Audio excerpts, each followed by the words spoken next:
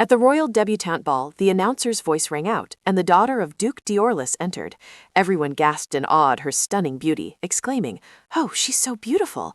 But this isn't the Duke's daughter I know. Does Duke d'Orleans have another daughter? I only know Lilia d'Orleans, who's standing over there, so who is that?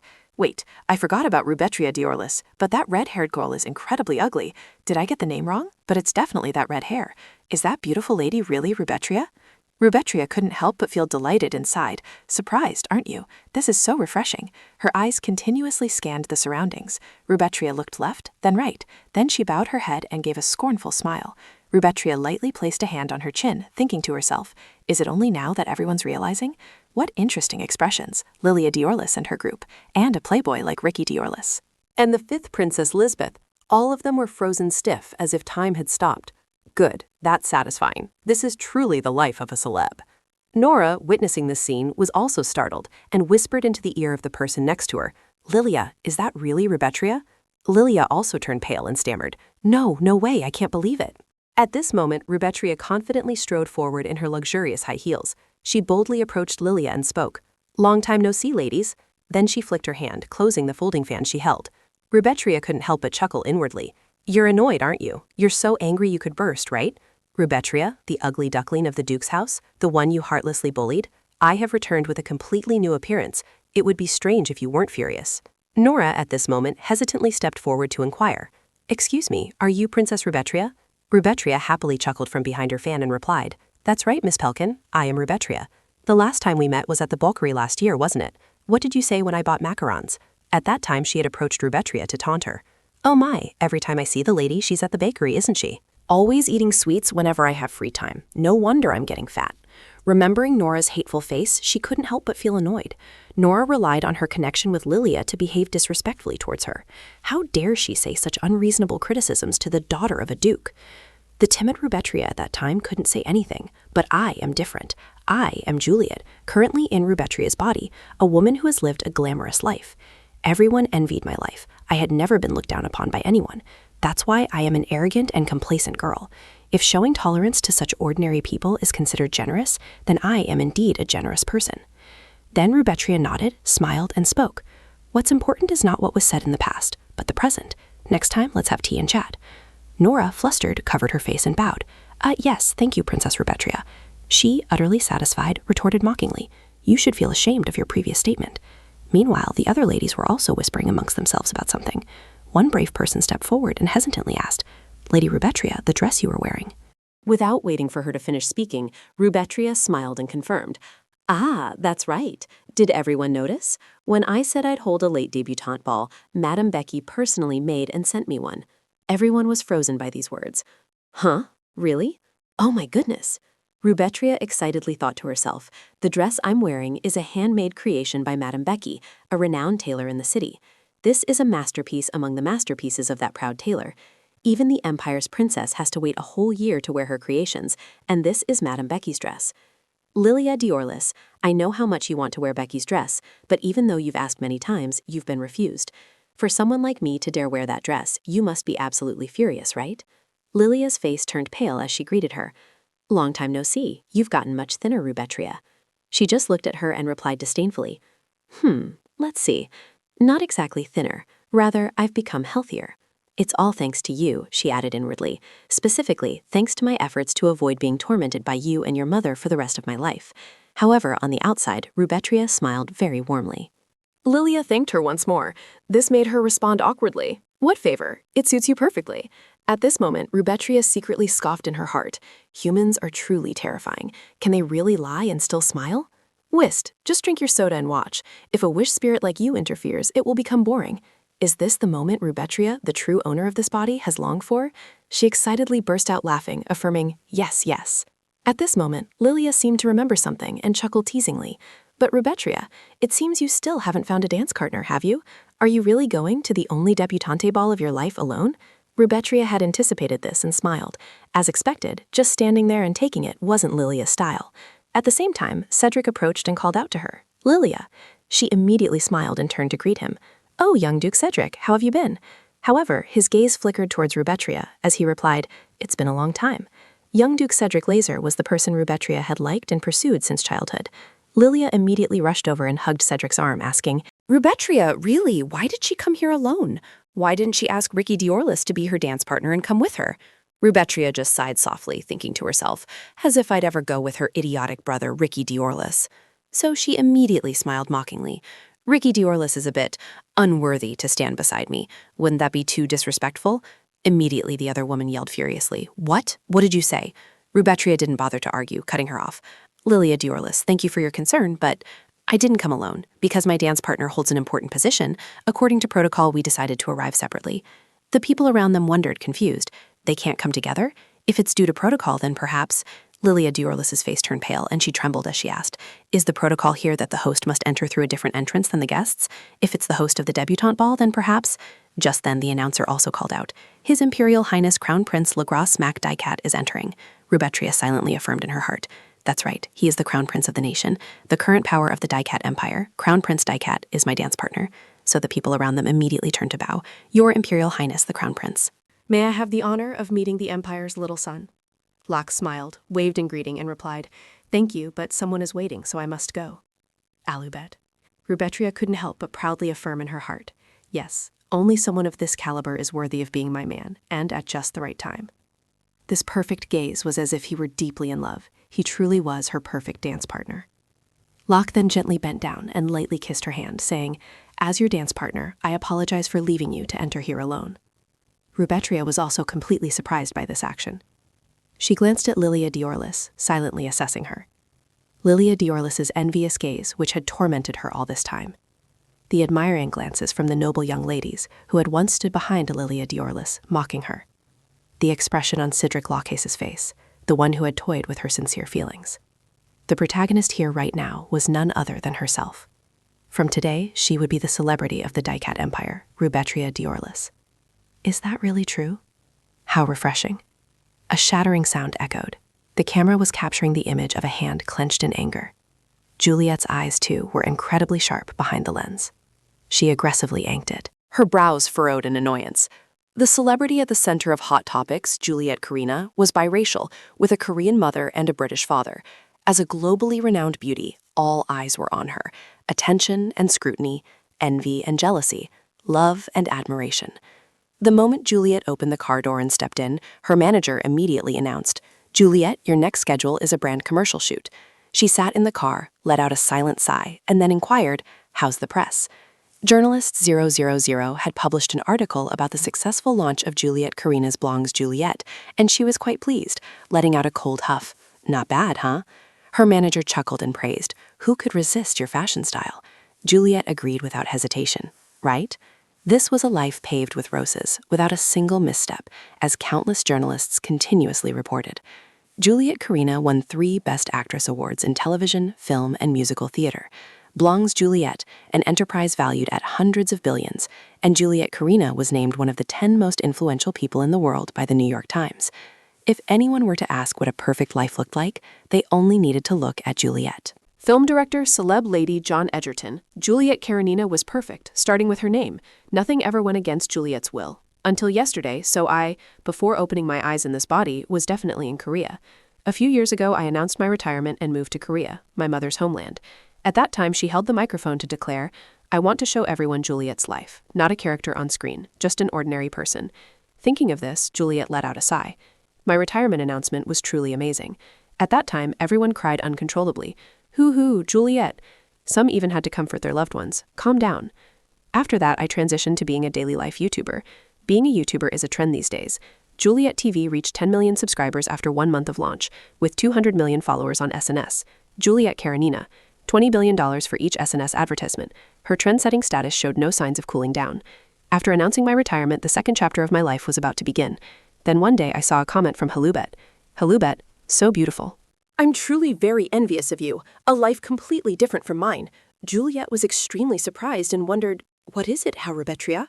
A beautiful face, a slender figure, loved by everyone around you, truly enviable.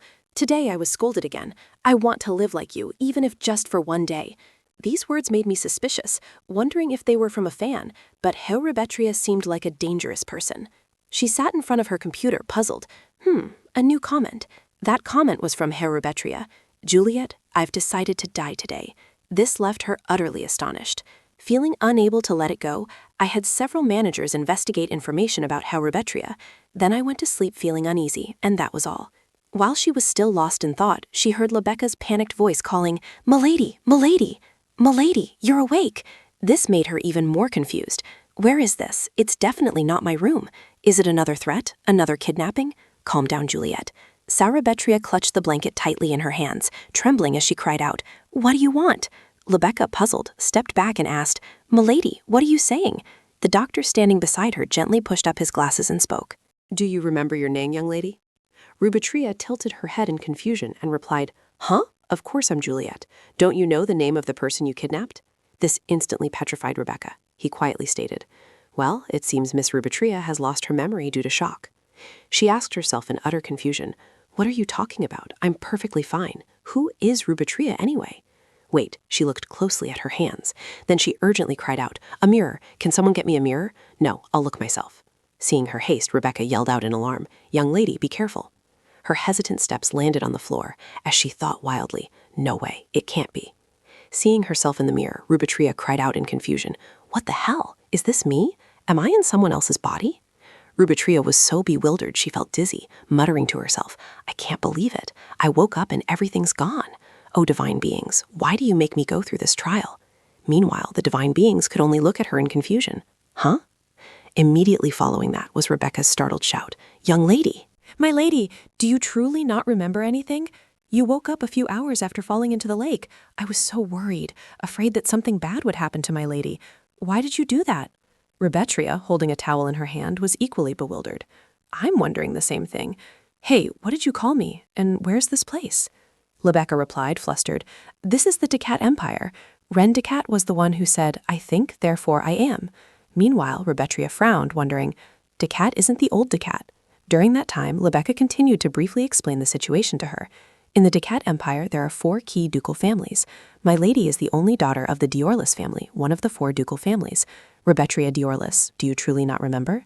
Rubetria tremblingly pointed at her own face, wondering, "Am I Rubetria?" Lebecca cried her eyes out, shaking her. "My lady, so you truly don't remember? It's all right, I'll keep repeating it until you remember." Meanwhile, Rubetria secretly thought to herself, being the only daughter of a ducal family probably isn't too bad. Just then, someone's complaining voice echoed from outside the door. "She's awake, that's all. Why do we have to visit her?" Another person replied, "Hey, Lilia is still our niece after all. We should at least save face or we'll get scolded." Lebecca's face turned pale the moment she heard it. Oh my. Rubetria saw her bewildered expression, wondering, what's going on? Who's coming that makes her look like that? Immediately after, Lilia burst through the door.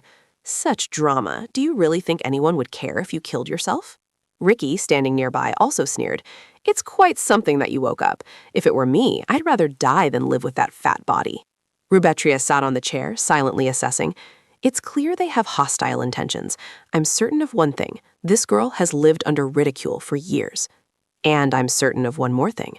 Juliet Karenina, I will absolutely not tolerate this, no matter who the opponent is." Ricky approached and put an arm around Lilia's shoulder, as if watching Rubetria's amusement. This left her utterly bewildered, not understanding what was happening. Lebecca, a little worried, came closer and called, "Miss."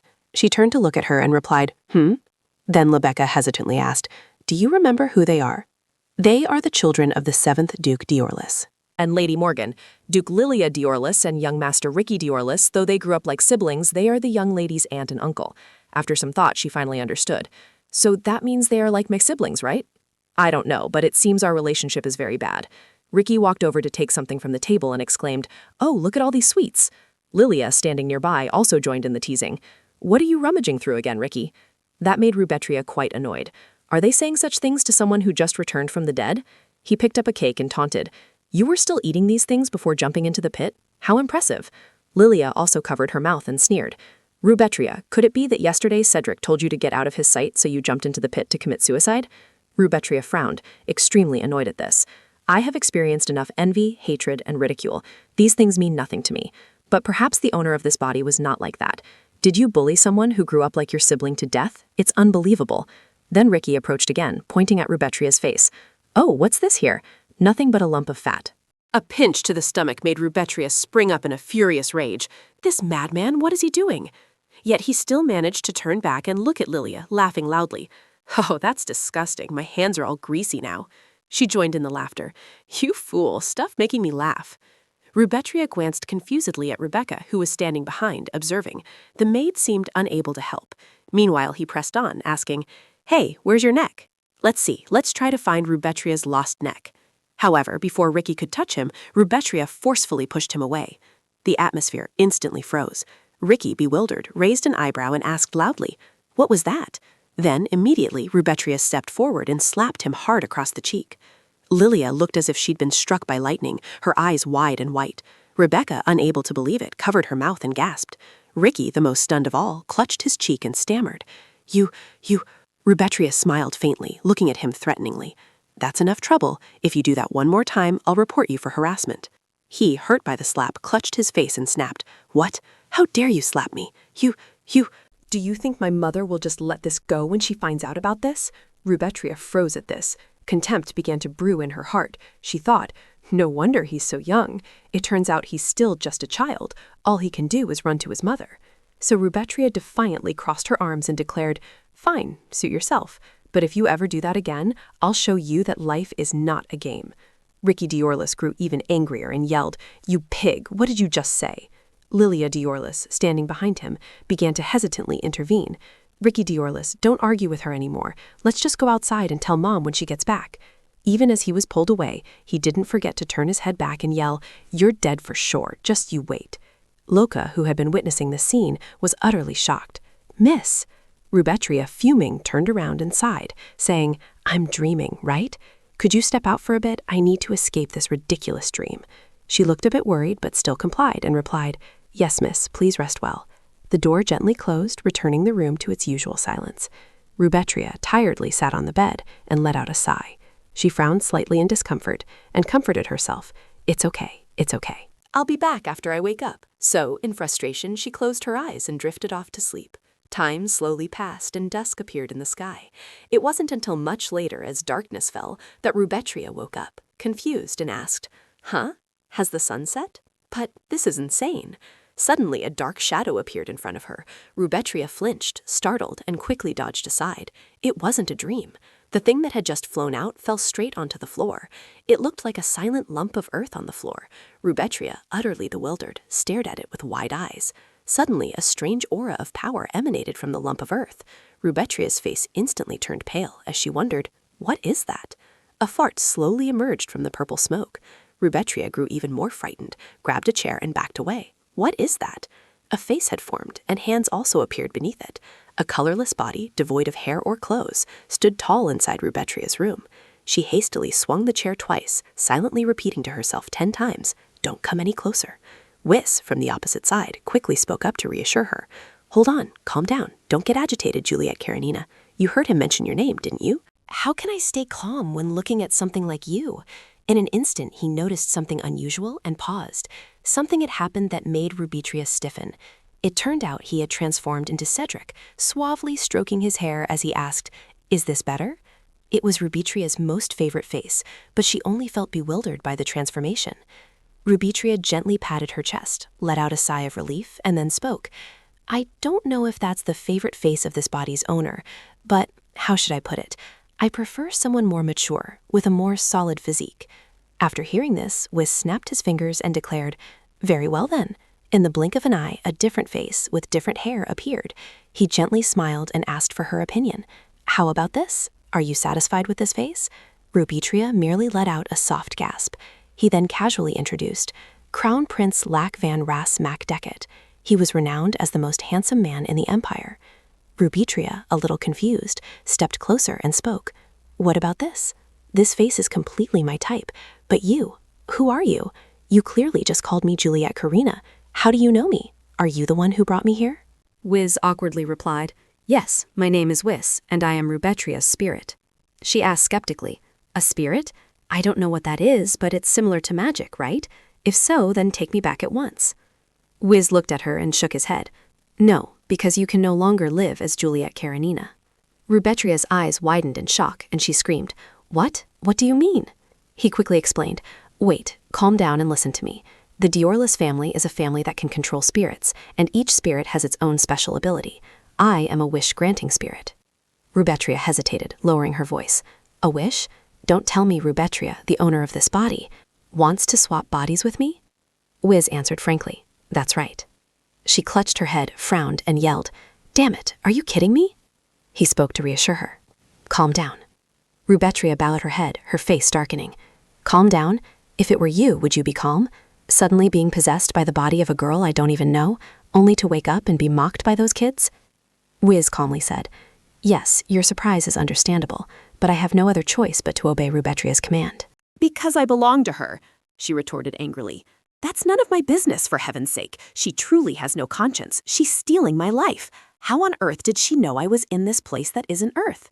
Rubetria recalled the message she had received. Hello, Rubetria. You're so beautiful. I'm truly envious of you. A life completely different from mine. Hello, Rubetria. He immediately spoke up to explain. That's right. Rubetria had wished to see the life of a perfect person, that is, among the many worlds that exist. Rubetria's voice was filled with indignation and confusion. Is she stupid? With a fairy spirit granting wishes, why would she crave my life? Make me slender, make me beautiful, punish those who bully me. Couldn't she wish for something like that? Wiss gently placed a hand on her shoulder and spoke. Juliet, first, please give me a chance to explain the situation, all right? You need to understand Rubetria's circumstances for these things to make sense. Rubetria lived under oppression for 45 years. After being diagnosed with a terminal illness, she made her first wish right after she passed away. She wished to live her life again, and that was one of her 3 wishes. I have a question. Did she wish to turn back time to be like this now? Wiz replied, Yes, this is 515-year-old Rubetria. It's been 30 years since she met me. Rubetria pressed, But why is her body still the same? Didn't she wish to lose weight? He frowned sadly and spoke. Because there were only 3 wishes. Rubetria tried to lose weight on her own without using a wish. See for yourself. Wiz gently handed her a pink notebook. Rubetria slowly turned each page. She read the words written inside. The new year begins on January 1, 1519. From today, I will only eat 1 meal a day. This year, I will definitely get thin. I want to invite Cetric to dance. March 24, 1519. I accidentally ate again. The macarons at Francoise's shop are too delicious. Why haven't I lost weight since April 4th, 1519? Yesterday I ran for 30 minutes. May 6th, 1519. I have to eat today. If I fast, I'll be ruined. May 7th, 1519. I'm ruined.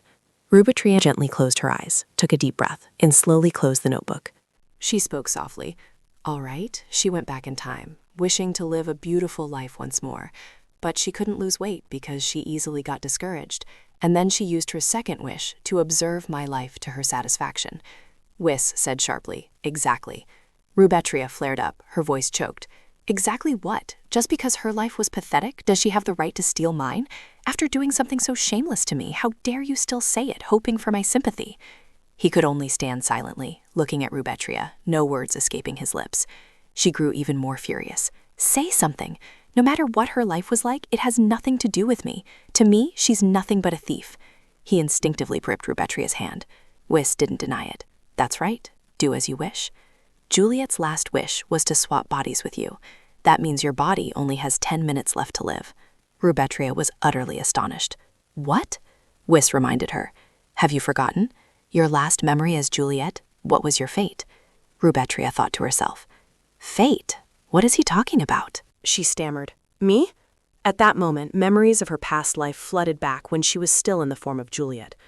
All right, Juliet, I'll look into Lou Pigs. More importantly, are you okay? The fans of the actor you're involved in a scandal with are no joke. Juliet calmly replied, I'm fine. They keep threatening, but it's impossible for anything to happen. Honestly, the manager's voice continued to remind her, you have to be careful with those Sasang fans. Lock the door and go to sleep, Juliet. She replied in a gentle voice. Yes, manager. Good night. Juliet was sleeping soundly in bed when suddenly a small noise echoed. The sound tore through the silent night, startling her awake. The attacker wore a hooded jacket, eyes wide with madness, holding a gleaming knife high. She spoke with a voice full of hatred. How can you be so good? Who are you to dare to date my Jaehyun oppa? Die! How dare you? Don't flirt with my oppa anymore. Die! Die! She raised the knife high, lunging forward with the intent to end Juliet's life in a frenzy. She screamed, her voice hoarse with hatred. Die! Juliet could only close her eyes, surrendering herself to fate. The knife came down and everything fell silent. Remembering this, Rubetria brought a trembling hand to her mouth, her voice choked. When I was about to die, did I swap bodies? Wiz said seriously, Juliet, I want to show you this. The reason why Rubetria swapped bodies, even knowing about your death. What exactly happened that day? You watch and judge for yourself. Ever since Rubetria learned of her existence, whenever she felt sad, Rubetria would gaze at her life through the lake. Rubetria expressed with a heavy heart, Wiz, I want Juliet to be happy. Because she's working incredibly hard. That day was also when Rubetria sought out the lake, after being bullied by the twins. She stood by the lake, sighing sadly. Since I don't know how to swim, falling in here would mean death, wouldn't it? Right, Wiz? Rubetria slowly walked to the edge of the lake. Suddenly, her whole body trembled violently. Rubetria's eyes widened, her entire body freezing in fright. The water's surface rippled gently, small waves spreading out, then gradually a blurry image appeared. She cried out in horror, Juliet, no! Wiz, I have one more wish. Save Juliet. Wiz showed his helplessness. I'm afraid Juliet is already fated to die in the other world. I cannot change destiny. Pleading in despair, then turn back time in that world, somehow warn Juliet. He patiently explained, as I said, interfering with the causality of another world is beyond my capabilities. Rubetria's eyes welled up with tears, her voice breaking in pain. So Juliet will just die like that? No, Juliet tried harder than anyone to have a life like this. She lived so resiliently. She's an amazing person, not foolish like me. She can't die so senselessly. Why? No, it can't be like this. Wiz, as long as you don't interfere with the causality of the other world, it's fine, right? Juliet still dies. That's okay, isn't it? Then before Juliet stops breathing, right now, swap my soul with hers.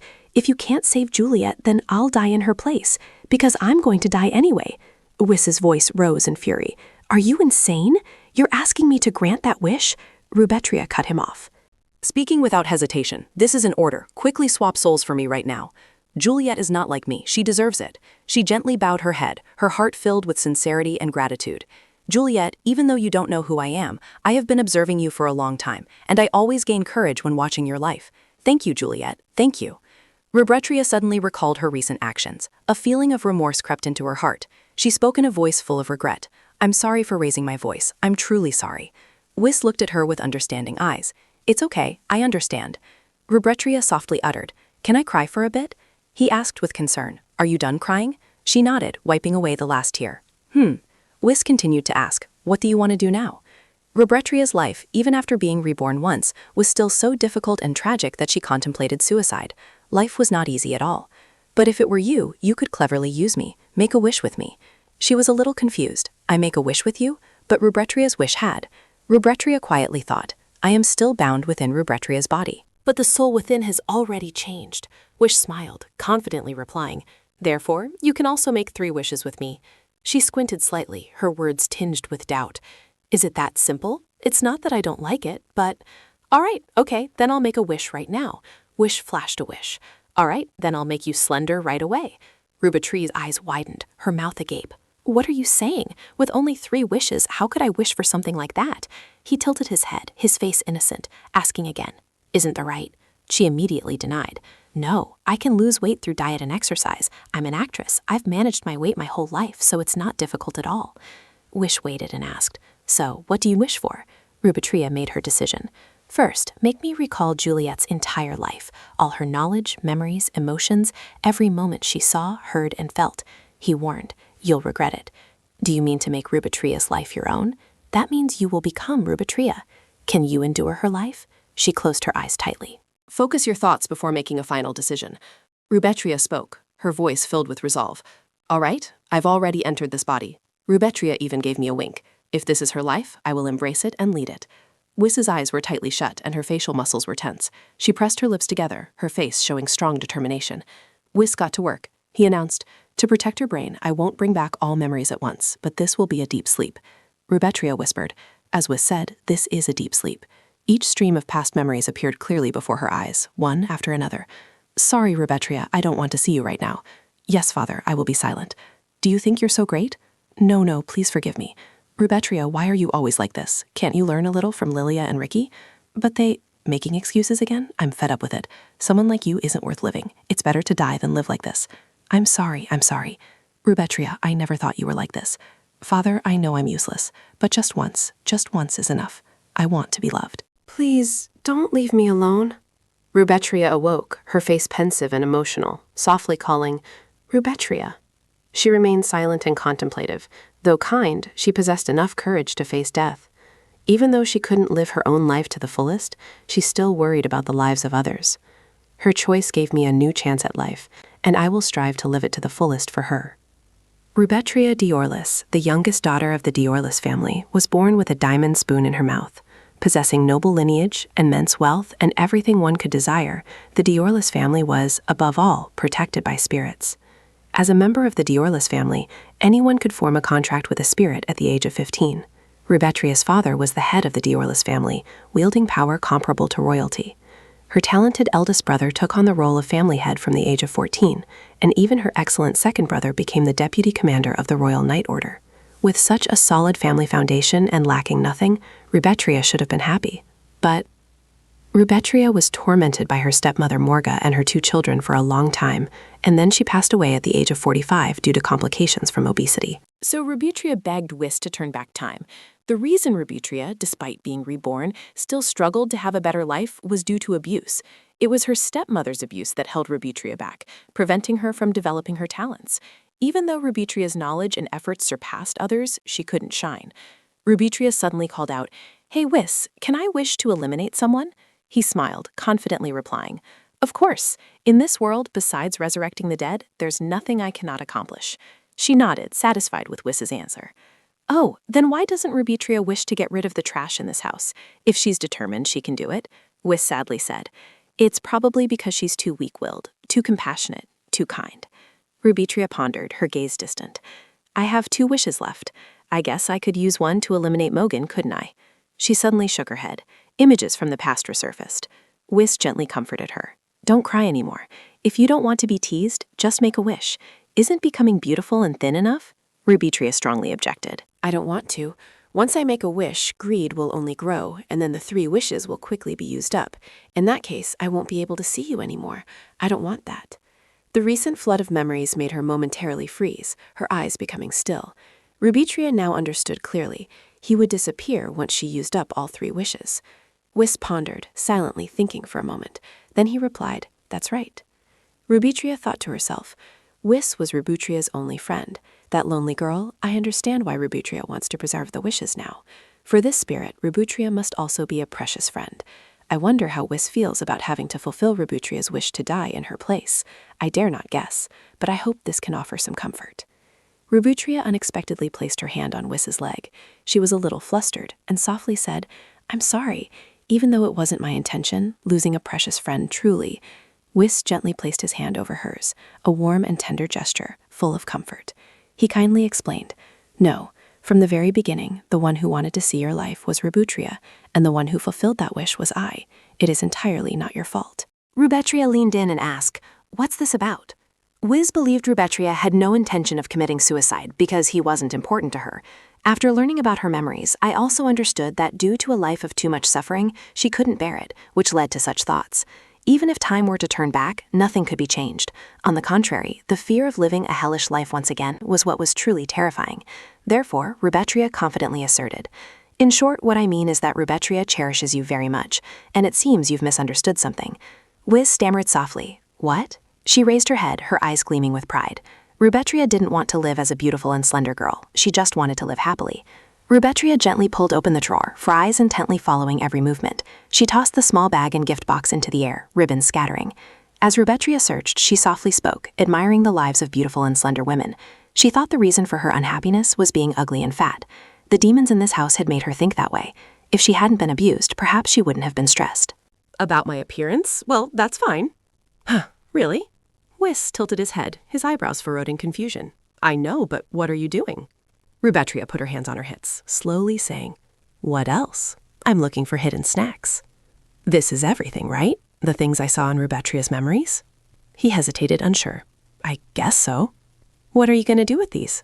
She said confidently, "What else? I have to lose weight." Wiss looked a bit bewildered, softly remarking, "That sounds contradictory." She frowned slightly, annoyed. "Hey!" He turned away, his gaze evasive. "Didn't you just say Rubetria wanted a happy life? Being thin doesn't mean she's happy." Rubetria tilted her head, her eyes showing a hint of awkwardness. Is that so? Whis pressed on, his voice firm. You want to lose weight because you don't want to live in Rubetria's obese body. She closed her eyes, hesitating for a moment. It's not for that selfish reason. It's not that I want to deny Rubetria's appearance, although I want to change my life in the way Rubetria desired. But even if the standard for happiness isn't appearance, I still have to lose weight. Whis asked further, curious. Why? Rubetria said coldly, looking over. Why do you keep asking such obvious questions? Obesity is the root of all diseases. So, starting today, I'm going on a diet. Let's begin changing the life of someone who would have died early from complications of being overweight at 45. The magnificent white mansion with its ancient tiled roof. Rubetria had fleeting thoughts in her mind. Juliet Carlina. No, from today I am Rubetria d'Orlis. A day begins with a new mindset, or more precisely, with a new body. The air here seems much better than Seoul, doesn't it? If I can't change the truth, then crying yesterday was enough to continue living as Juliet, and to repay my debt to her, which consists entirely of difficult-to-move dresses. I won't waste even a minute changing this life. First, I should choose appropriate clothes, shouldn't I? Fortunately, Rubetria is quite knowledgeable. It's no exaggeration to say she's a noble lady who understands everything, even things she hasn't formally studied. She has extensive knowledge of politics, economics, society, culture, and reads the newspaper every day. Although she never participated in social activities throughout her life, she was still proficient in social etiquette and dancing. For her sake, I will skillfully use what she... Rubetria. First, I will start by disrupting the order of the house that Moga d'Orlis holds. Most of the servants have been bribed by Moga and sided with her. Her two older brothers were raised by Moga since childhood, so they are completely unaware of her true nature. Father is the only one who could help, but he has also lost his mind, living as if dead. My father is the 8th Duke d'Orlis, Leonard d'Orlis. He is the most romantic man, as if stepping out of a novel, but in other words, he was a rather irresponsible father after the death of the wife he loved. He abandoned everything and lived confined to his room. Rubetria remained silent before her indifferent father, and the Duke also paid little attention to his quiet daughter. Rubetria bowed her head, letting her heart speak. He wasn't necessarily a bad father. If it were her old self, perhaps she would have been comfortable with a father who gave her a black card instead of affection and attention. But what Rubetria needed was affection and attention. Rebecca ran over from a distance, her voice urgent. "My lady, heavens, why didn't you call me? Did you come back alone, my lady? The doctor was very worried because of yesterday's incident. I am truly sorry." Rubetria gently brought her hand to her mouth, bowed her head, and giggled. A gentle happiness welled up in her heart. After all, there was still someone here who cared for her. Rubetria gently said, "It's all right, Lebecca. Let's go eat now." Lebecca cheered inwardly, filled with joy. "The young lady is smiling." Then she replied aloud, "Yes, young lady." Lebecca led Rubetria down the stairs. She leaned in slightly, her voice cheerful and full of excitement. "Today I asked the head chef to prepare the young lady's favorite dishes. After the meal, I will bring you bread spread with plenty of blueberry jam. The jam is made from fresh, delicious blueberries imported from Camilla's farm." Rubetria looked at her, thinking to herself, Lebecca, the only one who cared for Rubetria among those indifferent to Moga's abuse. Upon witnessing the horrific chaos that occurred on Rubetria's 16th birthday, it seemed Lebecca had made a decision not to turn a blind eye to the suffering of the young lady she served anymore. Moga gritted her teeth, angrily and relentlessly scolding the disrespectful child. "You should have been grateful to Lilia d'Orlis and Ricky d'Orlis for wishing you a happy birthday, instead of tattling after just a little teasing." "Good thing I caught this foolish maid who was about to go tell your father." The little one cried and begged. I was wrong. Madam, I truly wasn't going to tell father." Lobecca was put in solitary confinement. Maga allowed Rubetria, who was begging like a dog, to see Lobecca after 3 days, but Lobecca was dead. Lobecca had endured 3 days and 3 nights without treatment and without a single drop of water. Tears streamed down her face as she trembled and whispered, "Lobecca." The woman whispered into her ear, "My good Rubetria, if you don't want to see innocent people die, then behave yourself from now on." Rubetria was filled with immense regret and self-reproach, thinking, "I behaved like an idiot, causing Lobecca's death. It's my fault. Lobecca's voice pulled her back to reality. "Milady, are you all right? You don't look so good. If Milady doesn't want jam on her bread, how about chocolate cake with meringues?" Rubetria refused. "No, I'll just have my meal." "All right then, let's go see what Lobecca has prepared today." Lobecca gently opened the door. "This way, Milady." Rubetria stood still, her eyes wide with surprise. She thought to herself, dishes from the sea, land, and even the air? And it's only breakfast. Rubetria Bin sat down and gently replied, Thank you for preparing this, but I will only eat this chicken dish. Rebecca stood frozen, her face filled with astonishment. Rubetria continued, Does Rebecca want to eat the rest? We can eat together now. Rebecca shyly replied, Yes. Rubetria calmly explained, Since I don't have my workout clothes today, I can't do it, but starting tomorrow morning, I will exercise on an empty stomach for 1 hour. She exclaimed in surprise, What?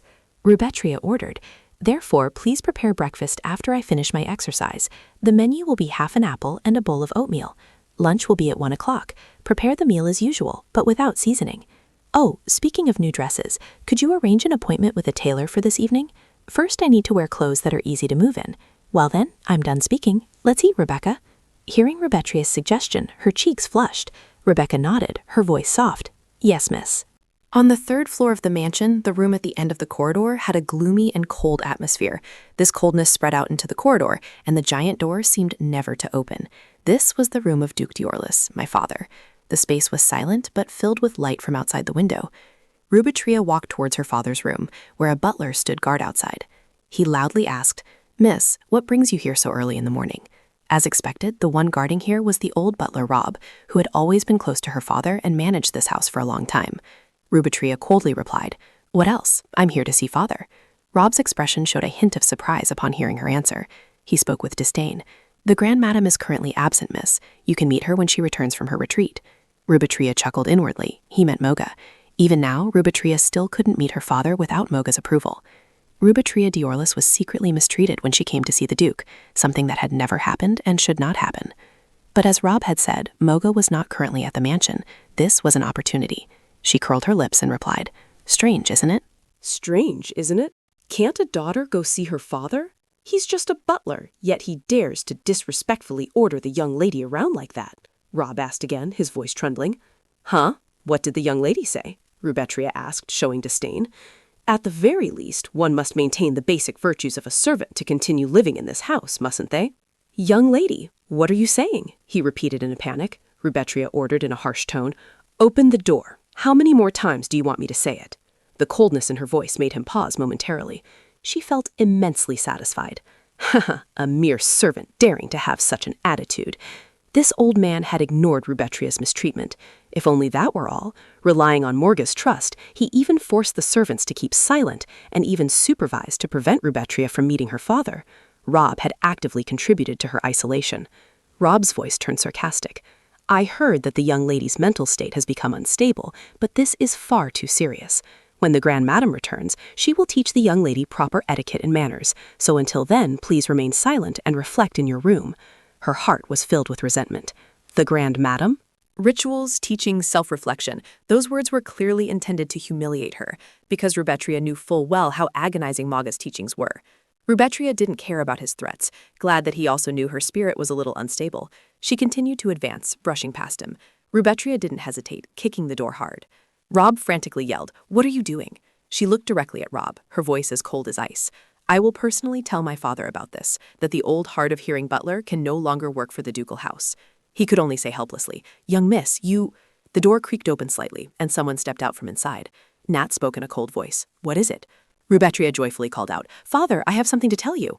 Rob quickly interrupted. Your Highness, it's nothing. It seems the young miss needs something. I will take care of it. She insisted. No, I have something I want to tell Father directly. His eyes narrowed slightly, full of scrutiny. Rob tried hard to stop her. Your Highness, no. Leonard spoke up, scolding. Rob, too much noise. My head was throbbing. He didn't dare disobey Leonard's orders. Come in, Rubetria. She turned her head to look at Rob, her gaze sharp and defiant. He frowned, his eyes following her retreating back with annoyance. Rubetria whispered softly, I can't see anything. He lit a match, and the candle quickly illuminated a corner of the room. Only then did Leonard ask, What's wrong? Rubetria gritted her teeth, thinking angrily to herself. Even though I knew it beforehand, he looks completely broken. Alcohol and cigarettes, truly serious. 2. I understand the reason, so it's hard to get angry without cause. Grieving for his deceased wife, he drowned himself in alcohol and cigarettes and died young at 39. He's 36 now, and even though I don't know what the problem is, time is too short.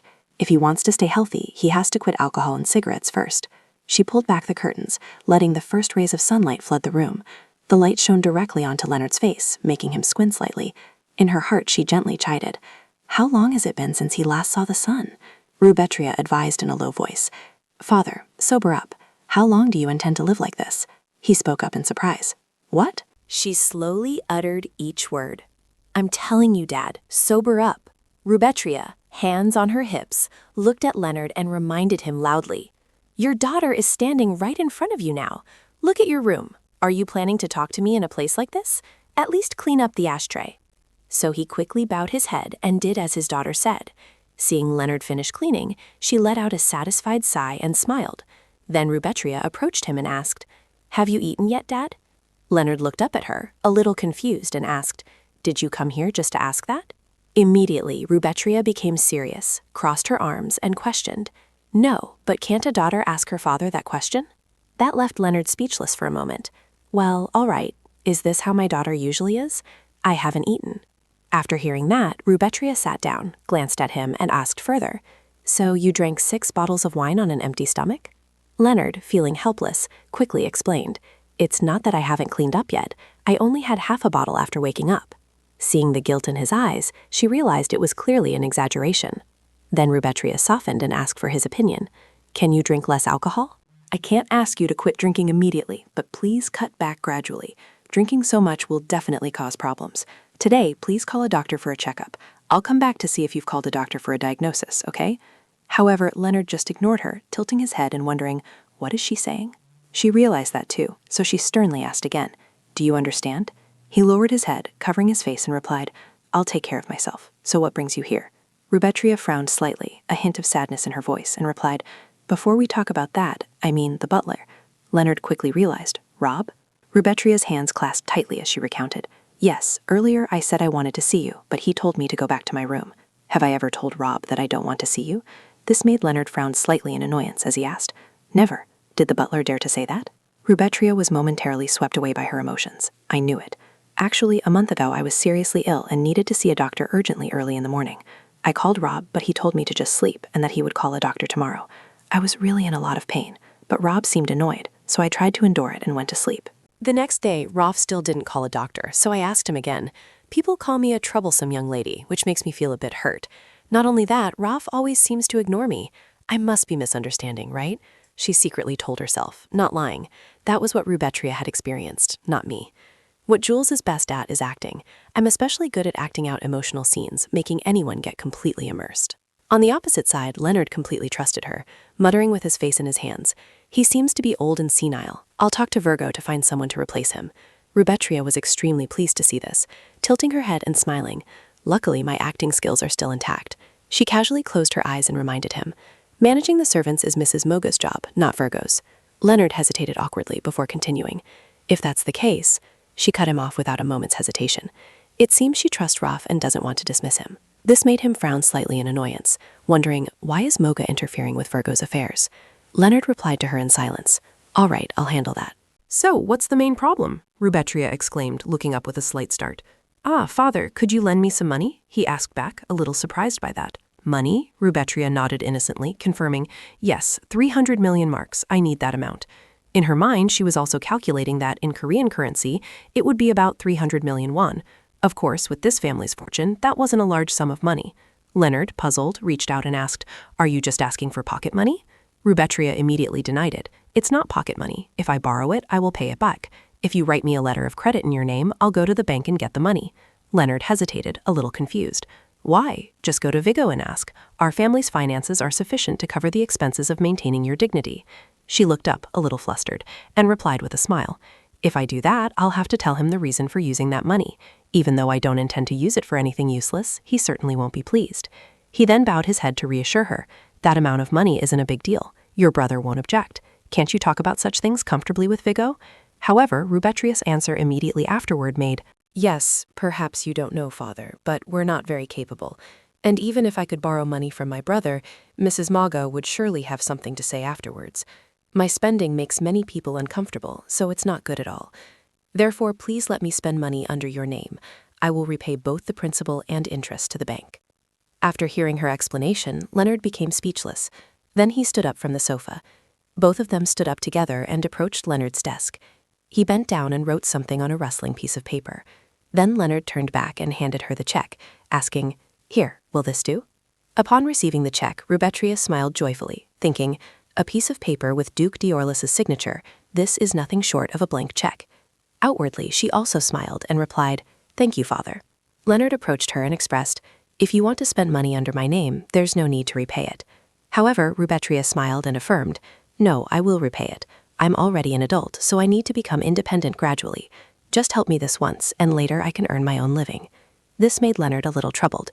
He closed his eyes and sighed. It was surprising to hear a 15-year-old child say they were mature. You're still young, an age where you need to spend money and receive parental care. So she smiled back, questioning, so have you taken care of me? Do you know I fell into the lake the other day and almost died? As soon as Rubetria finished speaking, he exclaimed in surprise, what? How could that be? So she turned back, glanced at Leonard, and said, I deliberately fell to die. This immediately stunned him. Rubetria quickly laughed it off. Just kidding, I accidentally fell. I'll take my leave now. From behind, Leonard reached out to her, calling, wait, Rubetria, wait. However, Rubetria bowed her head in silence and said, Father, I hate your cold indifference, but because I am your daughter, I tried to understand. Although I have no memories of mother, you are different. You are so tired that you can't care for your daughter who needs care, aren't you? You don't have to care if I live or die, just like before. I won't bother you anymore. From now on, I'll take care of myself. After saying this, she left, leaving Leonard with a sharp, cold gaze. The moment the door closed, silence enveloped the room. Rubetria walked down the hallway, thinking to herself, perhaps Rubetria didn't want to hurt her father, but I do not. I feel annoyed and angry. I want everyone to know the feeling Rubetria had to endure alone. I will return everything to those who need to repent, those who deserve punishment. I will do my best for Miss Rubetria. Rubetria's recent words echoed repeatedly in Leonard's mind. Father doesn't need to care if I live or die, just like always. He dazedly reached out after her retreating figure, but couldn't hold on. Leonard wearily returned to his desk, lost in thought. His eldest son Vigo led the ducal family very well as the successor to the head of the family. Victor, skilled in swordsmanship, had joined the Royal Knight Order early on, and Rubetria, like his late wife, also seemed to be living well in the house. Finally, he could only sigh wearily. None of them had ever spoken weak words. Though he only met them occasionally, everyone seemed fine. It was exhausting.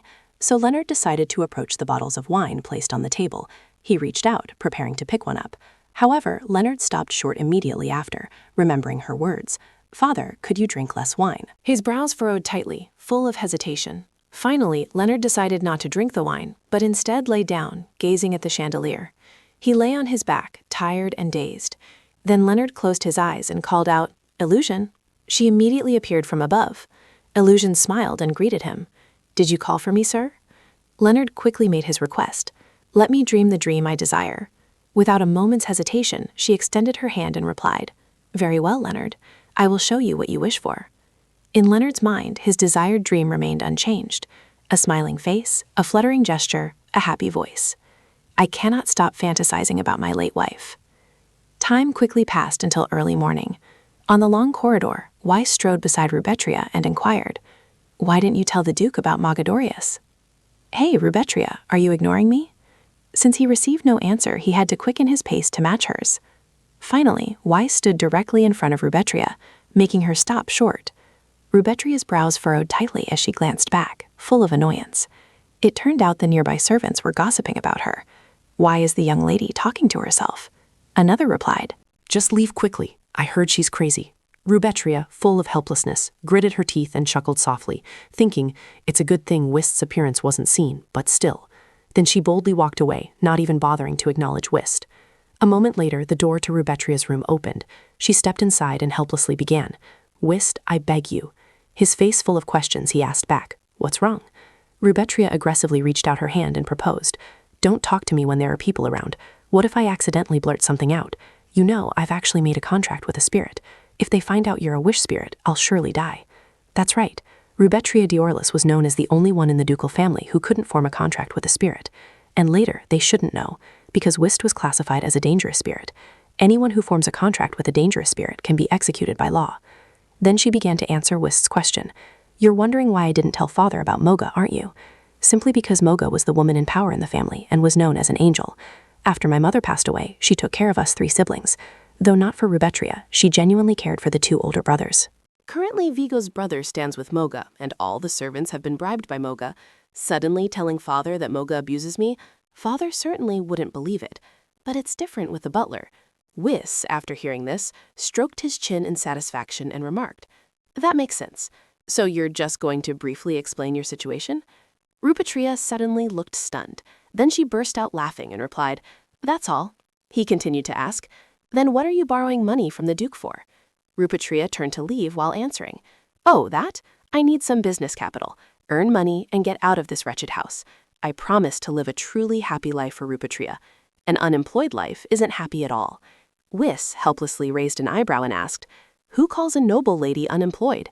Rupatria annoyedly bowed her head and affirmed, "By my standards, yes. Being the daughter of Duke Diorlis is not a profession." "Then let's start right away. A new brand, new dresses. I have to utilize my expertise, right? Although I borrowed money from my father, I also have my own funds. An experienced designer is right here. That's me. The work will be handed over to the tailor I meet tonight. The rest is..." Whis, upon hearing this, also began to feel the rest. So Rupatria immediately spoke up to explain to him, "A model?" Wits became even more confused. "A model?" At this moment, Rupatria seemed to ponder for a moment before speaking. I already have a female model in mind, but for a male model, the Crown Prince." As soon as he heard, Wits affirmed, dumbfounded, "No way." That made Rupatria slump onto the bed, utterly helpless, and ask again, "Why? I'm quite confident I can persuade others. I just haven't found a way to meet him." At this point, he also started thinking for her. What outthrew your second brother? I heard the royal knights are always stationed beside the Crown Prince." These words seemed to awaken Rupatria. "Ah, that's right. Come to think of it, Victor Diorlis, my second brother." Early morning, with warm sunlight shining upon the lavish and magnificent palace. Soldiers stood around watching Victor and Locke duel with swords. He carried his sword on his shoulder and swiftly moved to the side. Immediately after, another blade was swung out to block. The sound of the two swords clashing echoed with a clang. Victor's eyes and his quickly met, his face already dotted with sweat.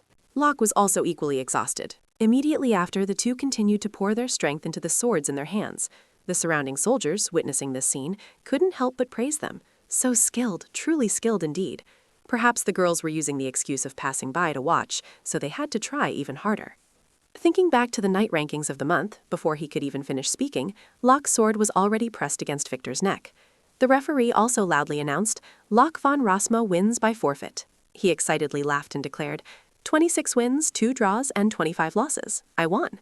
Knight Victor Diorlis also happily smiled back at Locke. "Honestly, I cannot defeat your highness." A moment later, as Victor was sitting on a stone bench, Locke approached him with a smile and said, "Let's rest a bit, Knight Victor." He turned, slightly surprised, and greeted, "Ah, your highness." Locke simply sat down beside him casually and began, "Well, I won. You haven't forgotten our bet, have you? It's been a long time since I seriously tried to win." Victor immediately became serious and turned to ask, "Ah, a bet is a bet, I haven't forgotten. But does your highness have something you wish to ask of me?" He crossed his arms and began to recount. "It's nothing. It's just that lately I've been a bit awkward attending noble meetings. Every time I meet them, they ask when I'm getting married." This made Victor unable to hold back a laugh. "Indeed, your highness, it is a bit late. Shouldn't you be getting married?" Lack also chuckled along and immediately replied, "I can't just randomly like someone." Victor quickly raised a finger and guessed, "Are you waiting for a passionate love?" But Lack merely turned gently and replied, "Let's not talk about childish things like love anymore." Victor replied, puzzled, "Yes, your highness," his mind utterly bewildered. Then what? Crown Prince Lack Vanma was considered the most perfect descendant of all time. By the age of 10, he had mastered imperial studies, excelling in politics, economics, and diplomacy. At 13, he successfully negotiated a friendship treaty with the Kingdom of Roven, a maritime trade hub. Thanks to a contract with a famous earth spirit, the land where he stood would always transform into structures advantageous for warfare. Wasn't he an undefeated monarch warrior? And His Highness Lack had lived his entire life for the Empire, fulfilling the wishes of the people and obsessed with perfection. A bland person. "And that dull person brought up marriage with me." Victor pondered for a moment, then winked and asked, "Do you want me to introduce my sister to you, your highness?" This made Lack chuckle awkwardly. "You're quite perceptive. I can't leave the position of crown princess vacant any longer. Nathan has been acting strangely lately." Hearing this, he immediately became tense and asked, "By Nathan, do you mean the second prince? More importantly, what is the reason you're asking for my help? Lilia attends noble parties every day. If you wish to meet her, it wouldn't be difficult at all." Hearing this, Lack frowned and turned to deny. Not her." This greatly surprised Victor. "What do you mean, Immediately after, he reiterated, Princess Lilia is your aunt, you know. Victor's face instantly turned pale. Immediately after, Lack clearly stated, I mean your biological sister. This made Victor even more shaken, shouting, Rubatria. He then calmly smiled and asked, Is there a problem? At the same time, at home, Rubetria said the exact same thing to Whis. Is there a problem? The space instantly fell silent. The campaign to act as the imperial crown prince as a model. She chuckled happily. Excellent! Leader Julieta is now Rubietria. Whis, the wish spirit in the form of a crown prince, was in stark contrast to her nonchalance. He rushed forward to object. There's a problem with that. If a newly opened clothing store owner came to ask you to be a model, would you agree? Rubietria innocently smiled and replied, As long as the conditions are met, money is okay. Whis finally threw his hands up in resignation. All right, that might be true, but the crown prince doesn't need money. Rubietria laughed heartily and affirmed, Oh, don't worry about that. Simply put, in Rubietria's memories, the crown prince is mentioned. He only focuses on the prosperity of the empire, so every time they meet, he feels stressed. A black crow flew over Wiss's head as he replied, Then it's even easier to refuse the modeling offer. Rubietria giggled and moved closer to Whis, asserting, So my point is, you don't have to pay for that offer. Do you think I haven't thought of that? At that very moment, Whis froze as he realized something. He turned away, cleared his throat, and asked, So what method do you plan to use? Rubietria quickly explained her plan. Since the crown prince has everything, I can't easily sway him with anything, so... He values the empire, so giving something to the empire seems reasonable. But the problem is, I don't have those things right now. I'm still unemployed. But what if I save his life? Whis, bewildered, approached her and questioned, Are you planning to save the crown prince with future memories? Rubetria smiled back. That's not bad, is it? Saving the crown prince and finding the sample. 2 birds with 1 stone. She was also extremely satisfied. Knowing the future allowed her to say such a thing. According to Rubetria's memories, the second prince Nathan, who always coveted the throne, successfully assassinated the crown prince. This led to the death of Crown Prince Razmark, Duquette. But he must live for me and for this country. She secretly plotted. Because when Nathan becomes a tyrant, he will destroy the country. I also can't let the person who suits my taste slip away. The Ducat Empire is protected by spirits. There are 2 bloodlines protected by spirits in this country. The first is the bloodline of the Ducat family. The second is the Diorlis ducal family, Rubetria's family. Those who control spirits only appear from these 2 families and are born with golden eyes as a sign. They would meet and form a contract with a spirit on their 15th birthday. Everyone without exception. Rubetria was the only known exception, her golden eyes considered a symbol of power. Spirit controllers had dominated as the wielders of power throughout their long history, and to maintain that power, they tried to create as many spirit controllers as possible. How? By having many children. To do that, the emperor of the Ducat Empire had to have many wives. As a result, the emperor had dozens of children and the Ducat family lineage. Thus, the imperial family of the Ducat Empire became one of the most aberrant families ever. The first prince of the 3rd generation was deposed for treason. The 6th wife of the 4th emperor died mysteriously. The 11th princess and the 31st prince were assassinated just before being chosen as spirit controllers. Because there were many children but only 1 throne, there were those willing to depose their siblings to climb to the pinnacle of power. The second prince, Nathan van Rismark Ducat, was one of them. Rubetria tried to recall. Let's see. The crown prince died around Rubetria's 16th birthday. Less than a year left. Time was too short. At this moment, a sudden knock on the door drew the attention of both of them. It turned out Lebecca had entered to report. My lady, the tailor has arrived. Rubetria quickly wrapped her hands with Whis and replied, come in. The door opened gently. Becky, an unknown seamstress, entered and respectfully bowed, asking, How are you, lady? She cheerfully and quickly curtsied in return. I'm well. Becky made clothes that fit my body perfectly, so I'm very comfortable. Praised, she blushed shyly, then changed the subject, asking, What did you call me for today? Did you just have a new dress made? Rubetria quickly flashed a bright smile. Well, I'll explain it to you. I didn't call you today for dress matters. Please sit down. I have a lot to tell you. 1 day, 2 days, 3 days, 4 days. Time passed so quickly. I had gradually adapted to Rubetria's body. Actually, there was nothing to adapt to, as I already possessed all of her memories and emotions from the past 45 years. I was already Rubetria herself, but there was definitely something different compared to the past. Lebecca excitedly entered to inquire. You've had a tough day, young lady. Is the morning air good? Rubetria took the towel from her hand, wiped her sweat, and replied with a smile, Yes, Rebecca, it's very refreshing. There are 3 other points. I've maintained my training schedule for 4 days. The palace servants also started gossiping. She used to just stay in her room all day. Why is she suddenly going out? Another quickly replied, "Haven't you heard? After falling into the pond, the princess completely changed. I heard she even slapped young Master Ricky Diorlis. Second, I ended my streak of being cooped up in my room for 24 hours. They didn't care that she was there and just kept chatting. But wasn't the princess originally close to the Duke? I heard the butler was fired due to Princess Rubetria's intervention." The other servant maliciously scoffed. "Oh, could that be true? Whether it's a rumor or not, it's going to be a big deal when the Grand Duchess returns, especially if the princess keeps doing whatever she pleases. And the final difference is 2 meals a day. I've been eating breakfast and lunch with my father for 4 days now. It's an emergency measure to save my father from alcohol and tobacco." Leonard saw Rubetria staring at him and couldn't help but lower his head and ask, "What are you queuing?" She had a spoon in her mouth. "You're drawing?" he asked, curious. "What are you drawing?" However, Rubetria kept it a secret. "Why are you so curious about that, father? You don't need to worry about me." That made Leonard, who was about to eat, pause. He awkwardly bowed his head and asked, "Rubetria, why do you keep coming to eat with me but always tell me not to worry?" Rubetria sighed and explained, It's just that I don't need your concern, but that doesn't mean I don't care about you. Father, please eat." And so she continued to draw with her head down, leaving Leonard speechless.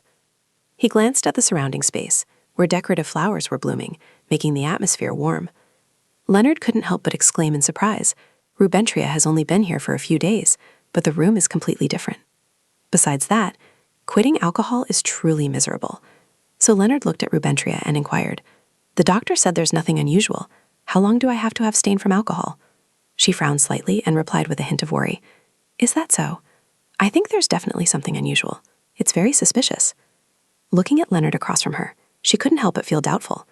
It was clear that her father would pass away 3 years later, yet the doctor and even she herself saw him in a healthy state. Aren't alcohol and tobacco a problem? I clearly remember alcohol destroying my father's body. Just then, an announcement rang out from outside. "The Duke, the Grand Duchess, has just returned." Upon hearing this, Rubetria's face turned pale and her steps faltered slightly. The space around her seemed to darken, and Rubetria, confused, slowly backed away towards the chair. Oh, why is it like this? It was too stifling. Moga's terrifying memories from Rubetria's past life flooded back. "Why are you so rude and shallow? You don't deserve Dior this. Your father and your siblings are all ashamed of you, understand? Everyone hates you." She recoiled, hugging her body anxiously with both hands. "Ah, no, I'm clearly not Rubetria. It's okay, that's in the past. I can deal with people like Moga." Just then, her gloomy voice rang out again. "Your mother's death was also your fault. Does your father even love you? Your father said you shouldn't have been born. Don't disgrace the family anymore. Live like a rat." Each of Moga's words echoed, plunging Rubetria into a state of aimless confusion. "Does father hate me? Do you think I'm a disgrace to the family? Because I'm your biological daughter, you can't just cast me out." Tears began to well up, and she weakly clutched Leonard's sleeve, sobbing, "Father, father, you hate me, don't you? I know." This left him utterly bewildered, wondering, "What?" Rubetria continued to tremble as she spoke. "Even so, I'm so tired right now. Please don't abandon me, okay? Just like this for a little while, until I feel better." Hearing her plea, Leonard gently reached out and embraced her head. This utterly astonished Rubetria. He had completely pulled her into his arms and was comforting her. A moment later, a loud thud echoed from Leonard's room, drawing the attention of the nearby maids. He walked out, carrying a deeply sleeping Rubetria in his arms. The short-haired maid, seeing this, turned around in utter confusion and asked, "What's going on? Did the Duke leave his room?" The maid next to her, equally bewildered, replied, "And what about the young lady?" Just then, Moga approached them, making both maids jump. She loudly exclaimed, "Leonard, what's wrong? What happened to Rubetria?" However, he merely glanced over indifferently and explained casually, "It seems she's sick. I'm taking her to the doctor." "We can talk later." This made Moga hesitantly speak. "Please don't be like that, Leonard. Go back to your room. You have difficulty going outside." "What are you all waiting for? Hurry up." Without waiting for her to finish, Leonard coldly cut her off and refused. "No need. I'll take care of the girl, so Madam doesn't need to worry." Just as Leonard turned to leave, Moga still tried to call out from behind, "Wait." However, he ignored her and left, leaving her confused and alone. Moga furiously ran her hand through her hair and roared, "Damn it, what kind of situation is this?" Inside the clinic, Aaron Mueller, the Duke's doctor, reported the situation with concern. "This appears to be a form of psychological trauma disorder." These words made Leonard extremely bewildered. What? What is a trauma disorder? He patiently explained it more clearly for him to understand. Patients experiencing these symptoms have usually gone through shocking or terrifying situations and are haunted by those memories. Symptoms can manifest in various ways, such as in the case of the princess, where painful memories might appear in dreams. Leonard became even more tense after hearing that. A shocking or terrifying situation? How could a well-behaved child at home experience such things? Aaron, flustered by his attitude, hesitated before replying, "I'm not sure about that, but in such cases, most patients have memories of physical and emotional abuse from childhood. Does the princess ever show excessive sensitivity or sudden outbursts of anger, or negative thoughts, or feeling abandoned?" Aaron's words made Leonard recall Rubetria's reproaches. "There's this. I hate your cold indifference, father, but because I am your daughter, I tried to understand. Although I have no memories of mother, you are different. I know you're tired, so I don't expect anything. You're so tired that you can't even care for your daughter who needs attention, right?" He helplessly held his head, sighing as he replied, "It seems so. Is there a treatment?" Aaron quickly responded, "Currently, treatment with medication is a bit difficult. Since this is a psychological issue, what's most needed is the princess's will and the support of those around her." Hearing this, Leonard hastily asked, "How?" He quickly offered a solution to him. "First and foremost, the basic thing is to treat the princess with warm words and attitude." "What does the Duke think about using your power?" Leonard was momentarily stunned, then asked further, "My power? Do you mean illusions?" Aaron affirmed without hesitation, "Yes, if she continues to dwell in painful memories, her mental anguish will never subside. If illusions can mask those terrible memories, they might be able to help the lady." While he was packing his belongings, the Duke bowed his head and spoke. "Ah, what kind of illusion should I show her?" Aaron simply turned and smiled, replying, "Perhaps the Duke knows best, as you are her father." A moment later, Aaron also bowed respectfully and took his leave. Leonard gently sat down on the sickbed, carefully glancing at Rubetria. He wondered with a touch of confusion, can illusions really help her? Will these fleeting dreams make Rubetria feel even emptier when she wakes up? Like how I remember Rona, my wife. No, I yearn for Rona, who is no longer in this world. But Rubetria is different. She yearns for me, who is still present here. I can make a happy family a reality.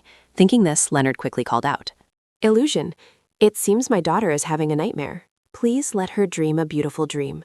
Illusion asked him more carefully, "What kind of dream do you want me to create?" After pondering for a moment, Leonard described what he wanted, a dream where she dines with me, plays with me, and freely acts spoiled with me. After entrusting the task to Illusion, Leonard stood up and left. He gently closed the room door without making a sound. Leonard's face was a little pale as he stared at the door. Inside, after he had left, several black specks appeared in the air, catching Illusion's attention. She quickly bowed in greeting. "Lord Whis, long time no see." Whis gently smiled at Illusion. Then he slowly spoke, greeting her. "Are you still well? I rarely see you at the Divine Spring." She chuckled, explaining the reason. "I've been almost constantly summoned around the clock since 11 years ago. I had to show the contractor illusions of his wife, but recently I've been getting some rest, because the contractor is spending more time with this little girl." Whis suddenly turned and spoke. "Please help her," looking towards her. She couldn't help but notice the serious look in his eyes. It turned out he was worried about this young lady. Then she turned and replied, "Yes." Illusion gently kissed Rubetria's forehead. Immediately after, she broke into a happy smile. Illusion, after completing her task, stood up and exclaimed, "This soul fragment is truly special. Confident, high self-esteem, and above all, very kind. But with such an unstable spirit, can it endure without further collapse?" Then she thought to herself, "I guess I'll have to release Sir Whis this time." Whis turned and glanced at her, reminding, "Don't talk nonsense." Illusion happily nodded. "Yes, yes, I believe, because this is the only contractor you've been waiting for all this time, our King Whis." Meanwhile, at the castle, the atmosphere grew serious as Morga's voice rang out. "So truly, after coming back to life from falling into the lake, has Rubetria changed?" Ricky Diorlis complained irritably, "Yes, mother, I'm still hurting. Please scold her. I need an apology." Looking at his swollen cheek, she was a little surprised and thought to herself, "I can't believe she slapped Ricky Diorlis. But she came to her parents on her own?" The distance between Rubetria and Leonard is quite large. I thought Leonard hated his own biological daughter, so until now my education has progressed very well. Thinking this, she turned around and left, extremely frustrated. What a hassle. That made both Ricky and Lilia, standing behind, look at each other in great confusion. Then Moga turned back and questioned the two of them. The diligent worker like Rob was fired while I was away, wasn't he? Ricky quickly replied, "Yes, mother." Hearing this, Moga's face darkened as she thought, did that little girl tell tales? Why is it suddenly like this? A timid little girl who couldn't even open her mouth to speak has suddenly changed for some reason. It doesn't matter because there's no evidence of abuse. Even if Rubetria says she was abused, she can't accuse me without proof. All the Duke's household servants have been bribed, and Vigo, the eldest son who will replace the head of the family, also trusts me. If I just drive her insane, the matter will stop. But that look just now. At that moment, Leonard, extremely tense, glanced at her and said, "It seems the child is ill. I was planning to take her to the doctor. You can ask later. I will take care of her so Madam doesn't need to worry." Moga also tried to shout after him, "Wait!" In her heart, she began to feel bewildered, wondering if Leonard might change and no longer care about his family. That arrogant man, clearly knowing that she had raised his child, dared to treat her like this. He should at least pretend to be grateful. She was so furious that her clenched hands trembled. Then Moga sighed and turned to remind Ricky Diorlis and Lilia Diorlis. First, be careful with your actions. For now, don't provoke Rubetria. Don't bully her for a while. In front of the servants, you must pay attention to your behavior. This made the two of them open their eyes wide in astonishment and exclaim, "Yes." Moga tiredly closed her eyes and explained, "I will find out how Rubetria has changed. Since Ross is no longer here, I will be Vizier from now on." Ricky Diorlis, unwilling, continued to speak. "What do you mean, Mother? Don't provoke her anymore? She slapped me. Aren't you going to scold her?" This made her furiously shout, "You fool, you must listen to what I say. How dare you argue back? I've told you again and again, if it weren't for me, could you two live in this house?" He quickly bowed his head. I was wrong. Lilia, standing beside him, also spoke up in confusion. Mother, please calm down. Moga's face darkened as she looked at her two children. They both looked up at her, bewildered. Finally, Moga knelt down and embraced them both, reassuring them softly. Ricky, Lilia, just bear with it a little longer. It's your 15th birthday in another year, isn't it? As long as you choose the right spirit, as you promised your mother, then you can do as you please. At the Divine Spring, there are countless spirits with enviable powers, but you must absolutely not be enchanted. You must only form a contract with the spirit your mother told you about. Lilia, hearing this, was extremely excited and showed her determination. Yes, we will definitely find it. Ricky, more worried, asked again, "But Mother, what if the spirit doesn't choose us, like Rubetria?" She quickly reassured him by belittling her. "She's an idiot. You two are different. There's no reason for you not to be chosen. Even if you don't have red hair, the Diorlis blood still flows within you, so you will find that spirit. The wish-granting spirit." From inside the room, Rubetria's annoyed scream echoed, "What am I dreaming about?" Wiss couldn't help but notice her disturbed state. "What did you dream about?" Rubetria replied, annoyed, clutching her head. "I dreamed of going out with my father. I'm on a diet, but I went to a restaurant and ordered a whole lamb set. I even ate all the dessert, almost licking the plate clean." Wiss listened and simply remarked softly, "Perhaps that was a beautiful dream." But Rubetria furiously yelled, "What? Just thinking about how deliciously I ate gives me the creeps. Good thing it was just a dream." Deep down, she was still hiding something else. In her dream, she had gone out to eat with her father, laughing and talking happily, and afterward they had watched fireworks and to play. It seemed she had also whined for something her father, with a look he would certainly not have in real life, would never agree to. Yet, in the dream, he had said she could have anything she wanted, which was surprising, but at this thought, Rubetria paused. She hugged herself, feeling confused and sad. Perhaps Rubetria longed for that reality. It was hard to believe, but she felt much better. Then she looked at him and said, "Anyway, Wiss, I'm sorry." That made Wiss extremely puzzled. "What for?" Rubetria replied, utterly flustered. "Well, I told you not to worry about me, but then I let you see me in such a weak state." I can't believe my body reacted like that just by hearing the name Mogan. Suddenly, Weiss approached Rubetria's sickbed. He gently raised his hand and stroked her head. Then Weiss repeatedly patted Rubetria's head. She was extremely surprised and kept waving her hands, questioning, "What are you doing?" Weiss chuckled softly and said, "I had already predicted that when you absorbed Rubetria's memories. Keep your spirits up. You don't need to apologize to me for this." Rubetria just sadly replied, after hearing that. She bowed her head, got off the bed, and told herself, "All right, let's forget about this. Come to think of it, I also bothered Dad." She recalled saying at the time, "Why are you curious about that, Dad? You don't need to worry about me. I'm so tired right now. Please don't abandon me, okay? Just like this for a little while, until I feel better." Those words made Rubetria blush with embarrassment. "I can't believe I even told Dad to hug me. I'm so mortified. Don't remember it anymore." Suddenly, right after that, Vigo's door burst open with a bang. Rubetria frantically turned her head and shouted, "You startled me, Dad." "It's not Brother Vigo." He cleared his throat softly and asked, "You seem to be doing well, don't you?" That left Rubetria utterly bewildered. Her brother, Viego, didn't wait for her to finish speaking before saying goodbye. "Well, I'm leaving now." She watched his retreating back, utterly perplexed. What? He just said that and left? Yet he truly left without another word. Rubetria clenched her fists in fury. That man. Seeing this, Wiss also spoke up, changing the subject. The Duke had carried her out when she fainted and even called a doctor. It seemed he was very worried about her. Rubetria put her hands on her hips and questioned, "So what did Moga do?" Viego Diorlis, the eldest brother, with whom she had a relationship that was neither good nor bad.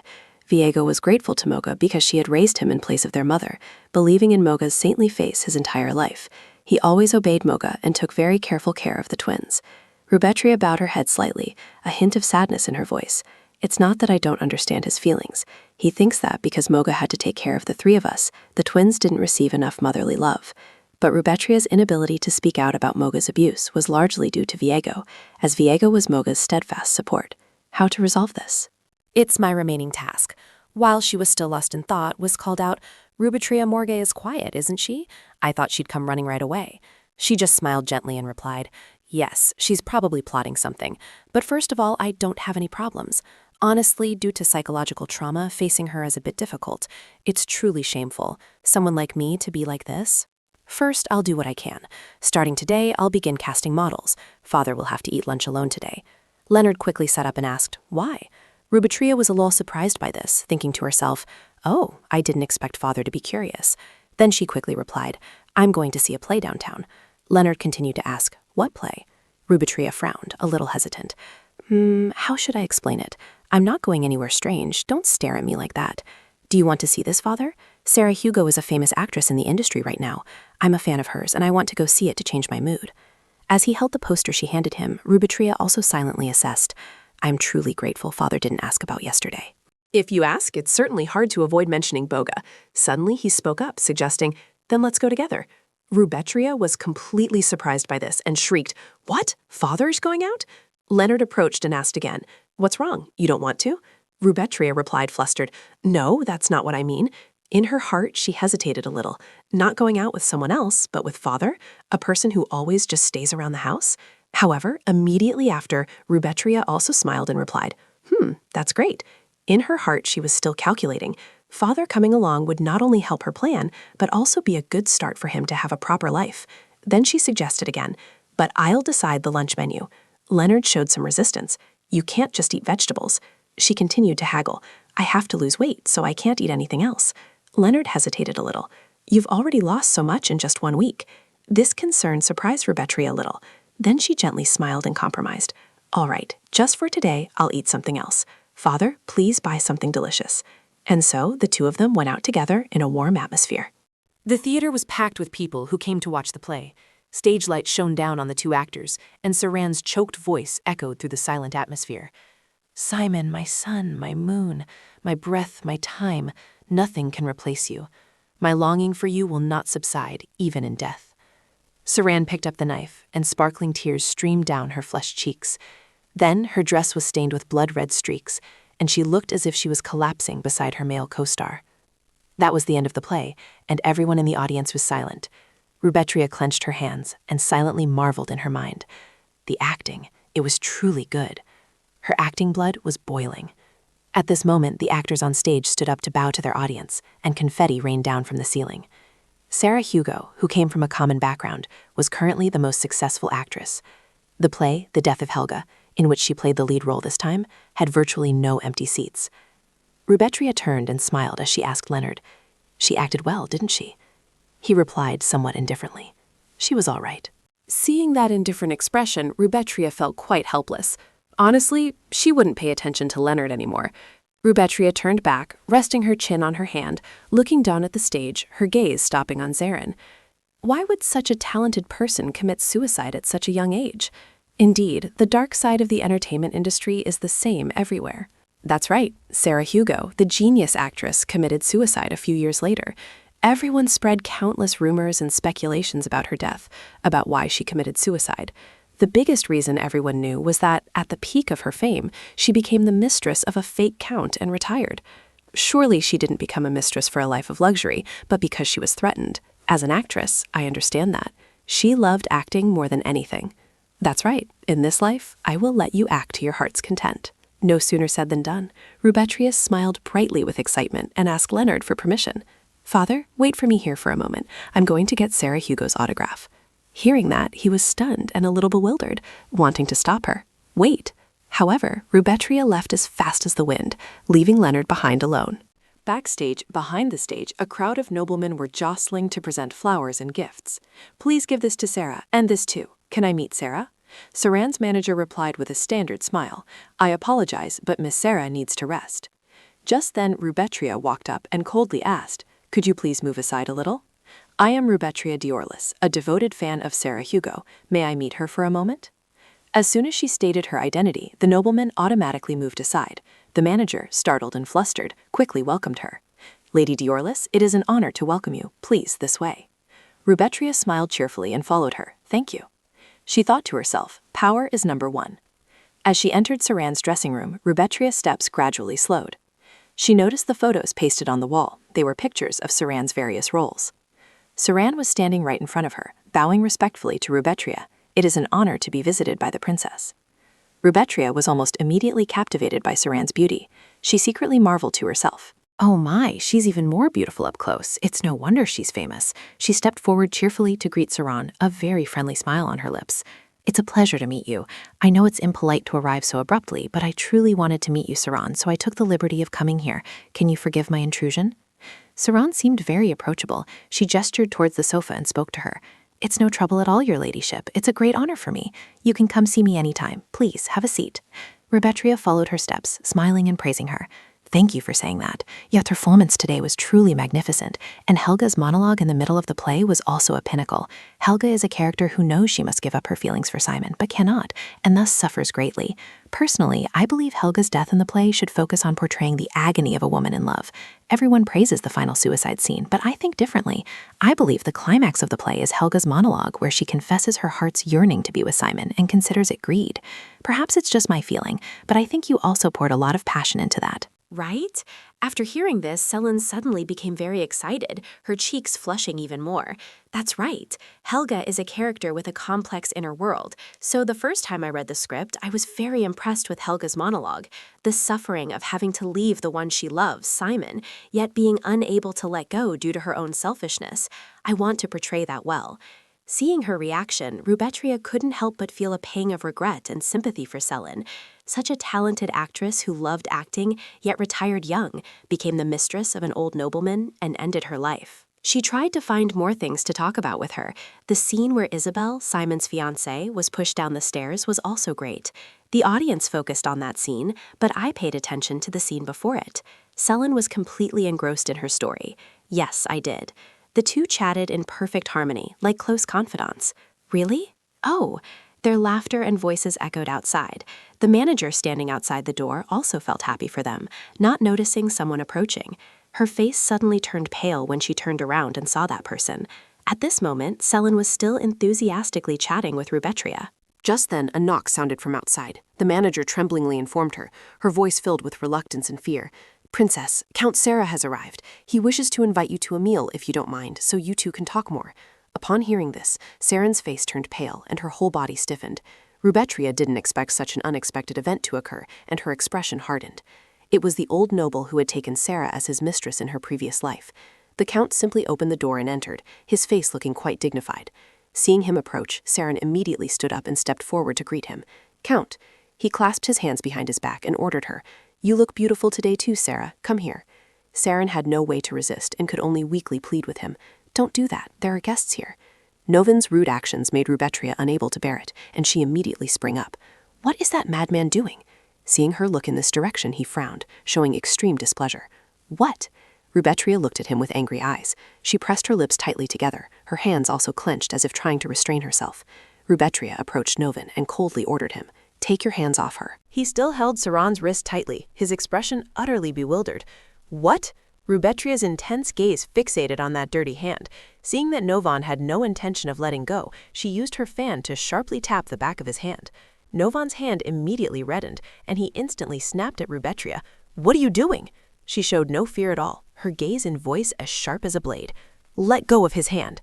Novan, provoked by Rubetria's actions and words, furiously yelled at her. What are you doing? Do you know who I am? Seeing the situation become tense, Saran cautiously spoke up to explain. Count, this is Lady Rubetria Diorlis. Rubetria suddenly smiled, a smile that Novan flinched. This is our first meeting, isn't it, Count Agridy? You just heard Sarah's introduction, didn't you? I am Diorlis. Upon hearing this, Novan immediately let go, his entire body stiff as a statue. He awkwardly bowed, performing the proper etiquette for her. It's an honor to meet you, lady. I am Novan Aggerty.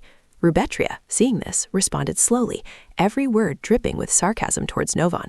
All right then, it's quite awkward to receive a greeting from a count who is even older than my father. It seems the count doesn't care about an age difference of 10 or 20 years, so I don't mind either. Novan was extremely embarrassed by her blunt words. Seeing his flushed face, Rubetria felt very pleased. Look at that expression, so he does know shame. Knowing he couldn't stay any longer, Novan could only clear his throat and retreat. My apologies for not knowing the lady was here. Please continue your conversation. I will return tonight. Rubetria smiled, not bothering to show him any respect, and replied frankly, No need. I hope the count never comes here again. Novan frowned unhappily and asked again, What do you mean, lady? Rubetria smiled innocently again and turned to look at Saren. Actually, I came here today with my father, and I came because I have a special proposal for our Sarah. If the count is here because he desires something from Sarah, then I'm afraid you'll have to stop. Seeing Novan trembling with anger, Rubetria felt very refreshed. She thought to herself, It sounds like Duke Diornis is using his daughter to propose a date with Sarah Hugo, doesn't it? That's exactly my goal. Thinking that, she fanned herself, then pointed the fan towards the door, signaling him to leave. All right, you may leave now. Once outside, he finally let out his anger. His face showed his unwillingness. This is insane. I've put so much effort into Sarah, and then Duke Diorlis suddenly... What on earth is going on? His aide, walking behind him, asked curiously, But Count, were that girl's words true? He gritted his teeth and asked back, What? The aide glanced back and replied, No, I just found it a bit strange. This is the first time the Count has seen that family's daughter, isn't it? The Diorlis lady I know isn't like that. Hearing him say that, Novan suddenly remembered something. I remember now. I heard that girl is so beautiful she's known as the Swan of Diorlis, isn't that right? And the other one, with those golden eyes, she must be from the Diorlis family. His aide nodded, confirming with certainty. Yes, she must be his biological daughter. Unlike that Swan girl, I heard that girl is the only one without a guardian spirit. Although the people in the capital don't know her face, we all know she's a fool. After hearing this, Novan was still furious. So what? If she's not a spirit controller, does that mean she's not part of the Diorlis family? That father and daughter are so close they even came here. In Edity's imagination, Leonard wanted to bring Rubetria to meet Saran. Do you want to go see the woman who's about to come to our house? Rubetria happily agreed. Of course Papa is about to have someone new who likes G. Novan's aide seemed to suddenly have an idea, a cunning look appearing on his face. We can't be sure. Are you certain they came together? What if she's just deceiving us? Rumor has it that Duke Diorlis went mad after his late wife passed away. He locked himself in his house, refusing to go out and receive guests. All external receptions were handled by the eldest son of the family. There were even rumors that Duke Diorlis had died. Those words indeed provoked Novan. He clenched his fist, his entire body radiating a chilling aura. So that bitch is lying? His aide immediately replied, It's possible. A little girl hidden by the family because she's an idiot? Why would the Countess need to give up Sarah for such a boast? He was like adding fuel to the fire, making Novan even angrier. That bitch, I'll be back. Just then, he bumped into a tall and sturdy figure. Nova gritted his teeth and looked up. Who dares? The next second, his entire body froze. Duke Diorlis Novan immediately knelt down, his voice betraying his panic. Isn't that Duke Diorlis? I am Novanadi. Leonard simply walked past him, not bothering with him at all. Seeing him approach, Saren's manager was startled, and awkwardly but respectfully said, Duke Diorlis, it is an honor to welcome you. Leonard leaned down slightly and asked her, I'm here to find my daughter. Is she here?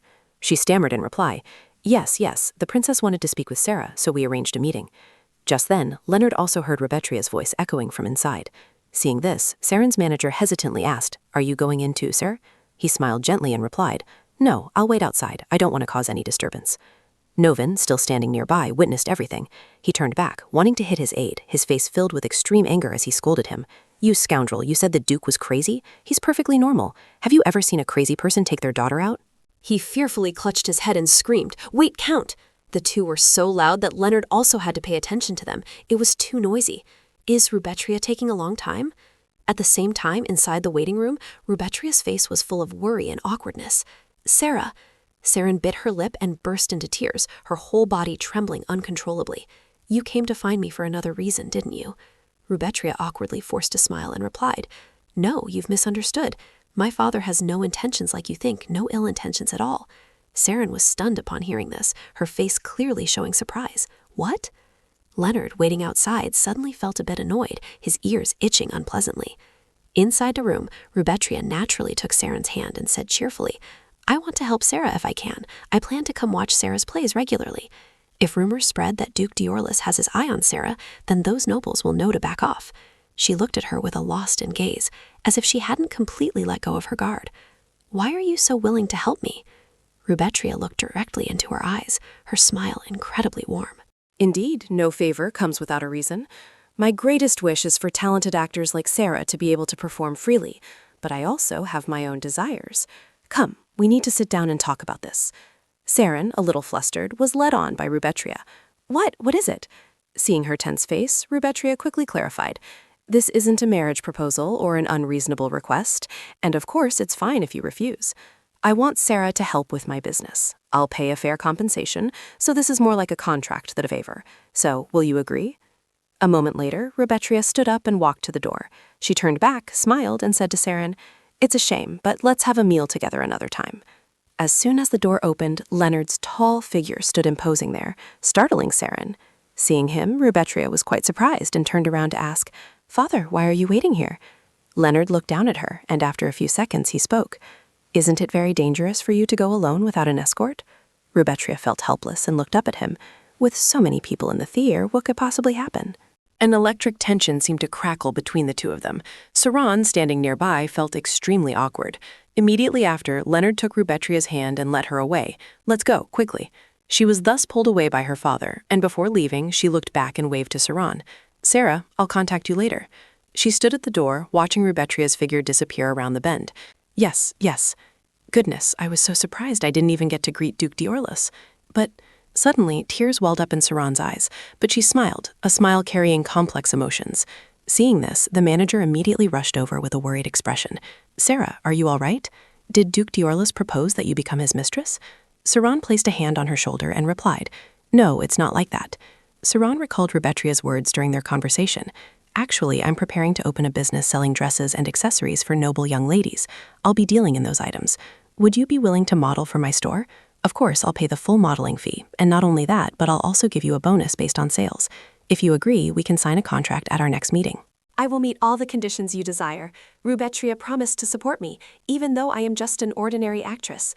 Rubetria also said she would still come to see the play even if I refused. Saren laughed and cried at the same time, tears falling incessantly. Do you know, Lady Rubetria? Today is my last performance. An ordinary actress with nothing to her name like me caught the eye of Count Ogatti. He threatened me and the theater troupe every day. I didn't want to cause any more trouble for the people in the troupe, so I intended to accept Count Ogatti's offer to become his mistress today. That's right, today was supposed to be the last time I would perform the role I desired, the last time I would stand on stage. But thanks to Rubetria, I can continue acting, freely, undisturbed by those filthy and arrogant people. Saren wiped away the remaining tears. She smiled brightly and hugged her manager, her smile now filled with happiness. Meanwhile, Rubetria was already in her family's carriage, returning to the mansion. In her hand was a piece of floral fabric with a few lines of text on it. "Looking forward to our first meeting on a warm day with all my love, Sarah Hugo." Seeing Rubetria keep smiling, Leonard couldn't suppress his curiosity and asked, "Are you that happy?" Rubetria took the towel, rubbed it on her face, and replied with a radiant smile. "Of course! My heart is overflowing with joy. Sarah agreed to be the model for my Bland Ruby. With an official female model, all that's left is to make money." The very next second, Rubetria returned to her calm demeanor, clearing her throat softly to compose herself. Suddenly, her attention seemed to be drawn by something outside. She still looked outside and asked Leonard curiously, "Father, how much would a house like that on the outskirts of the city cost?" Hearing her question, he was a little surprised and asked back, "Why do you ask?" Rubetria leaned her head against the window pane and replied, "When I earn enough money, I plan to buy a house and live independently." She remembered the heartfelt words Rubetria had said to Wiss in her previous life. "Wiss, I want to build a small house and live somewhere with fresh air." Now she repeated those same words to Leonard. "I will build a small house and live somewhere with fresh air." When talking to Wiss, Rubetria in her previous life had burst into tears. "I also want to raise cats with black, yellow, and white fur mixed together." She also said something similar to her father. Her eyes, filled with so much hope and dreams, looked towards the house outside, and she would also get a calico cat.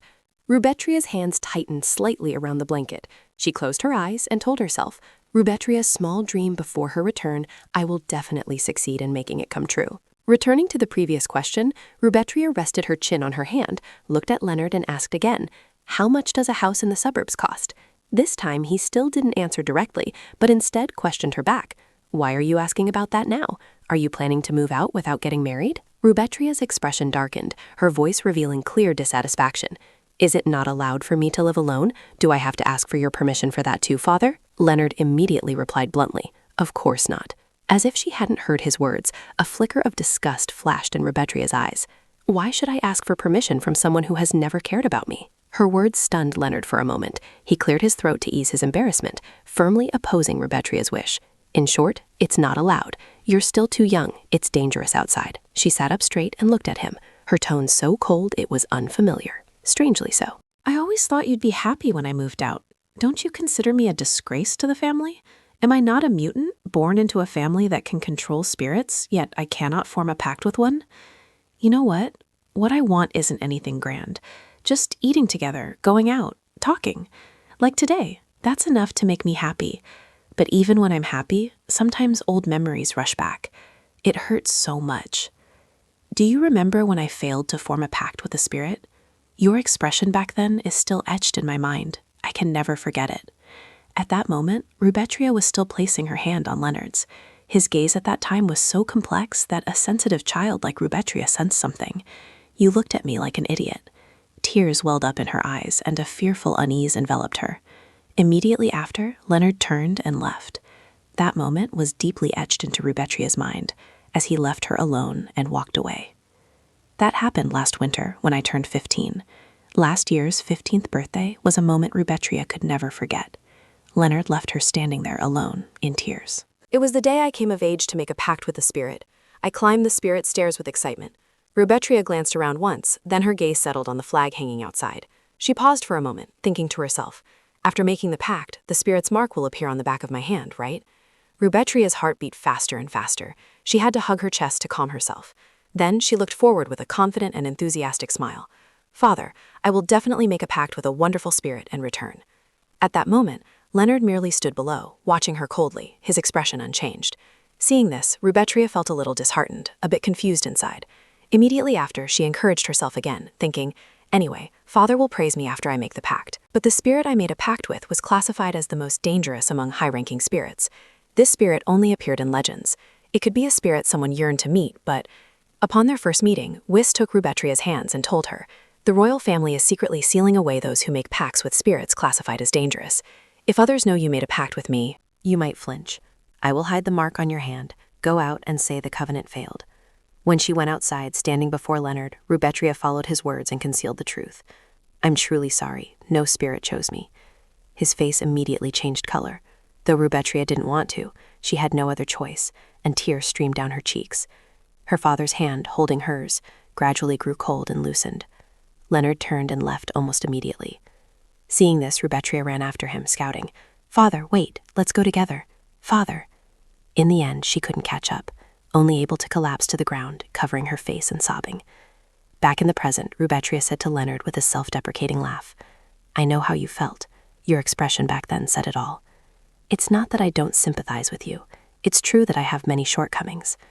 Her sharp words truly stunned Leonard, his face turning pale. I don't remember what my expression was like back then, but I never thought you were a disgrace to the family. Not having a covenant with a spirit is not a problem at all. Hearing him say that, Rubetria tilted her head and gave a strange smile. Her eyes held no warmth at all. Is that so? Leonard hastily explained, Don't you believe me? The failed covenant wasn't your fault. Rubetria looked him straight in the eye and replied, That's right, it wasn't my fault. But couldn't you have just said, it's okay, so that I wouldn't think I was wrong, so that I wouldn't feel unnecessarily ashamed? You didn't need to apologize. You could have just said that. By the time the two arrived at the mansion, it was late afternoon. Leonard, as if in a daze, walked into his study. Suddenly, he glanced behind him and called out coldly, Gott. Lieutenant Gott placed his hand on his left chest, bowed slightly, and replied, Yes, sir. Leonard rubbed his chin and asked him, Half a year ago, on Rubetria's birthday, I mean, the day I went to the royal palace for her covenant, you were there then, weren't you? Gott honestly replied, Yes, I accompanied you. Leonard's face changed, his eyes flashing with complex emotions. He recalled Rubetria's words from when they were in the carriage. Your expression is deeply etched in my mind. I can never forget it. You looked at me like an idiot, then left me alone and walked away. Leonard felt extremely uneasy. He took off his outer cloak and said to Gott, Actually, I was half awake and half asleep from drinking. My memories are very hazy. Tell me what you remember about me back then." He replied seriously. "Let's see. Besides the princess's failed covenant with the spirit, nothing special happened. Oh, and you assaulted Rouse, the head of the altar, and the royal family issued a compensatory punishment." Upon hearing this, Leonard felt quite a headache and annoyance. The head of the altar manages the spirit covenant ritual, and I hit that cursed old man? 6 months ago, on Rubetria's 15th birthday. Rubetria looked back at Leonard, a confident and determined smile on her lips. "Father, I will definitely make a covenant with a wonderful spirit and return." At that moment, he was captivated by her smile, and he thought to himself, "How lovely, just like your mother." When she came out, Rubetria tearfully told him, "I'm truly sorry. No spirit chose me." In that moment, Leonard seemed unable to believe what he had just heard. This was mad. The head of the Zos altar heard this and immediately began to gossip about Rubetria with harsh words. The covenant failed. What a disgrace for Diorlis. Leonard gritted his teeth, wanting to retort, "That bastard." The man didn't stop, continuing to speak disparagingly of Rubetria. "I heard she's incompetent. It's true, a fool has appeared in Diorlis." Leonard was stunned at that moment, his face showing he was suppressing his anger. Immediately after he left, Rubetria saw this and immediately followed him. "Father, wait, let's go together."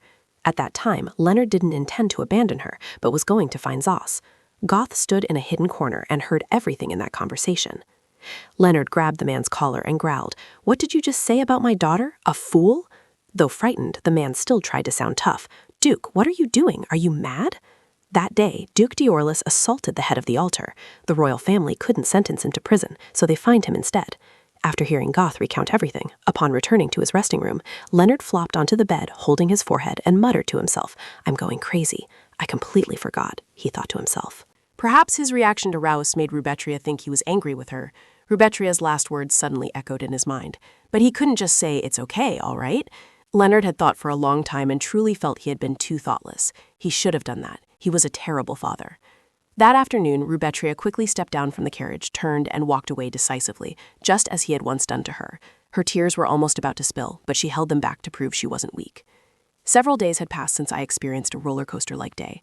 Moga still hadn't come to find me, and recently the twins had also been avoiding me. I wished this peaceful life would continue. Rubetria secretly felt happy as she walked up the steps into the mansion. Rubetria hummed a tune as she walked, the corners of her mouth curving up, with Becky going well and business progressing smoothly. Suddenly, a dark shadow appeared right in front of her, making her stop. The shadow belonged to Cedric. Seeing him there, Rubetria was extremely surprised. Cedric Lazaire. Why is he here so early in the morning? All her life, Rubetria only loved this terrible person, Cedric Lazer. He was quite handsome with a youthful style, but that was Rubetria's taste, not mine. And he used that face to toy with the gentle Rubetria her entire life. That damn scoundrel, just looking at him makes me furious. What is this, a new memory? This happened on Rubetria's 16th birthday in her previous life. The guests invited by the twins that day bullied Rubetria as usual. Cedric and his friends played a trick to humiliate Rubetria. "Aren't you eating? I invited a chef just to cook for you. You don't seem to want to eat, do you? What's wrong? Cedric, why did you say she would eat everything you prepared?" Seeing her not moving, he asked, enunciating each word. "Why aren't you eating?" Rubetria, in her previous life, then turned pale and trembled as she replied, But this food is spoiled. There are so many other delicious dishes. Can't I eat those instead?" Her words made Cedric feel slapped in the face, embarrassed in front of his friends. The young master put an arm around his shoulder and sneered. "What's wrong? It seems Lady Rubetria doesn't like you very much anymore." Nora, on the other hand, had an excuse to taunt Rubetria. "That's right. I thought you could eat anything, but it turns out you don't eat these dishes, do you, Lady Rubetria?" Rubetria in her past life knew those words were full of malice, but she said nothing, only clutched the hem of her dress tightly, trying to ignore them. Suddenly, Cedric approached and placed a hand on her shoulder. "Rubetria, if you're not going to eat, then why did I prepare this feast?" His expression was terrifying, making Rubetria in her past life panic and stammer, "I'm not hungry. I'll eat later." Upon hearing this, he angrily shouted, "Hey!" Nora, standing nearby, chuckled, adding fuel to the fire. "Young Duke Cedric, you're too confident. She said, 'I'm not eating,' didn't she? I guessed correctly, so the bet is mine." Humiliated, Cedric gritted his teeth and glared at Rubetria in her past life with hateful eyes. "You wicked girl." She didn't resist or get angry at him. Instead, she weakly replied, "I'm sorry." Cedric seemed to explode, yelling at her, "If you want to apologize, then eat. What's wrong with you not eating? Eating won't kill you." Those words stunned Rubetria in her past life, her face growing paler and paler. Finally, to appease Cedric, She picked up the spoon intending to eat as he requested. However, she didn't want to do so at all, her face still showing intense hesitation and struggle. Just then, a pair of hands held her hand, stopping her.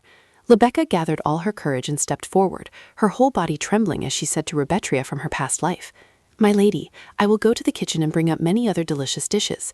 There's plenty of food prepared, so please don't eat these." Time seemed to stand still, and silence enveloped the entire room. Sitting opposite her at the dining table, Lilia let out a sneer. She coldly ordered, "Drag her away. A mere maid dares to drug someone like this." 2 male servants immediately followed her command and dragged Rebecca away. "Let go of me, my lady." Seeing her treated this way, Rubetria from her past life could do nothing but anxiously shout her name, "Rebecca."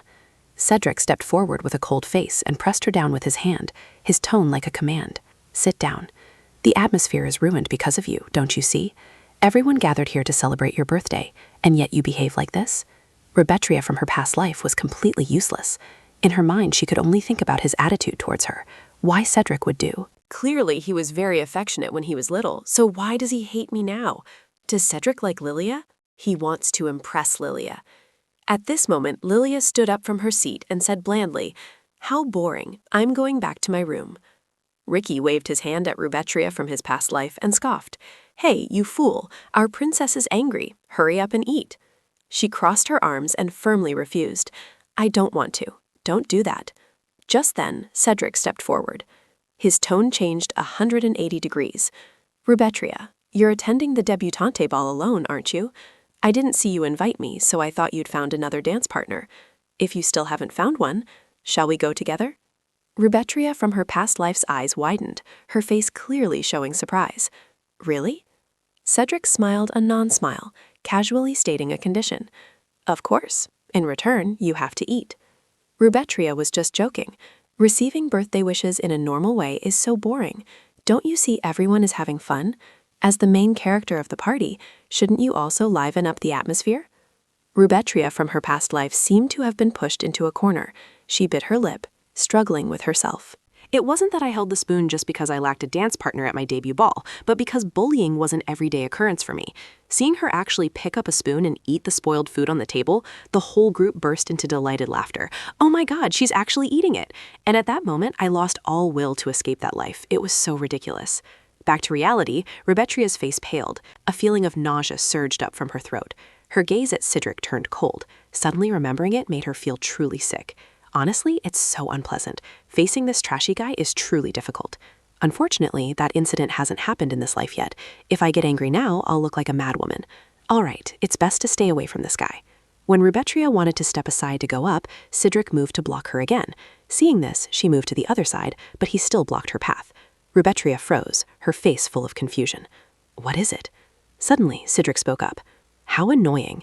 Rubetria didn't understand what he was talking about. What? Cedric crossed his arms, frowned, and looked at her, saying, I said it's annoying. Why are you like this again? If you have something to say, just say it and then judge. His recent words left Rubetria speechless. Anger flared within her. This madman, why did Rubetria ever like him? She couldn't hold back. Rubetria tried to control her emotions, to keep herself from yelling directly at Cedric. I have nothing to say to you. I'm avoiding you, not blocking your way, but you keep bumping into me. She looked at him reproachfully. Do you think I'm scared? I'm not the Rubetria who used to blush just by making eye contact anymore. Seeing her so agitated, Cedric didn't find it appropriate to scold her further. He looked at her and asked, Have you apologized to Lilia yet? Do you know how worried Lilia has been since you fell into the lake? Rubetria raised her voice in response. What? Why should I apologize to Lilia because I fell into the lake? Cedric, self-righteously, waved his hand and replied, Because I care about Lilia. You were being manipulative, weren't you, to make Lilia feel guilty? Rubetria was speechless at his excessive self-confidence. She sighed. Cedric, you're far too confident in yourself. I'm sorry, but you're not attractive enough for me to risk my life and mess everything up. Cedric paid no attention to her words. He slowly approached Rubetria. I heard that after your near-death experience, Are you perhaps trying another way to get my attention? Only you could come up with such tricks. Hearing this, Rubetria let out a sarcastic chuckle. He had veins popping on his face as he thought, She's laughing? Rubetria suddenly realized, well, the ducal family is considered talented, which is why he's so arrogant. But I've had many people more talented than you bother me just to get one meeting. Listen, kid, celebrities, social media stars, third-generation tycoons, how can ordinary men like you compare? In another world, you might just be someone eating communal meals and going to internet cafes. Rubetria used both words and body language to express her thoughts. Let's see. After this one experience, I've become doubtful that you are the person worthy of me pursuing for 7 years. He clutched the stair railing tightly. What? Her next words were like a bucket of cold water splashed directly onto Cedric's pride. Cedric, I apologize for saying this, but you have many shortcomings. You're still short and your shoulders are, well, a bit narrow, aren't they? As for your character, there's no need to even mention it. It's fortunate you come from a good family, so that salvages a little. Actually, my family is not inferior, so there's nothing to regret. Your family and mine are both ducal families. It seems you're arrogant because I pursued you for a while, but now sober up and face reality. If you want me not to look at others and only pursue you, then train to build muscle and improve your physique first. He was both angry and humiliated. You dare to insult me. You're fat and short with no reputation whatsoever. Rubetria sneered. You always mock me for being fat and such, so I'm just commenting on your appearance. What's wrong? Can't you handle it? What else is there to say? I'll take my leave. Cedric refused to admit that he was merely an inferior person. I know you want to attract my attention at all costs, but this is the worst way, Rubetria scoffed. If you want to comfort yourself with that thought, then go ahead. He walked past her, seemingly intentionally bumping into Rubetria. She was startled. Oh? Rubetria's entire body fell backward with the momentum. Her face turned purple. Ah, I'm falling! A loud thud echoed in the quiet space. Rubetria rubbed her small bottom. She grumbled to herself. Ah, my butt hurts so much, just falling like that. Luckily, I fell from a low spot. Otherwise, I might have cracked my head open. Cedric chuckled, seeing her in such a struggle. Rubetria tried to stand up and glared back at him. Cedric arrogantly shrugged, sneering. You can't even take care of yourself. Lilia suddenly appeared behind Cedric, feigning concern. Oh, Cedric, what's wrong? He turned around, delighted to see her. Lilia, look at that ridiculous sight, he said, referring to Rubetria, who had stumbled, unable to keep her balance, and rolled down the stairs. Hearing that, Lilia also laughed along. What? Rubetria gritted her teeth, thinking, how annoying. Being mocked by these ill-mannered children is truly irritating. Her hand unconsciously clenched the hem of her skirt. At the same time, from a distance, another person pushed open the door and entered. Rubetria looked up. What is it, Brother Victor? He startled me. Why is he home at this hour? Victor d'Orlis, her second older brother, the vice commander of the Royal Knights Order. He only came home once or twice a year since joining the Night Squad. He is in the Royal Palace dormitory. Therefore, his relationship with Rubetria will remain distant for the rest of their lives. Although the expression was a bit blunt, Victor was still 100 times better brother than Viego. Rubetria was startled and thought to herself, wait, is this a divinely ordained moment? I was about to ask him for help regarding the Crown Prince, but now I've fallen into such an awkward situation. Today, I will let you witness my ultimate acting performance, I who have won 3 Best Actress awards. Following that, Rubetria began to switch into acting mode. It's your fault, Cedric. He scoffed loudly. What? You fell by yourself. What are you complaining about? Her eyes welled up with tears. What did I do to you? Was it because I was a little angry before, but you're behaving a bit too much now? Cedric interrupted her, raising his voice. Hey, stop whining. It looks ugly. Rubetria looked up, feigning pitifulness. Do you hate me that much? To the point of pushing me down the stairs like this? Even if I did something wrong, Cedric, don't you care at all? Cedric frowned. Your clumsy body couldn't keep its balance, yet you blame others. You know, I don't care what happens to you, so don't bother me. Lilia raised a hand to cover her mouth. Cedric, someone might hear us. Lower your voice a bit. Rubetria's tears continued to fall. This is too much. I don't know why you two are doing this to me. Victor gradually approached the noisy scene. Rubetria looked up. You? He used his body to block them. Victor's face hardened. What are you doing? Cedric and Lilia were suddenly startled. He hesitantly said, Sir Victor. She was no different from Cedric. Lilia looked towards him and said, You? Victor stood at the bottom of the stairs, looking at the two of them with an angry expression. He bent down to help Rubetria. Can you stand up? She nervously replied, Suddenly, Rubetria's whole body trembled, and she groaned in pain. Seeing this, Victor's face turned pale with worry, but no one would have guessed that Rubetria was secretly feeling mischievous joy inside. Of course, it was just an act, but it had to be taken to this extent. He suddenly lifted her up in a princess carry. Rubetria hesitantly called out, You. She was both surprised and a little embarrassed. I'm still so heavy. Victor was truly a natural. He angrily yelled at Cedric, "Are you crazy? What are you doing? Did you push her down the stairs?" He tried to explain, but it was no use. "Sir Victor, it's just a misunderstanding. Rubetria fell by herself. I didn't intentionally push her." Victor sternly questioned, "Now you want me to believe that?" Cedric, with a pained expression, explained, "No, if you don't believe me then—" "But Sir Victor, no matter how angry you are, you must maintain decorum. We weren't even like brothers when we were young." Before he could finish, Victor's eyes, filled with murderous intent, stared straight ahead. "You still dare to make excuses." Lilia, standing next to Cedric, spoke up to defend him. Brother Victor, it really is a misunderstanding. Rubetria accidentally fell. There's no way Cedric would do such a thing." Rubetria suddenly. Victor cut her off. "Whether it's a misunderstanding or not, I don't like the way he talks to Rubetria, and neither do I like you, who had no intention of helping Rubetria when she fell." Lilia frantically defended herself. I was going to help Rubetria get up." Inwardly, she complained incessantly. Damn it, how much did Victor hear? He no longer cared, turning sharply away and saying, "All right, Cedric. You apologize. He won't admit it. I didn't push him. Why should I apologize?"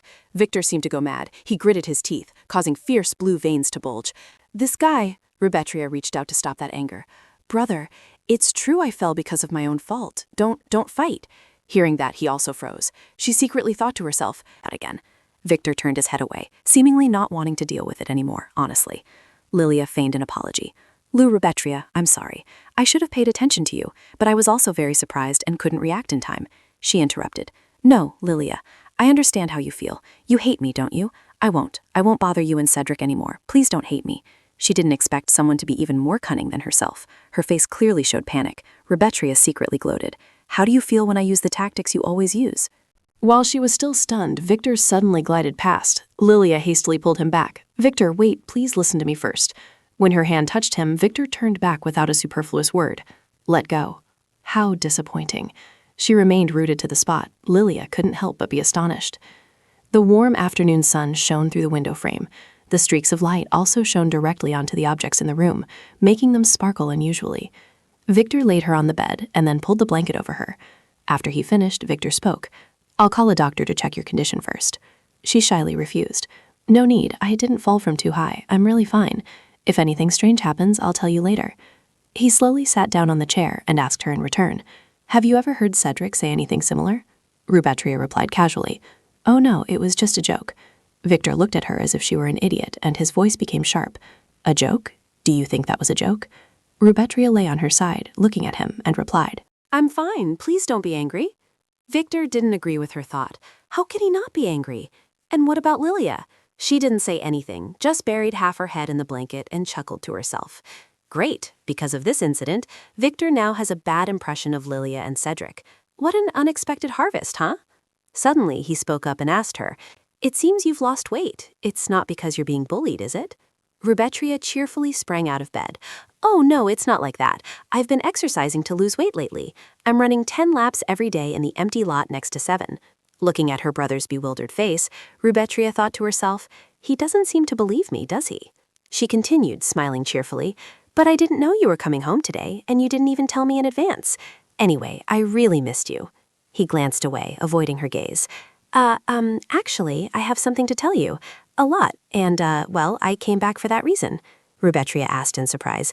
"Huh? Me?" He nodded, confirming, "Yes, that's right." Just then, before he could say anything, the room door was suddenly pushed open forcefully, and her brother Vigo walked in. Victor was surprised and stood up. "Huh? What is it, brother? Why did you open the door and barge into Rubetria's room without permission?" He frowned unhappily. "Kids, I've said it many times. Lilia and Ricky are no different from our siblings, so cherish and take care of them like siblings." Victor asked again, confused. "Why did you suddenly come here and say that?" Rubetria thought to herself helplessly. Perhaps Viego just got back, and as soon as he did, he came here and started spouting nonsense. Meanwhile, Lilia was hiding behind him, sobbing. Viego angrily continued to question, "Why did you make Lilia cry?" Both Rubetria and Victor were stunned. "Is this how you show up, Lilia?" Lilia stood behind Viego, tears still streaming down her face. Victor impatiently retorted, "No, what did I do to make you cry?" Viego, without distinguishing right from wrong, loudly scolded, "Victor Diorlis." He shouted back, not to be outdone, "What is it?" Viego stood with his arms crossed over his chest, lowered his tone, and simultaneously reminded Victor, "Relax your eyes and lower your voice. Don't scare her." He covered his face helplessly. "It's unspeakable," Lilia finally spoke up. Brother Victor, I'm sorry. It's because I was so frustrated. You misunderstood me, and you didn't even give me a chance to explain." Victor raised his voice again, responding angrily. "It's true that you and that bastard Cedric mocked Rubetria, isn't it?" Viego interrupted. "Don't shout, you." Victor was unyielding, still speaking loudly. "If it's not something worth shouting about, then I wouldn't be shouting. What exactly do you know?" Rubetria, standing behind him, secretly sighed. "It really is chaotic." Victor continued to respond, but with an extremely reluctant and sarcastic tone. "All right, I misunderstood, okay, beautiful sister. Now I'm at fault for making you cry, okay? Just stop it." Viego was speechless. He called out, "Rubetria." She responded tensely, "Yes?" Viego, self-righteous, placed all the blame on Rubetria. "You're the one causing the commotion. Why are you standing there like you're deaf and mute? If Victor was angry because he misunderstood Lilia, you should have stepped in to intervene. Because you stood still, the situation only got worse." Victor stepped forward to complain to him. "What? Why are you suddenly doing this to her? Rubetria is the victim. That bastard Cedric is the one who caused the commotion by teasing her and pushing her down the stairs." Lilia stopped crying and, with a cute, innocent expression, approached to interrupt. "Brother Victor, Cedric didn't push her on purpose, and as for teasing Lubeth..." Cedric had been very tired of Lubeth lately. Despite his rejections, Lubeth kept clinging to him, and Cedric couldn't stand it anymore. So, in a fit of anger, he spoke harshly to Lubeth. "I already told Lubeth to apologize, so please calm down." Seeing this, Viego said coldly, "Lubeth, are you a 3-year-old child? When will you grow up? I just heard from Lilia that it seems you intentionally jumped into the lake before." Victor was astonished to hear this. "Huh? Jumped into the lake? What are you talking about?" Viego continued with his baseless remarks. "You really did it on purpose to threaten Lilia, didn't you? That day, worried about you, I put aside all important work and waited for you to wake up. How do you feel making a fool of yourself? Is a man more important than your own life? Stop clinging to young Master Cedric and Lilia." "Were you ever going to use your life to threaten?" Rubetria was truly angry now. She thought to herself, "Well done. It's so easy to crush someone." Viego continued his lecture on human morality. He had said it many times already. "You are no different from Lilia Diorlis' sister. Like sisters who are always together, even if you're close and care for each other, it's not enough. Is it just for that reason that you risked your life to threaten Lilia Diorlis? Because that wasn't enough, you even fired the butler? You did that because Lilia Diorlis considers Rolf like a father. Moreover, you even slapped Ricky Diorlis when he came to visit you out of concern. If you have a mouth, try to explain why that naturally gentle and quiet child suddenly became so malicious." Rubetria said nothing. She just thought to herself, no matter what Lilia Diorlis says, Viego believes it. He really should be a novelist. Meanwhile, Lilia was secretly sneering at Rubetria when no one was paying attention. Rubetria continued her train of thought. "But he only listens to one side and then acts like that. Honestly, he's worse than I thought. It's not that Viego hated his younger sister Rubetria. Every time Rubetria was sick, he would worry. For his sister, who didn't want to leave her room for 24 hours straight. Despite being busy, he still made time to visit. That's the kind of brother he was." She recalled an old memory. Viego sitting in Rubetria's room, talking. "The weather is so nice. Why do you keep staying indoors?" Lilia had complained to him. "She wants to play with me, but you always refuse her, so she feels very sad." At that, Rubetria could only stammer, Is there anything worse than going out to play with the twins? The twins always find every way to torment Rubetria." She made up an excuse to avoid it. "It's just that I'm not feeling well once a week." The short tea time with Viego, that was an obligation for Viego, but foolish Rubetria found joy in that attention. Suddenly, her gaze fell upon something. It was a brooch. Rubetria happily thought, "The cat doll I made, I secretly brought it to his study." She cheerfully said with a smile, "Brother, that doll." Viego replied, "Ah, this." He had asked and knew well who had made this cute little thing, but in the end he confessed, "It's Lilia." Rubetria froze, the smile on her face vanishing. "Oh." My face lit up with a happy smile, and she was so embarrassed to say she made it herself, it was quite amusing. That's a gift I prefer over expensive clothes or jewelry. Rubetria wanted to speak, but didn't dare, only able to think to herself, "No, I made that myself." Viejico's voice suddenly turned cold. "Oh, and also, a few days ago you told me it seemed like your stepmother hated you. No matter how you think about it, that's your misunderstanding, Rubetria. As soon as your stepmother returned from her vacation, she talked to you in my room for 2 hours. She came back early because she missed you. You're being too sensitive. Your stepmother said she wants to stay by your side until you get married. She cares about you even more than the twins.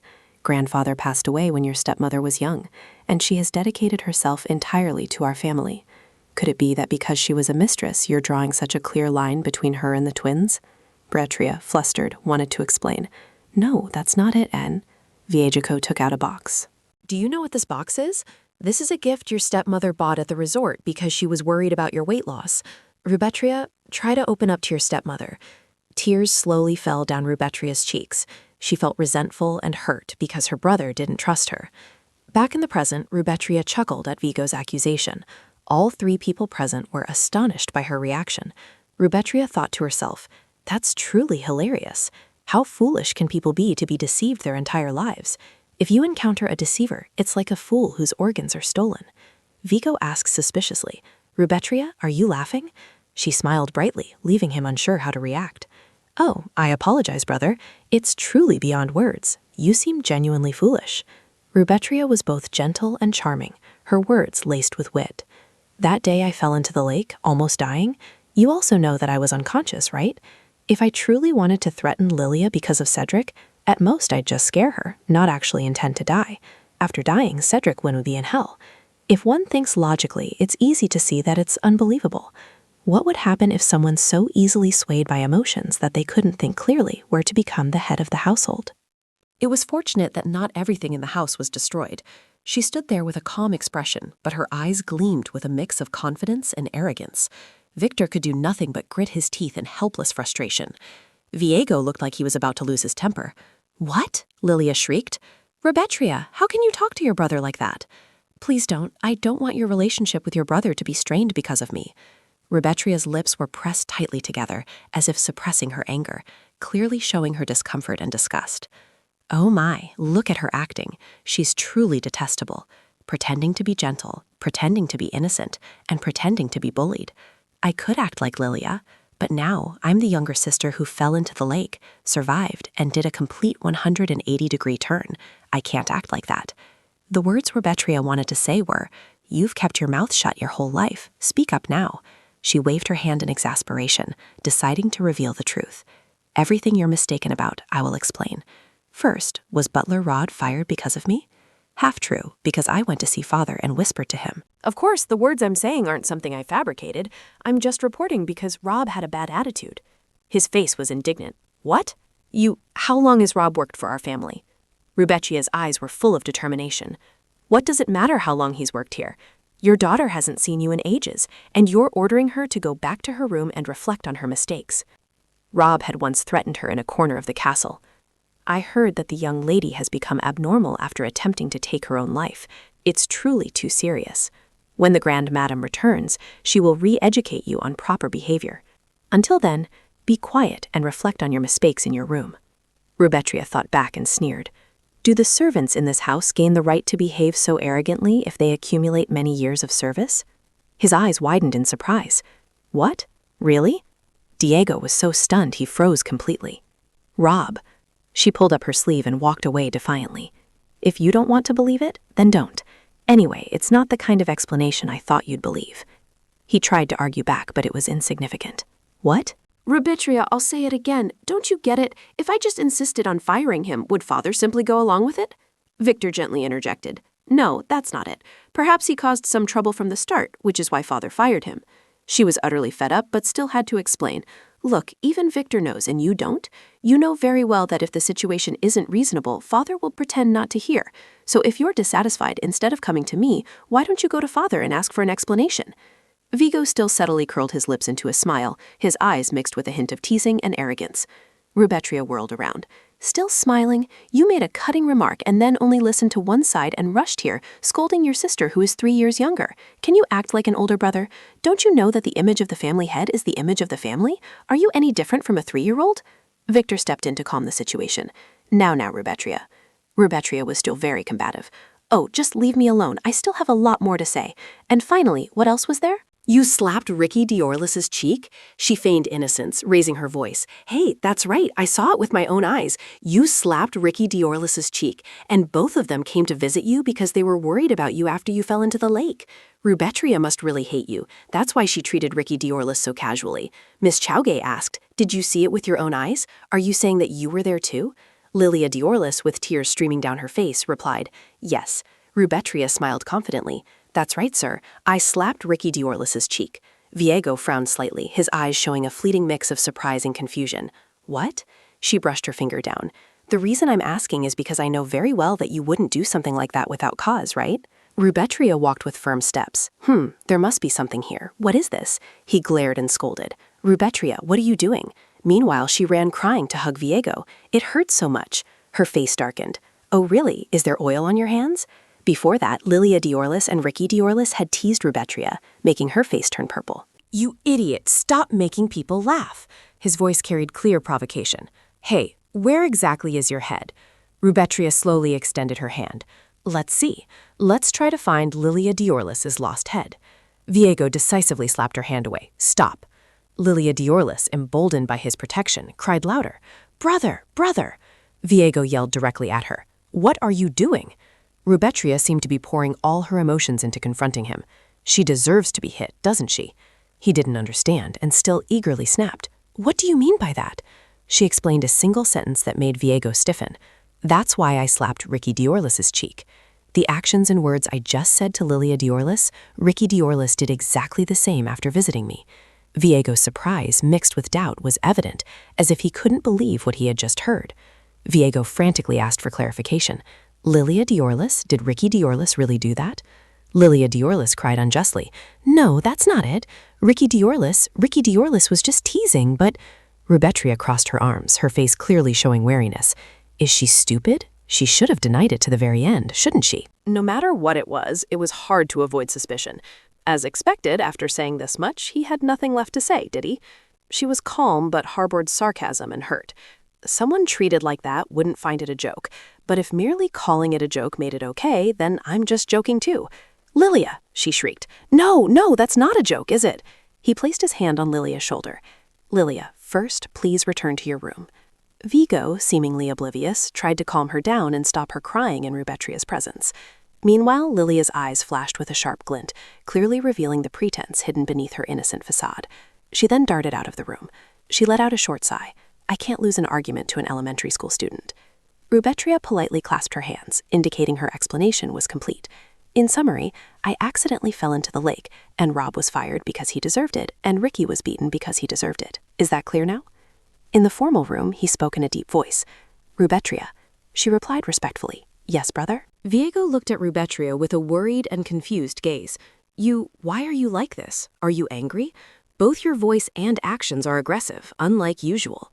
Her eyes gleamed with a cold, bitter light, each soft laugh filled with sarcasm and hurt. How ridiculous. I didn't even raise my voice. I merely said what needed to be said. How did you expect your only sister to grow up? Did you want your sister to forever act like a timid child, afraid to speak her mind? Rubetria smirked. You're the one who wished for a foolish sister, so foolish that even with a mouth she wouldn't dare to say anything. But after nearly dying once, I've changed. From now on, I will say what needs to be said. He heard that and could only remain silent. Rubetria turned away. I know that Lilia Diorlis is your only sister, and that you don't care about me at all. However, if you only listen to what she says and scold me, it will be very troublesome, so don't do that anymore. Viego's eyes were bewildered and hurt, unable to understand the reason behind her cold demeanor. What exactly do you mean? Are you saying that I don't care about you? I'm your sister, not Lilia Diorlis. She gave a slight sarcastic smirk. Rubetria retorted sharply. You heard that, didn't you? You must find it quite ridiculous to say such a thing, right? Victor glanced over, awaiting his reaction. Diego bowed his head, his face heavy with remorse. He looked tormented. I'm sorry for making you feel abandoned because I only took care of Lilia Diorlis. Although I had my shortcomings, I believe I did care about you too, Rubetria. Every time I came to see you, didn't you always seem uncomfortable? That's why whenever I visited you, I felt I had to be very careful and attentive. She clenched her fists, her voice ringing out with anger and resentment. Yes, that's exactly how I am. Every time you guys came to see me, I deliberately acted uncomfortable. You ask why? Instead of a father who only drinks all day, you were so busy with work that you didn't have enough time. Yet you still tried to endure your exhaustion to take care of me, which made me feel incredibly guilty. I didn't want that at all. I did it because I was thinking of you. So you don't need to worry about me being 15 but still looking like a child. And as for your younger sister, compared to children who run off to tattle just because of a light slap, I'm already grown up. Viego was stunned to hear these words. He felt a pang, realizing he might have worried unnecessarily. I didn't come to see you out of obligation, Rubetria retorted. Part of it must be out of obligation, mustn't it? Do you also feel that you care for those twins more than you care for me? Isn't that just an effort to alleviate your guilt? But if those children get hurt while playing, it's my fault for not taking careful care of them, isn't it? Last year, when Ricky Diorlis fell from the tree in the garden, do you remember how angry you were with me? You woke me up and yelled just like today. Back then, I was so confused. I didn't even know where Ricky Diorlis was playing. Anyway, I regret simply apologizing and letting it go. Didn't I still end up being the target of criticism? Being scolded and reprimanded for mistakes I didn't even cause? Viego was astonished, mixed with bewilderment and great pain. Rubetria. She was truly furious. Don't call my name anymore. Every time you call my name, I wonder what I did wrong this time. The feeling of anxiety and fear in my heart, I'm sick of it. A moment later, Victor came to Locke's office to report urgently. He smiled brightly, then suddenly let out a dry cough. He softly raised his voice. Sir, Victor. Victor was extremely excited, so Locke exuded a heavy aura. So, is it because of a family conflict that you couldn't speak with the princess and had to return? Victor scratched his head, feeling extremely embarrassed. It wasn't that he didn't dare to speak, but rather that he had been flat-out rejected. He once met Rubetria and cheerfully invited her. Rubetria, let's go out for dinner tonight. By the way, I have a friend I'd like to introduce to you. She widened her eyes curiously. Who is your friend? Victor awkwardly replied. It's the Crown Prince. He just wants to see your face once. Rubetria smiled mischievously, her eyes sparkling with interest, mixed with a hint of teasing. What? The Crown Prince wants to meet me? Is there a reason for that? Sweat poured down his face. What? It's just because I'm close to you, so I'm just getting to know your sister better, by the way. You really don't know how to lie, do you? Her voice carried a gentle yet confident sarcasm, as if she held the upper hand in the situation. Ah, so that's how it is. Sorry, I'm on a diet, so let's have dinner another time. Also, I guess it's because I've had to put up with Cedric for too long that now I find all men annoying. To live a truly wonderful life, I don't have time to meet men. Please tell the Crown Prince for me that if there's another opportunity, we'll meet then. Victor pondered anxiously. Had she realized that it wasn't just a simple dinner, but had other intentions? That was truly a very blunt refusal. He resolutely uttered the refusal. My apologies, Your Highness. I cannot assist you, so please proceed as you see fit. He flushed with anger. What? Victor felt agitated. About that, I feel a bit guilty. As an ordinary brother who hasn't taken care of his sister at all, suddenly advising her to get married is truly awkward to suggest. He sprang to his feet. Hey, that's not what I asked for. Whether there's marriage or war later, first we must create a connection. All I asked for was a natural opportunity to connect. If I were rejected, there would be nothing else to do, but at least you should have been clear. Because of you, my plan has been hindered. I spent 2 weeks on preliminary investigation, an hour and a half finding a location, and a full 6.5 hours just to devise that plan. Do you know how much this amount of time is worth if converted into money? He, surprised, confused, and incredulous, took the paper from the shaking hand. What are you saying, sir? What is this? On that paper were details about a plan for public opinion preparation and menu selection. After ordering, grasp the target's personality and reactions to choose your words. Questions: quickly approach the target. Pay attention to the target's politeness. Victor's face turned pale with alarm. What the hell am I looking at? The first meeting, the stroll, up to the moment of farewell. This is insane. He's planned everything after the meeting, minute by minute. This report, with its optimal methods to win the other person's affection, is truly perfect. It's not perfect at all. He forced a wry smile, as if he didn't know whether to believe it or to laugh. Is this for real, not a joke? His voice rang out decisively, each word like a knife cutting through the air. A joke? Why would I waste so much time on something so useless? Seeing his serious expression, Victor thought to himself, this person is truly serious. Victor Diorlis, 17 years old, joined the Night Order at 14 and has served for 3 years. I am proud to say that I understand the man named Legros Marticart better than anyone. A man pathologically obsessed with perfection, and the more obsessed he became, the closer he got to flawless perfection. It was hard to imagine Legros being unable to do something, encountering difficulties or failing, but today I learned a surprising truth. Even this perfect man had something he couldn't do. He frowned. What's wrong? Legros gaped bewildered. Huh? Victor yelled directly at him. Dating isn't done like this. Treating others, specifically, in a romantic relationship, is completely different from studying subjects like political theory or economics. This isn't an issue to be approached this way. His eyes were full of judgment. It seemed this wasn't advice from someone who had never held another's hand. In this world, there is nothing that cannot be understood through learning and analysis. He tried to retort. Who starts dating this way? Are you studying now? Are you solving a problem? Lap put on a learned air, which wasn't much different from usual, and said, "It seems you are mistaken. I have no intention of pursuing romance. Duchess Rubetria is already the most ideal partner for me. What I desire is to propose marriage. Since one cannot propose marriage without affection, that is merely part of my plan." Victor couldn't accept that.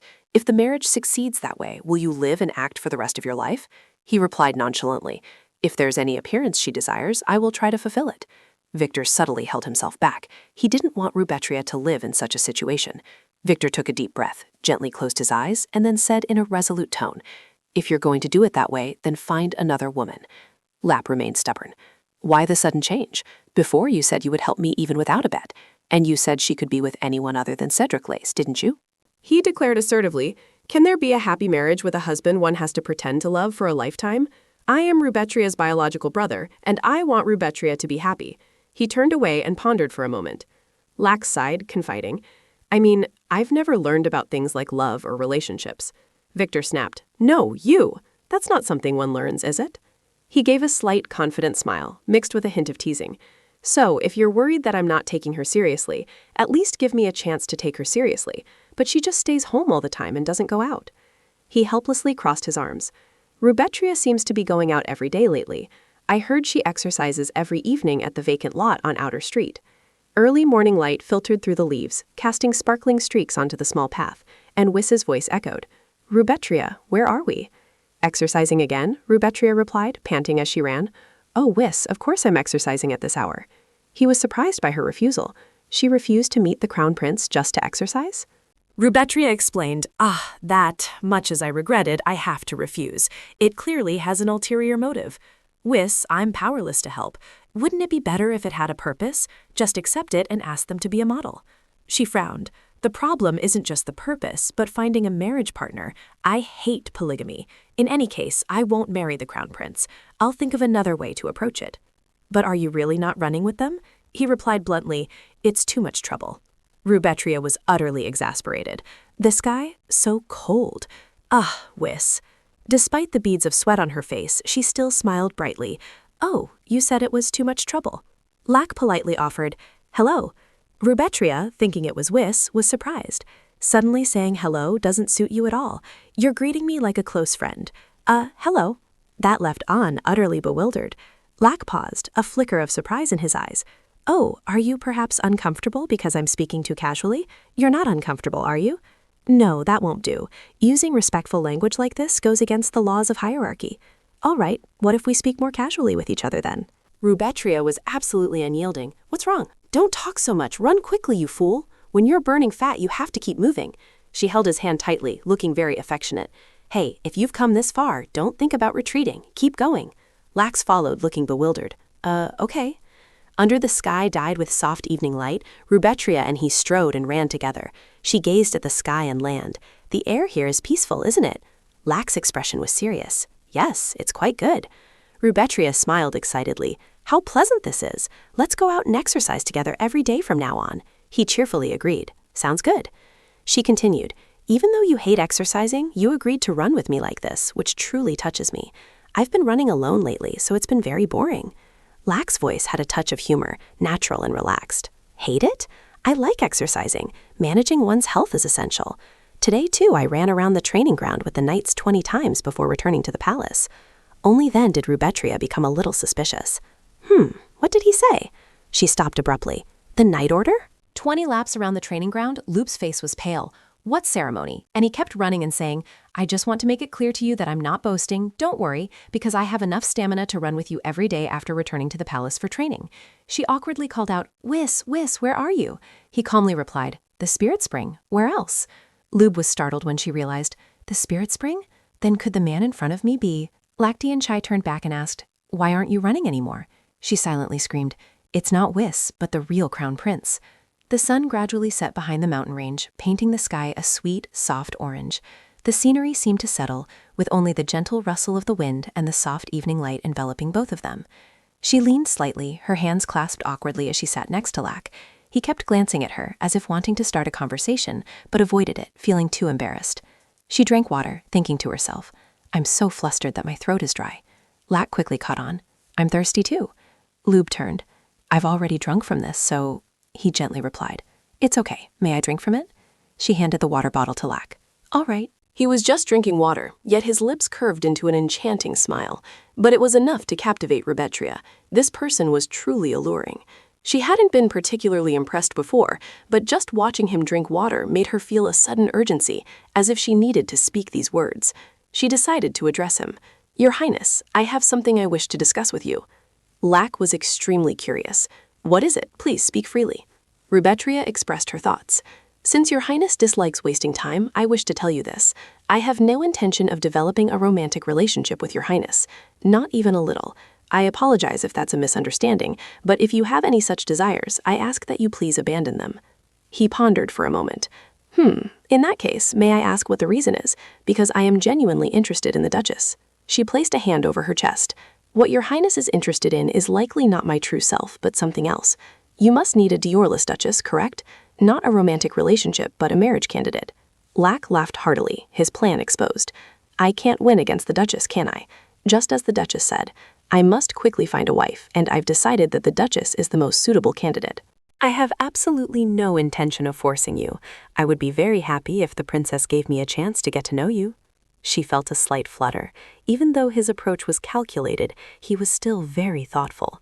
His smiling face and eyes made him endearing. It was a pity he was the crown prince. She gently refused. I'm truly sorry, but I have no intention of marrying you. This meeting was probably a waste of time, wasn't it? He asked again to confirm. You have no intention of marrying at all, do you? Rubetria sighed softly, his eyes showing a mix of contemplation and disappointment. That's not it. But according to the law, your Highness must have at least 5 wives to ascend the throne, right? I only want a marriage with just 2 people. Locke was stunned by this explanation. The problem isn't with me, but with the position of crown prince, isn't it? She gave a forced smile. You could say that. He awkwardly stood up. Clearly, that's not something I can interfere with. I've unintentionally wasted your time, princess, and bothered you. I'm truly sorry. Her voice was hurried but sincere. Are you all right? Was I too blunt? Locke offered to help. It's late. Let me escort you home. She smiled brightly, pointing to the carriage. It's fine. I came here by carriage. There are guards and a coachman over there. He stiffened his face, truly without any flaws. Lack waved goodbye to Rubetria. All right, it's a shame, but if there's a chance next time, let's smile when we meet. Her emotions were both fragile and genuine, like the moment a heart is suddenly stirred by words that touch the depths of the soul. Rubetria called out loudly, Your Highness, please wait a moment. Although it's not necessarily about being lovers, I believe that a good relationship can form between your Highness and me, one where we can help each other. She smiled, looking at him. That made Lack stunned. Rubetria took a piece of paper from her pocket. She handed it to him. Sir, you haven't seen it yet. Please look at it after returning to the palace. Lack was extremely curious. What is this? Rubetria smiled brightly in response. If you look at it, you'll know. He took the piece of paper with a look of surprise and caution. Her smile was both bright and held a hint of lingering affection. Perhaps we'll meet again soon, won't we? In the study, Lack sat with his arms crossed, carefully reflecting. Lady Rubetria. I heard she was a shy and quiet child. He remembered her image from back then. Rubetria expressed with a resolute face. I know your Highness dislikes wasting time, so I want to tell you up front. I have no intention of developing a romantic relationship with your Highness, not even a little. What your Highness should be concerned about is probably not me. You need the young lady of the Diorless family, don't you? I mean as a marriage prospect, not a lover. Lack rested his hand on the table, finding it very interesting. Indeed, rumors couldn't be trusted. She was quick-witted and tough, and above all, she was too much like him. He stretched out his hand and concluded with a single sentence. If you intend to cut everything off decisively, then don't be so greedy. Suddenly, a voice came from outside the door. What's going on? Who are you talking about, your Highness? Lack sat up, looked at the person who had just pushed the door open and entered, and called Jen. He asked, Where have you been, your Highness? You look bewildered, not like your usual self. This person was Jen, Lack's aide. Lack rested his chin on his hand, looking at him and recalling. Jen, around 8 years old. Jen was rescued by Lack from a slave trader in a foreign country. To this day, he is both Lack's aide and bodyguard. He is the only irreplaceable close friend. He had secretly made an unlikely guess in his heart, but now that was no longer the case. Jen had certainly joined forces with his enemy. Seeing Lack didn't respond, Jen asked again, "Hey, Your Highness, what are you thinking? Why aren't you saying anything?" He looked at him, silently deciding that since the evidence was clear, he would probably have to deal with Jen's matter at some point. Lack brushed the topic aside. No, nothing at all. Then he picked up the piece of paper that Lou had sent and wondered, what did Lady Lou write on this paper anyway? Lack was immediately startled when he saw the contents of the letter.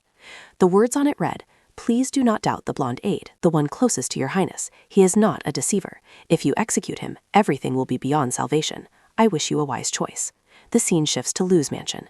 WS incessantly complained, "Are you crazy? Are you really crazy?" Lou, whose entire body was trembling from doing push-ups, still tried to answer. "Just a bit, just a bit. Didn't I tell you? I'll withdraw my support for the Crown Prince." She gritted her teeth, speaking each word, her entire face flushed from the effort. You were also helpless, not knowing what to say about Rubetria's overly obvious and puzzling actions. I didn't expect you to help without thinking like that. Currently, no one knows that the Crown Prince suspects his aide, but why reveal that? Are you advertising that you know the future? Upon hearing this, she sat up cheerfully and admitted, "Exactly, you guessed right. 5 minutes are up. I am indeed advertising. I can't help the Crown Prince without revealing that I know something." The Crown Prince must be very surprised now looking at the note, right? So the question is, what will the Crown Prince think when he reads that note? Rubetria rolled up the exercise mat, hugged it, and took it away to put it in storage. VS tried to guess, but seemed very certain. He will surely think, "Is there such a suspicious girl?" and then start to suspect. "I would suspect you're siding with the enemy." But she objected, not believing things would be that way. If the Crown Prince were foolish, he might think so. Rubetria carefully recalled the details. In her previous life, Lack's aide, Jen, was executed. This was because Jen had unknowingly revealed evidence of cooperating with the enemy. When that truth reached the ears of not only Lack but also the nobles in the council, everything ended. However, it was much later that the truth about Zen being framed was revealed. This happened 10 years after both the aide and Lack had died, and the second prince Nathan ascended the throne. She confidently recounted that Nathan had framed Zen, who was the biggest obstacle to eliminating Lack. In other words, Zen was an essential figure in the project to save the crown prince from that point on. Hearing that, he was still very worried about Rubetria, thinking that if she kept trying to save this person and that person, she would just end up dying herself. She already knew everything, so she didn't care much. He also knew that the crown prince wasn't so foolish as to destroy them just because of suspicion. They had to talk first. WS, not entirely convinced by this plan, asked skeptically, "So is there a way to convince him to trust you through a conversation?" Rubetria winked and offered her idea. "Because I know the entire future, he'll have to cooperate with me if he wants to." He immediately denied this decision, his face changing color. "This is truly insane." She didn't listen and ignored him. "So what? Let's just make it easy." WS tried to dissuade her. "Hey, snap out of it. Revealing that you know about the future is just like you talking about spirits." Rubetria then elaborated on the plan. "That's right. I actually intended to reveal that there's a spirit present here. Of course, the fact that I possess a spirit of wishes is a secret." He looked confused. "A spirit?" She smiled as if knowing this plan would be a complete success. "I'll lie a little." A servant hurried back and forth. Everyone in the mansion was busy cleaning. Lilia Diorlis eagerly looked outside through the window. "Mom, he's out there. Is that the crown prince?" Moga stood behind, arms crossed, equally delighted. "That's right, I saw him directly. It's indeed the crown prince." Ricky Diorlis scratched his face, wondering, why would the crown prince suddenly come to our house? She gently scolded him upon hearing that. How foolish, why even ask? "Mom, is that it?" Lilia Diorlis turned around and asked suggestively. She covered her face, confirming firmly. "That's right. If it weren't for that, the crown prince would have no reason to visit our house." He flinched upon hearing this, as if realizing something. If that's the case, could it be that he came to take Lilia as the crown princess? She feigned shyness and chided. "That's right, you idiot." Ricky grew even more confused. "Why are you so amused? You're dating Cedric." Lilia's face flushed as she immediately denied. "Who said we're dating? We're just friends." He scratched his face, recalling previous events. "Cedric confessed his feelings and you accepted, didn't you? There was even a debut ball." She scowled and snapped loudly. "Can't you shut your mouth?" Morga also crossed her arms and sternly reminded, "Ricky, quiet down." Seeing this, Ricky also fell silent in fear, not daring to utter another sound. With a triumphant expression, she speculated, "It seems that after a long time since the royal wedding, they continue to meet. It appears the situation has become critical. My daughter, don't speak carelessly. You must always maintain your beautiful appearance." Morga carefully stroked Lilia's face. She smiled very confidently. "Oh, mother, really? Whose daughter am I? I know what to do without being told." A person solemnly stepped down from the carriage. Lax mood today seemed. Lilia saw him walk in and couldn't hide her joy, picking up her skirt and running over to call out, "Crown Prince!" "Everything is ready. Let's go, Your Highness." Suddenly, someone called out, "Lilia, come here. Today the Crown Prince is here because he made a promise to Rubetria," Vigo reminded her with a helpless expression. When she realized it wasn't her, she blushed and blurted out, "Rubetria? Not me?" A short while ago, when Locke was welcomed by Vigo opening the door and stepped into the mansion, the Moga family, mother and 2 children, were already waiting there. She introduced herself. "It's a pleasure to meet the Crown Prince. I am Moga Diorlis." Ricky, standing beside her, also placed a hand on his chest and bowed solemnly. "It's an honor to meet you, Your Highness. I am Ricky Diorlis." Lilia then happily spoke up. "It's a pleasure to meet you, Your Highness. My name is Lilia Diorlis." Locke politely replied, "It's an honor to meet you. Please forgive my rudeness for arriving early and not contacting you." Moga covered her mouth and chuckled, seemingly unconcerned. "Oh dear, I only worry that I will have many shortcomings for welcoming the Crown Prince without hesitation." However, it's very difficult for the Duke to meet the Crown Prince directly. I hope the Crown Prince will understand. He doesn't pay too much attention to such matters, so he easily lets it go. "Oh, don't worry about that. I've already heard about it from the young Duke."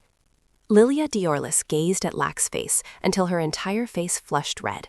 His beauty made Lilia Diorlis secretly exclaim in her heart, "Oh my goodness, he looks much more handsome when viewed straight on. Cedric's face isn't even a face, is it? Does this mean I'll soon receive a marriage proposal from someone like this and become a crown princess? Eventually, I'll even become a queen." Moga inquired, "But for what reason has the Crown Prince come to visit so urgently?" Lack replied with a smile, "Ah, I've come to see Miss Diorlis. I don't promise, but I think she might know the reason for my visit. I want to go out of the city, have breakfast, and spend some time alone. Will Mr. Vigo permit it?" Vigo chuckled teasingly. "Do you need my permission?" Lilia Diorlis, unable to hide her growing excitement, quickly stepped forward and asked, "In that case, would you please wait a moment?" Sir Lat looked down at her with a puzzled expression. Then, without waiting for a moment for Lilia's opinion, she grabbed her skirt and rushed upstairs. Moga stayed behind, saying he would wait for his daughter, who would come down soon, and prepare to leave. Hearing that, Lat merely gave a wise smile. Lat suddenly called up, telling her she could take her time and he would wait as long as possible. She seemed not to realize anything was amiss, smiling cheerfully. Viego spoke, "Then please come to the reception room and wait." But Lat then seemed to refuse. "No, let's wait here. By the way, I'm concerned because the princess rarely leaves the house. I feel she is overly protected." Both Lat and Moga were startled at this. "Huh?" Viego now understood. "So you're here to meet my sister?" Victor felt the same. Everything was strange. As if Lat had anticipated their reactions, he smiled and reminded them, "I think there must be a misunderstanding. As far as I know, the young Duke only has one sister, Princess Rubetria." At this moment, Rubetria also descended the stairs in a luxurious purple dress. When she saw Lat, she showed no surprise, as if she had known beforehand, and merely offered a slight smile as a greeting. Moga's face changed color as he turned to look at Rubetria. "How does it feel when that girl has changed since you haven't seen her?" Locke approached her and asked, "Princess, are you dressed like this because of me? Am I mistaken?" Rubetria replied warmly, "Oh, certainly." He raised his hand, offering something like that. Just then, Lilia, having finished changing, ran down the stairs and bumped straight into her. "Hey, Rubetria, can you get out of my way?" "Everything is ready. Let's go, Your Royal Highness." She didn't know what was happening, yet she eagerly invited him. Locke hesitated, reluctantly glancing back and signaling. Viego, as if understanding his intention, cleared his throat and called out, "Lilia, come here. I heard that the Crown Prince is here today to meet Rubetria." Lilia's expression stiffened instantly. "Huh? What?" Rubetria, as if unaware of anything, casually turned to her and asked very sincerely, "Where are you going today? Are you wearing a beautiful dress?" Lilia was so embarrassed that her face turned completely red. You're teasing me," she couldn't help but shout. Without noticing, her high heels caused Lilia to slip. "Oh dear." She fell backward with a pained expression. Lack reminded her, "Goodness, you must be careful." Rubetria approached with a worried expression, asking caringly, "Are you all right? Does it hurt? Let's get you up." She blushed and looked up at her. Rubetria, seeing that Lilia was fine, smiled, seemingly much more relieved. She linked arms with him and turned to leave, saying, "Then I'll be heading out, brother and grandmother." Viago stood behind, waving goodbye. "All right, see you later. I didn't know the princess was getting ready." She watched the 2 figures leave, gritting her teeth with a resentful and unwilling expression. Outside, next to the park area, Rubetria and Lax sat opposite each other at a dining table. He picked up a teacup and began, "I didn't know the princess was getting ready." She remarked, "I feel the Crown Prince is similar to me. I'm the type of person who doesn't like to waste time, so it's easy to expect him to arrive early in the morning." Rubetria smiled brightly as if she had anticipated this. Lack also smiled, admitting, "That's right, I rushed. I was quite surprised to receive such an affectionate letter from the princess yesterday. a young girl, suspicious and capable of seeing through secrets. Rubetria remained very calm upon hearing such veiled remarks, her eyes sharpened in accompaniment, as if she might know even more secrets. He suddenly called out, "Princess." Rubetria had no intention of evading and immediately replied, "Yes, Your Royal Highness." Lack offered her a piece of advice. "From now on, you will have to be careful with every word you say. I am now suspicious of you, Princess." Rubetria showed no shyness at all, looking straight into his eyes. Even though Lack spoke to her like that, Rubetria was neither frightened nor surprised. "But even so, we are still conversing like this, aren't we? You don't just suspect me, you have other thoughts too, don't you?" He crossed his arms, unable to deny it. She couldn't simply be regarded as a mere enemy. And as for the princess herself, he hoped his first impression was correct. She felt very curious and asked with interest, "What was your first impression of me?" Lack expressed without hesitation, "To be frank, I like you. If possible, I hope you are not my enemy, Princess. Can I trust you?" He glanced at Rubetria, his eyes filled with scrutiny and caution. She smiled faintly in agreement. "Me too. Therefore, I've decided to take a risk to help Your Highness. The secret I hold will be useful to Your Highness. It's like an investment, but before that, I want you to give me assurance as an investor." Rubetria's expression changed for a moment, becoming more serious, no longer her carefree, easygoing demeanor. Lack didn't rush to agree, instead asking, "What kind of assurance?"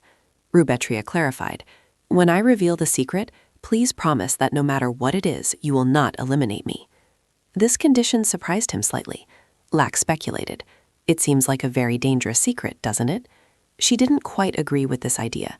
"Not exactly, but it's a secret that could be useful to you personally, but perhaps not from the standpoint of the Crown Prince." He pondered, then asked again to consider his speculation. "Do you mean I have to decide whether to act for personal gain or for the greater good as the Crown Prince?" Rubetria affirmed, "That's right." Lack tapped his fingers on the table, carefully considering what he should do. She also remained silent, not pressing him, but her face showed some tension and unease. Finally, Lack agreed, "All right, no matter what the lady's secret is." "Then I will not destroy you either. However, if it is not a conspiracy with enemies against me," Rubetria urgently assured him that she wanted to tell him everything. "Please listen to everything. I'm sure you can trust me. First, the first secret, dangerous spirits. I know that the royal family is sealing away spirit mages who have contracted with dangerous spirits. This is what the royal family is trying to hide." Upon hearing this, his expression immediately changed for the worse. "I don't know how you found out, but what good will that do me?" She placed her hand on her chest and continued, "That is my second secret. I am known as a spiritless mage of the Diorlis family, but in reality, I successfully contracted with a spirit half a year ago." Lack looked doubtful. "If so, then is the princess a spirit mage? But why is there no mark on the back of your hand?" Rubetria, of course, had prepared for such a question and immediately launched into a long explanation. "I will prove it immediately. Currently, you are facing difficulties because of the Kingdom of Robin, aren't you? They intend to double the transit tax on the street. Perhaps you are considering negotiating with the Kingdom of Robin using the national treasure. Fail." The answer is very simple. Give us the gemstones and maintain the current taxes. There's a saying that the country with Parma crystal rules the seas, but in reality, it's just a beautiful stone. 12 years later, the Kingdom of Robin will suffer a crushing defeat in a naval battle, even with the crystal. Hearing this, he was momentarily stunned, then believed the truth. "You truly are a spirit mage, aren't you?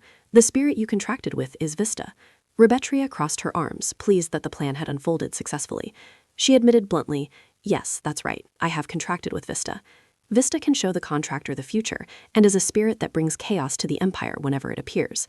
A spirit of wishes is merely a threat to the imperial family, but a spirit of prophecy holds value for them." Rubetria secretly calculated everything. If this were a lie, Lack couldn't help but desire her. Lack then spoke up, calling, "Princess, I promise I will absolutely not reveal your secret, Princess. Even if the secret is accidentally exposed, I will protect your life even if it means going against the Empire. However, you must help me." That offer perfectly aligned with the plan she had already devised. Rubetria merely smiled, but implicitly acknowledged it as agreement. In the forest outside the mansion, a stone was thrown onto the lake's surface but bounced. Locke was talking to Rubetria while using this trick to entertain himself. "So Vista helped prevent the sealing, didn't she?" She admitted it, then added, "That's right, Vista was also responsible for concealing the mark on the back of her hand. But, Your Highness," he stopped his movement, turned to look at Rubetria, and softly responded with a sound. She seemed very curious and ventured a suggestion. "Could you tell me about the stone bouncing on the water?" Locke let out a sigh. "Honestly," he bent down and picked up a stone. Locke handed it to Rubetria, then embraced her from behind, holding her hand and seriously instructing, All right, when throwing a stone to create ripples, the way you use your wrist is very important, like this. Rubetria awkwardly followed. Like this? The stone was thrown, but it didn't bounce. It sank immediately. Seeing this, she teased, "How useful." He, on the contrary, was very cheerful and encouraged her. "Even so, you tried your best, lady." Rubetria no longer paid attention to it, suddenly exclaiming, "Anyway, I really like this place. It's great that there's no one around, isn't it?" Her expression was clearly very relaxed and at ease. Lack then remembered and asked, "Now that I think about it, I heard you just stay at home. It seems the young Duke cares about you a lot." Rubetria calmly denied, explaining, "No, I don't have a good relationship with Viego." He was puzzled. Why? She revealed the painful truth. Because he cherishes the twins more. He likes Lilia more than me. Lack commented with a hint of annoyance. What a terrible brother. Rubetria showed no reaction to his comment. She turned away and calmly recounted, as if she wasn't personally involved. "I have no one to go out with, and both my brothers are busy. My father, you know." Lack didn't stop there, adding, "But isn't there also the Grand Duchess? From what I heard from Victor, she's like a mother to the princess." Rubetria stared at him in astonishment, her face no longer naturally calm as before. Now she must have found it difficult to speak. Rubetria offered to share. "Your Highness, my third secret, I'll tell you." Rubetria wondered, should I tell you the third secret? Lack was also curious, so he didn't object. I'm very curious. She looked into the distance, a hint of fear on her face as she recalled. My grandmother wasn't like my mother. She might have been kind to Vigo and Victor, but to me... Rubetria piqued his curiosity. What do you mean? She struggled to utter the words. The daughter who destroyed her mother. Ugly, stupid, foolish, a disgrace to the family, an outsider.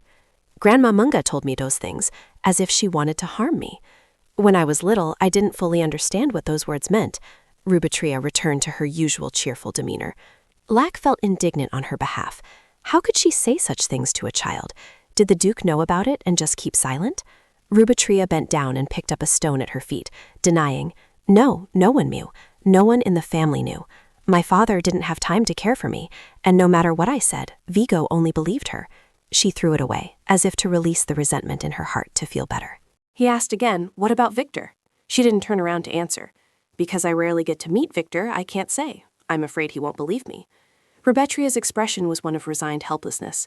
Lack could only sigh. He couldn't understand why she was in the mood to continue her story. "You think I'm really stupid, don't you? Don't worry. After signing a contract with the spirit, I've changed my mind." Lack listened patiently for her opinion. "Because you can see the future?" Rubetria agreed. "That's right. I've been pushed around my whole life, and before I even turned 45, I made many plans for my life, and you are a part of them." He seemed a little surprised and asked again. "Ah." She merely gave a perfunctory answer to this matter. "I see that helping you will bring happiness to many people." Lack wryly smiled. "Is that so?" Rubetria cheerfully suggested, "Your Highness, if I stand by your side, will you be willing to help me later?" After having a conversation with her, he was naturally very willing to comply. "Of course, as long as you don't ask me to sell out the country." Hearing that, Rubetria proactively extended her hand. "Good. A successful cooperation." "I'm really looking forward to working with you." Lack placed his hand on hers as if accepting the request. "Me too." At the end of the day, Rubetria waved goodbye to him. "I had a wonderful day, Your Highness." Lack enthusiastically waved back. "Get home safely, Princess." She nodded at him once more. Lack stood watching Rubetria walk into the house. He silently recalled their earlier conversation. "The future," Rubetria had said then. "In the future, I know, Your Highness does not become king. So from now on, be careful with the second prince. He will cause conflict between you and Assistant Nathan. To be more precise, it's very easy to understand the meaning behind why you cannot ascend the throne. The simplest reason for a crown prince not to ascend the throne is death." Lack couldn't help but ponder that conclusion. Just then, Moga suddenly appeared and called out, "Your Highness, wait a moment." He looked at her, puzzled. "Duchess, is something wrong?" Moga found a reason to apologize. "I hope Rubetria hasn't caused you any trouble. That child is still immature. She's already caused a lot of problems, so I'm very worried." Lack gave a soft reply. He smiled nonchalantly. "It's nothing." Moga seemed a little more at ease, truly relieved. "But, Your Highness, if I may be so bold, the Duke is not very pleased with your visit today, especially your outing with Rubetria." Lack asked coldly. "Why?" She seemed oblivious, continuing to babble.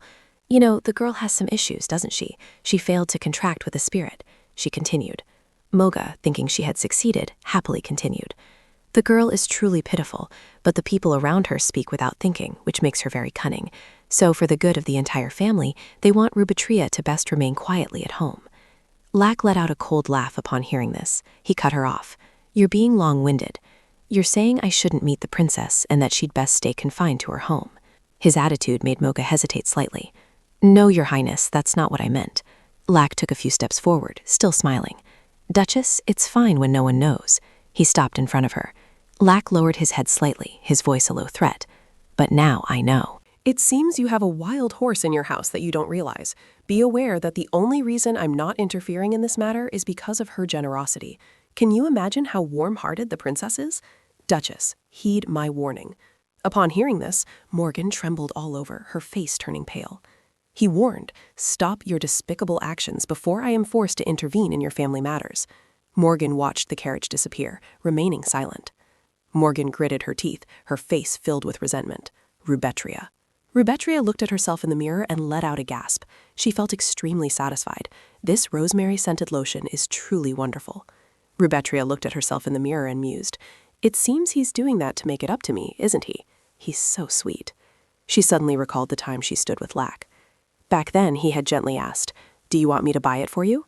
Rubetria laughed and replied, do you know how many times you've asked that question? Returning to reality, as Wise silently listened to her mumble to herself, she thought, finally, I accepted it because it's just too cute. Then Rubetria let out a terrified scream when she suddenly saw him behind her. She stared at Whis in a panic. I thought it was real again. Don't mess with me and don't use the Crown Prince's face anymore. Every time I remember it, my heart almost stops. He agreed to Rubetria's request, replying, all right, you've been seeing the Crown Prince too often lately, so it's understandable why you're so flustered. At this, she spoke up with a suggestion. All right, change to a different face. Whis proactively asked Rubetria what she wanted. Who do you want? Cedric now. She heard this and panicked. A lady isn't my type. Do you only know the Crown Prince's face and Cedric's? Suddenly, he proposed an idea. How about I use a fictional face? That way there won't be any more confusion. Rubetria stated her desire. I already have 2 older brothers. Change into a cute younger brother. Whis stood there, thinking seriously for a moment. Then he suddenly had an idea. How about this? Then Whis transformed into her own appearance. Rubetria saw this and exclaimed in astonishment. Oh my, this is… Yes, he smiled and asked for her opinion. How is it? Rubetria evaluated it with great satisfaction. Wonderful, I'm truly beautiful. Such beauty is rare, even in the film industry. There aren't many like this. She pondered, quite surprised. How did he know about this dress? I had planned to wear it to the premiere. Suddenly, Rubetria blankly lowered her hands. Whis quickly noticed her unusual behavior. She was just a little sad, and she sadly mumbled, there are a few things Rubetria truly deserves to enjoy. A good family, a lot of money, a beautiful face, and a pretty appearance. Her personality, lovely and kind, is beyond doubt. If it weren't for those scumbags, she could have lived a very happy life. I've decided to live a wonderful and happy life for Rubetria, but I can't fill the deep void inside her. Just then, he walked over and placed a hand on Rubetria's shoulder. You don't need to be sad. What you've experienced, Rubetria has experienced exactly the same, because you are Rubetria. She was momentarily stunned when she heard Whis say that. What do you mean? He flinched and blurted out a sound after hearing her. Then Whis awkwardly explained, I mean, if you're happy, Rubetria will also be content. And by the way, didn't you say you wanted a younger brother? A second later, he immediately transformed. After the transformation, Whis cleared his throat. Ahem, is that good enough? Rubetria saw this and commented, I have to admit, this family's people are really good. You're quite talented, aren't you, Whis? Praised, he proudly said, Of course I'm a top-tier spirit. Everyone wants to meet me. She also agreed with Whis. Of course, you are an important person. Then Rubetria, seeing his reflection in the mirror, remarked, Whis is truly an astonishing spirit. It's strange that I never suspected anything before. She recalled Lack saying earlier, I never thought spirits could surpass all defined powers. At that, Rubetria asked, very surprised, What do you mean, sir? Seeing her, he explained thoroughly. Your spirit, Vista, has hidden the mark that should have appeared on the back of your hand, hasn't it? Spirits have wonderful powers, but they also have limits. Normally, they cannot do more than their inherent abilities. For example, my contract with the earth spirit Andean can make flowers bloom and flatten cliffs with earth. But that's all. They cannot use magic belonging to other spirits' attributes, or magic unrelated to the earth. She pondered upon hearing those words. So it was Whis, the spirit of wishes. It could do nothing but grant 3 wishes. But in reality, there was nothing it couldn't do. The scope of its wishes was vast, almost omnipotent. It could even make Rubetria comment on its social media page. Suspicious, very suspicious. There must be something I don't know. At the same time in the capital, Zen's office, Lak saw no one in the room and asked, "Hey, where's Zen?" The maid immediately reported. His schedule had him leaving 10 minutes ago. He said he wanted to go to Astor Palace. He asked in surprise after hearing this. Astor Palace? Astor Palace, the residence of the royal family's unmarried princesses. This is also where my blood sister Lisbeth resides. At the palace in a room, a teapot and a small jar of tea were arranged on the table. Lisbeth seemed to be about to brew tea. Just then, Zen appeared, turning the doorknob to enter the room. The more Lak thought about it, the more confused he became. What was Zen doing there? Lisbeth stared at herself in the mirror. 5th Princess von Rass of Cat. Her hand touched the clothes she was wearing. Then Lisbeth tremblingly opened her mouth. It's so ugly. A month ago, at a party, she had seen Ricky talking to some girls. Lisbeth was captivated by his radiant smile. She stared at Ricky, assessing him. So stylish. Then Lisbeth walked straight up to him and asked, "Ricky, what do you think of me?" He was startled and turned to her, saying, "Why so sudden? As a princess, you are very lovely." Upon hearing this, she immediately became excited. Am I lovely? Then she saw Ricky confirm. But my type is ladies with ideal figures. She didn't hear him. Lisbeth was only immersed in his previous remark. I'm lovely. Returning to reality, she lamented. Since then, I haven't been able to stop thinking about him. This time, I really want to attend the party hosted by Lord Ricky.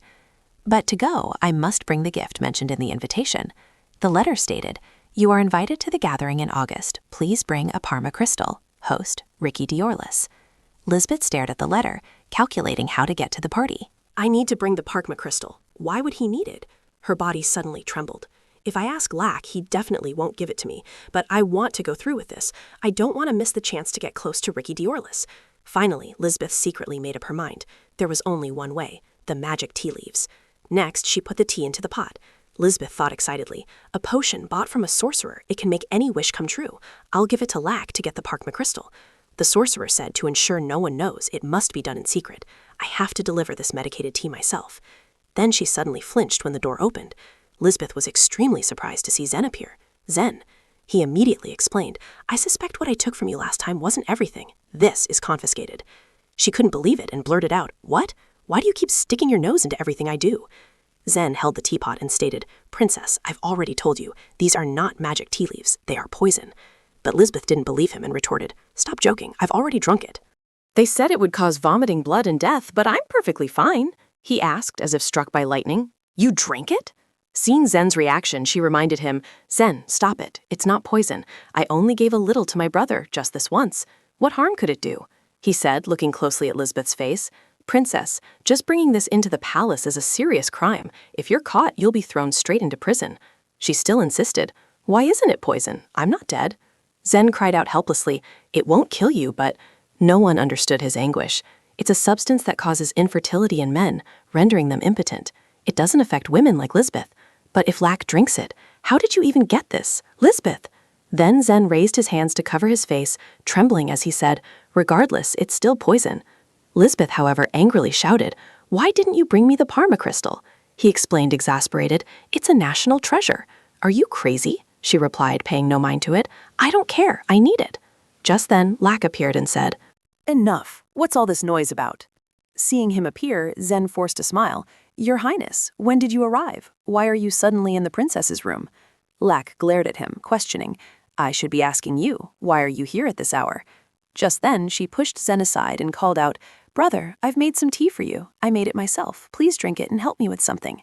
He rushed over and pushed her. Oh, my princess. My fault, Lisbeth panicked when she saw the tea spill. What are you doing? Seeing this, Zen chuckled. The tea is completely cold now. Princess, please brew another pot tomorrow. He glanced at the two bickering people and said, All right, I'm tired. See you tomorrow. And Zen? He startled and turned to look at Lak. Then he saw him seriously say, Come with me. A moment later, Lak entered the room. Zen also followed him inside. Lak placed the tea box on the table and questioned, Leflexia, this is an infertility agent. His face immediately paled. This is the vial I confiscated from the princess earlier. I hid it very carefully, so how could it? He now analyzed seriously. It seemed the tea Lisbeth tried to make him drink was this. She was trying to make the crown prince of a country infertile. This was a serious issue that could not be ignored. Zen spoke up to defend Lak. The princess knows nothing. It was found in my room, and it was mine. He burst out laughing after hearing that and asked, so you're making Lisbeth give it to me. He awkwardly hurried to explain. I didn't know it was poisonous. I thought it was just normal tea leaves. I only found out recently, and then I realized how serious this issue was. Lack burst into laughter after hearing Zen's words. A moment later, he stopped laughing and said, Zen, it's not just because the poison was found in your room that makes me suspicious. Lack placed a stone on the table and said, but there's also a stone that recorded images of you doing secret things. These anonymous reports have been appearing for a while now. Zen blurted out in confusion. What did I do? He hadn't even finished speaking when Lack cut him off. Do you remember the assassins who infiltrated my room 2 months ago? You found the gang and wiped them out, didn't you? You should have tried to find the mastermind behind it, but you acted as if you had evidence to prove it was them. Explain yourself, Ren. There are many reports about these suspicious incidents. Ren's face turned pale after hearing his accusations. Meanwhile, he continued to pick up other stones and place them on the table. At this moment, Locke stared at him, questioning, Are you plotting to betray me? Ren avoided his gaze and denied, No. Then he closed his eyes and pondered. There are too many suspicious points. Even I can't trust myself. Upon hearing Ren's affirmation, Locke sat down, saying, All right, I'll trust you. He was completely taken aback by his reaction and let out a gasp. Meanwhile, Locke calmly continued, I said I trust you, and you said you wouldn't betray me, so you must tell me everything. Why did you do it?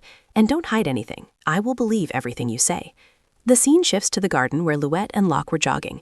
As she moved, she spoke up, Excuse me, why do you keep running around here? We agreed that if you needed anything, you would just send a seal to the Duke's mansion, Your Highness. He then smiled and explained, I just came to exercise and coincidentally ran into the Duchess. Lubeck didn't believe Lark's words, or so it seemed. With his pale complexion, did something happen? He chuckled, panting. Nothing. Thanks to you, I've cleared up all misunderstandings with my assistant and formulated a plan. But there's a bit of a family matter. More specifically, my sister has caused some trouble. Upon hearing this, she immediately realized, Princess Lisbeth, isn't it? What did she do? Lark rubbed his forehead in annoyance and said, The girl brought poison into the palace. She brought it in without knowing it was poison, but she refuses to say how she got it. Lubeck grew even more curious after hearing this. Why won't she say? He explained the underlying reason. She wants to make a deal with me. She said I have to hand over the national treasure if I want to know. I mean the Pakma crystal. She explained, Quite a fair deal. Suddenly, Lubeck remembered something. Then she couldn't help but wonder, why don't you just yell at her and hit her, forcing her to speak? Lark answered Lubeck's question. How could I do that to a child? Through that, she praised, You truly are a kind brother. All right, I've thought of something. Here. He bewilderedly took the paper Rubetria handed him. What is this? She smiled, revealing her plan. Try exchanging this with the princess instead of the Palma crystal. This is an invitation to a party being held in 2 weeks. After reading the letter, Lat immediately grasped the important information. 1 silver coin. Rubetria explained to him, This is what needs to be prepared to attend the party. I guess what the princess needs to prepare is the Palma crystal. Lat was astonished when he learned that information. What does he need it for? She could guess Ricky's intention. Why would he need it? The main reason is that he wants a gift that isn't easily acquired. His face was extremely displeased. Is the girl isolated among the nobility? Rubetria quickly waved her hand in denial. No, not isolated. It's just a bit difficult for her to integrate, right? After she spoke, she pondered. Of course, Ricky was just joking because he's not comfortable with Lisbeth. However, Rubetria didn't voice her own speculation and changed the subject. Anyway, I hope the princess will attend this party, which is why I gave my invitation to you. Lat was very surprised to learn this information. This is your invitation? So how did you get into the party? She smiled without a hint of shyness, saying, Since Ricky Diorlis is hosting the party, getting an extra invitation isn't a problem for me. Time passed quickly, and soon it was late afternoon. Wiss sat in the car, analyzing. She couldn't truly see the future. How did you know about Lisbeth's problem? Rubetria spoke, relying on her own memory. I just remember that Lisbeth wasn't at the August party. If she couldn't make it, there must have been a reason. She hadn't prepared a gift. Clearly, she was furious because she couldn't get that crystal from the Crown Prince, so I guessed Ricky Diorlis must have requested it. He listened, then bowed his head, smiling and praising. So you helped the princess attend the party. You're truly kind. Her eyebrows furrowed involuntarily. I'm sorry, but I don't have any fond memories of Lisbeth. There's a reason why Lisbeth needs to be there? Wiss asked, utterly surprised. A reason she needs to attend? His reaction excited Rubetria. Curious, are we? At this year's August party, Ricky Diorlis will invite the Roland Theater Group. Our wonderful actress Saran Hugo will be there. She'll wear a dress I designed. From nobles to princesses, everyone will be enchanted by her, and I'll spread the word. Oh, just imagining it makes me happy. Guessing her desire, she couldn't miss seeing it with her own eyes, right? Rubetria immediately smiled, confirming that information. Of course. Let's go then. Let's go get the VIP invitation. Rubetria happily entered Ricky's residence. She walked to his room and knocked on the door. Ricky, it's me, Rubetria. Are you in there? May I come in? Ricky spoke from inside. Rubetria, come in.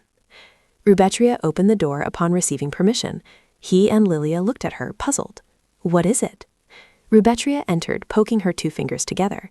Nothing, it's just about this August party. Will Cedric be going? Lilia was puzzled by her question. Why are you looking for Cedric? Didn't you say you didn't like Cedric anymore? Rubetria quickly confirmed, I don't like Cedric anymore. Then she blushed and turned away. Lilia fell silent upon seeing Rubetria's reaction. Then she couldn't help but burst into laughter. Of course. Hey! But what did you tell the Crown Prince? He asked about me, didn't he? He asked everything about me, didn't he? Lilia saw Rubetria stammer. I don't know. Then Rubetria bowed her head, avoiding Lilia's gaze. She didn't press further, but excitedly said, All right, I understand. Our poor girl is still secretly in love with Cedric Reiser. Of course Cedric Reiser will be at the party. You should come and celebrate with him. Rubetria heard that and joyfully asked, Really? I see, but I probably can't go. I lost the invitation. Ricky Diorlis was displeased upon hearing that information. What? How could you lose it? Before Rubetria could answer, Lilia quickly said, Wait, Ricky Diorlis, Rubetria really wants to go there to play with Cedric Reiser. You can give her an invitation, right? He bent down to get the letter and reminded her, Of course, this is the last time. If you lose it again, you're staying home, you pig Rubetria. Rubetria accepted the letter with gratitude. Thank you, and I apologize for what happened a few days ago. I've been cooped up for too long. Everything just passed by, and I think I've been a bit harsh on everyone. Let's enjoy the party together.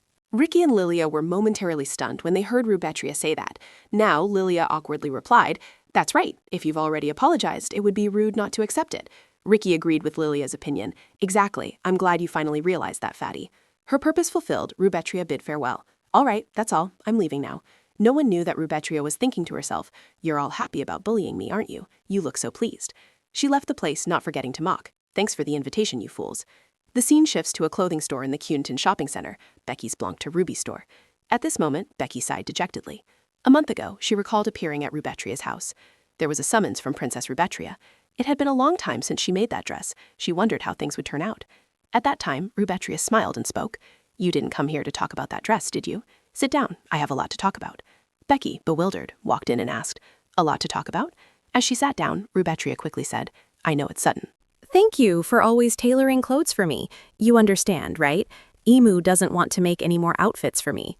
Rebecca stared at the princess, quite surprised. She said, Unlike me, a tailor without any recognition, I won't be able to become famous. But if I do become famous, I want to be so famous that I don't accept any orders except for Mamu's clothes. Rubetria wondered after hearing this. Why? Rebecca turned to explain. I want to live comfortably. Just tailoring dresses for our Princess Rubetria will be enough. Rubetria was momentarily stunned upon hearing Rebecca's heartfelt words. Then Rubetria excitedly suggested, All right, then let's become famous together. Rebecca suddenly felt confused. What do you mean? Rubetria immediately took the initiative to propose. Sign a contract with me.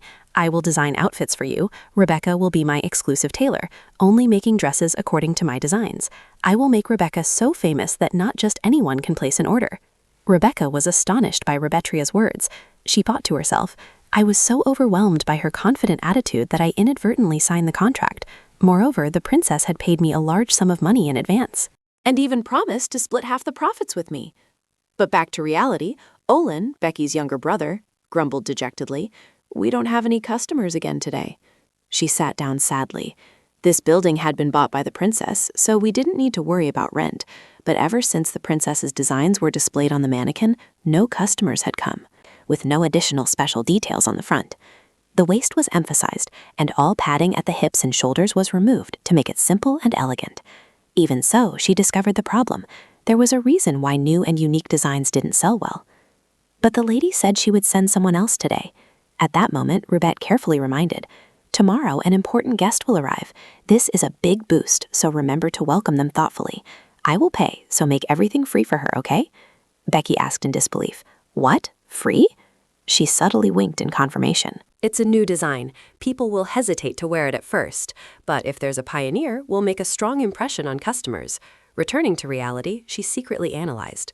Unless the famous actress Sarah Hugo wears it and walks through the Capitol, this will be a unique design that transcends the boundaries of fashion. Just then, Olin said in a panic, "Sister, sister, that's—" Becky stared blankly ahead, letting out a gasp of surprise.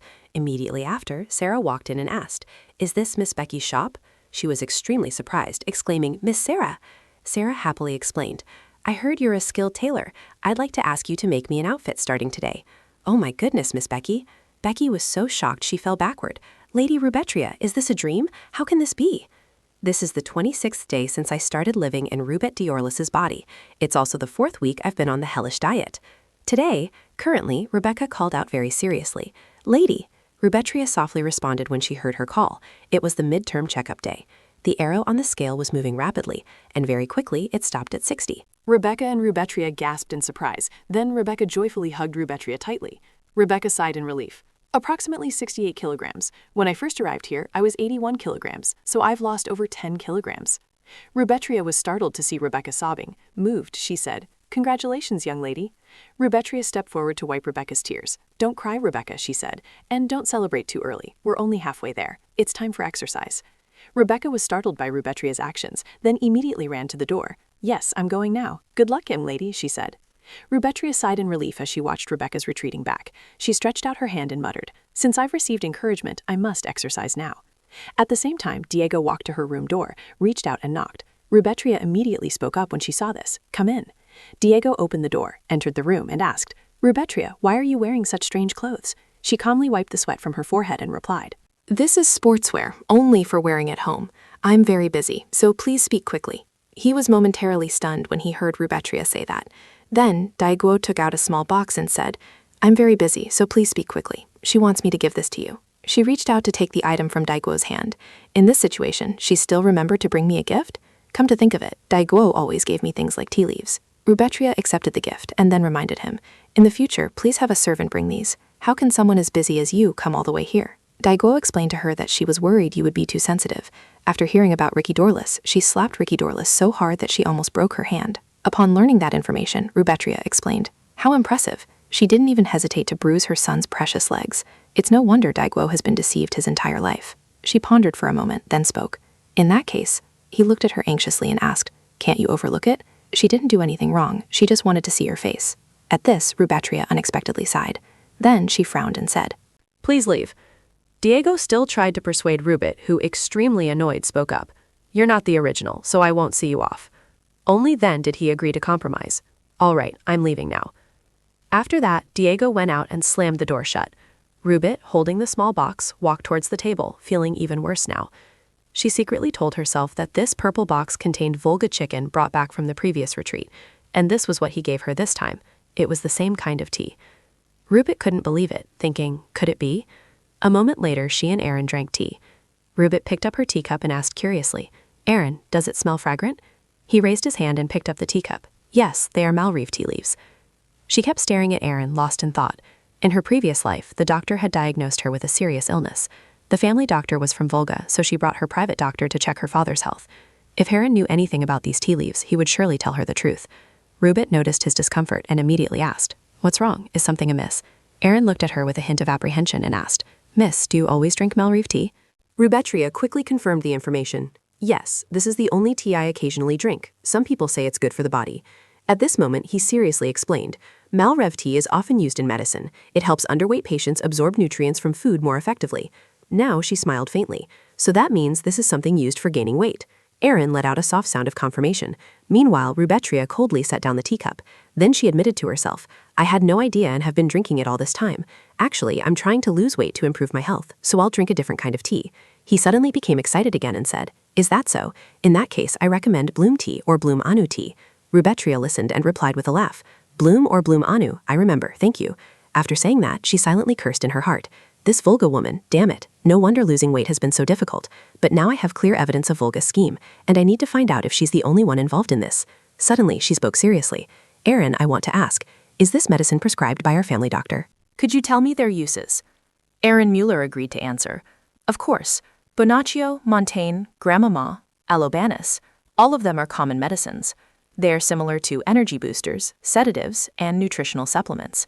However, you need to be careful with Alobanus, because when combined with alcohol, it turns into poison. Rubetria felt as if struck by lightning upon hearing that information. Aaron Mueller, meanwhile, was still rambling on. In fact, you should avoid alcoholic beverages if you're using any of these, but with Alobanus in particular, it's extremely dangerous. This is not just simple advice. Her body began to tremble. I see.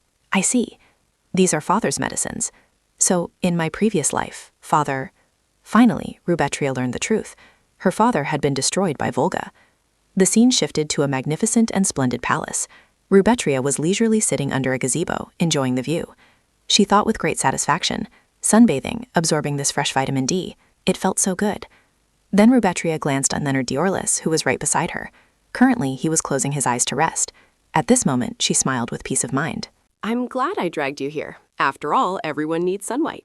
Next, Rubetria and Leonard Black simultaneously picked up their glasses of water. Both relaxed as they drank their refreshments. He suddenly asked curiously, "Rubetria, what is this?" She winked at Leonard Black and explained, "This is a protein supplement drink. I'm on a diet, so it's definitely sugar-free." His face immediately darkened, as if to say, "Don't lose weight." Rubetria felt strange as she drank the water. Why did he have such an expression? Perhaps it's because I made him come out here? Well, at least I'm glad he's been acting more like himself lately. After that, she asked with concern, "Father, did the doctor say anything when prescribing your medication?"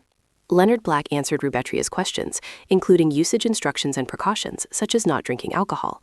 Of course he said I shouldn't drink alcohol. What kind of doctor would let their patient drink alcohol while on medication? They made everything clear. She remembered Aaron Mueller once warning about the risks if a patient continued to take Alanus and drink alcohol simultaneously, which could lead to sudden chest pain and unexpected death. Currently, Rubetria analyzed that the doctors who regularly monitored her father's condition could not possibly be unaware of his frequent alcohol consumption. Despite knowing this, they still prescribed medication containing Alavandus for her father, accompanied by only a simple warning: you should not drink alcohol. Their intention to kill was clear. The doctors had surely been receiving bribes from the Moon family for some time. She was engrossed in her own world, oblivious to Leonard Diorlis. She couldn't change doctors or stop the medication. That would be like alerting them.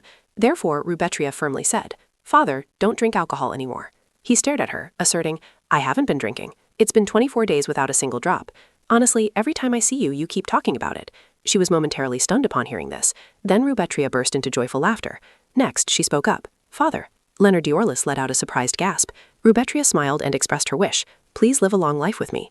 He was bewildered by her request. Rubetria continued to babble on, "I hope you live a healthy and very long life. Honestly, sometimes I still feel hurt and very angry with you, but perhaps after some time." I will become numb. It's not that I don't understand you, Father. Leonard stared at her in silence. Rubetria was puzzled by his actions. What's wrong? Why are you silent? So she broke the silence. Live healthily, live long, and only die of old age. Promise me, no more drinking. Next, they clinked their glasses together. Leonard smiled and agreed with Rubetria. All right, I promise. After hearing this, her face immediately flushed red. Rubetria smiled brightly and happily. Yes. A moment later, she moved to the balcony and looked down. She then saw him happily chatting with others. Wichette asked with a hint of worry, "Are you going to let them continue living here so arrogantly?" Rubetria immediately turned and affirmed, "Of course not. I've already thought of the next step, but unfortunately, the plan has changed. Do you know why my father died in his previous life?" He stated his own speculation. He was an alcoholic and drank until his health deteriorated and he died suddenly, right? After hearing this, she replied, "I thought so too, but the doctor prescribed a type of poison that becomes lethal when combined with this." Wichette's expression changed. "You mean the Duke was murdered?" Rubetria confirmed his guess. "Yes, since Volga entered this house, 4 people have died. Tomo, paternal grandmother, Motun, and father. Of course, the causes of death were not the same. But don't you find it strange? After Tomo died, Volga acquired the title of Duchess, a person who should have lived her entire life as a mistress. Is that true? He legalized the twins and even demanded that everyone treat Volga as a duchess after his death." Wichette analyzed based on what had happened. "Yes, initially her twins were not recognized, but I heard he changed his mind before he died." "So you're saying Volga benefited too much from their deaths?" She replied while moving. "Yes, and perhaps Volga also had a hand in Motun's death. After father inherited the Duke's rights, Motun became the new mistress of this house. After Motun died, most of the power fell into Volga's hands. Father still had some authority, but according to the original plan, that would also end after 3 years. After Diego became Duke, this would completely be Volga's world. After Rubetria finished speaking, she thought to herself, if my suspicions are correct, I cannot let Volga go easily just for my own safety. Leonard Diorlis was startled by her appearance. Rubetria. At this moment, Rubetria calmly walked forward, then she suddenly lunged into Volga's arms. Volga was surprised by Rubetria's action and softly called, Rubetria. In her heart, she secretly resolved, I won't let you go that easily. Then Rubetria flashed a radiant smile. Canes. To everyone's astonishment, Rubetria ran to hug Volga and whispered, Canes. Volga was bewildered and stunned. What did you just say? The girl feigned innocence. I've been learning a foreign language recently. This is a word from across the sea. It means I love you. Lately, I felt very sorry for complaining about you without reason. Volga gently took Rubetria's hand. No, Rubetria, I am the one who should apologize. I haven't given you enough attention. I heard Ricky Diorlis tease you with harsh words. I scolded him and forbade him from doing that again. Don't worry. Her cheeks flushed with shyness. She smiled innocently. Yes, Volga. Connasse. 4 days later, on the first weekend of August, was the day of Ricky Diorlis's party. Lash stood outside the castle, waiting for Rubetria's carriage. Rubetria gracefully stepped down from the carriage. She hadn't expected Lisbeth to come along so easily. Lash's attention was drawn by Rubetria's footsteps. Lash raised his hand in greeting. Hello, young lady. Rubetria approached Lash and greeted him. Oh, Crown Prince, I didn't expect to see you today. It's been a while, hasn't it? Lash awkwardly replied. Yes, but... He then asked, Are you all right? Rubetria looked up in surprise and asked, Huh? What do you mean? Lisbeth suddenly appeared, hugged Lash, and angrily exclaimed, What is this? Why have you lost so much weight? Rubetria maintained her polite demeanor and replied, It must be because I've been training very hard lately. Long time no see, Princess Lisbeth. Lisbeth gritted her teeth, showing her disdain. What kind of exercise makes you lose so much in just 1 month? Last month I saw you rolling around. And what's with this dress? Rubetria offered a pageant-like smile and explained, I've just been jogging and not snacking. I haven't lost too much weight. It was mainly due to this form-fitting dress. This dress is from Blanc de Ruby's summer collection, a newly opened store in Tintin. Their designs are beautiful. Lisbeth's eyes widened, sparkling as she asked, Really? She put her hands on her hips, staring at Rubetria. Rubetria calmly met Lisbeth's gaze. She knew Lisbeth was evaluating her outfit. Rubetria was sure the dress she was wearing was trendy, but if Lisbeth reacted like that, it meant her design had been effective. Rubetria pouted. Lisbeth tilted her chin arrogantly. Look, my brother gave this to me yesterday.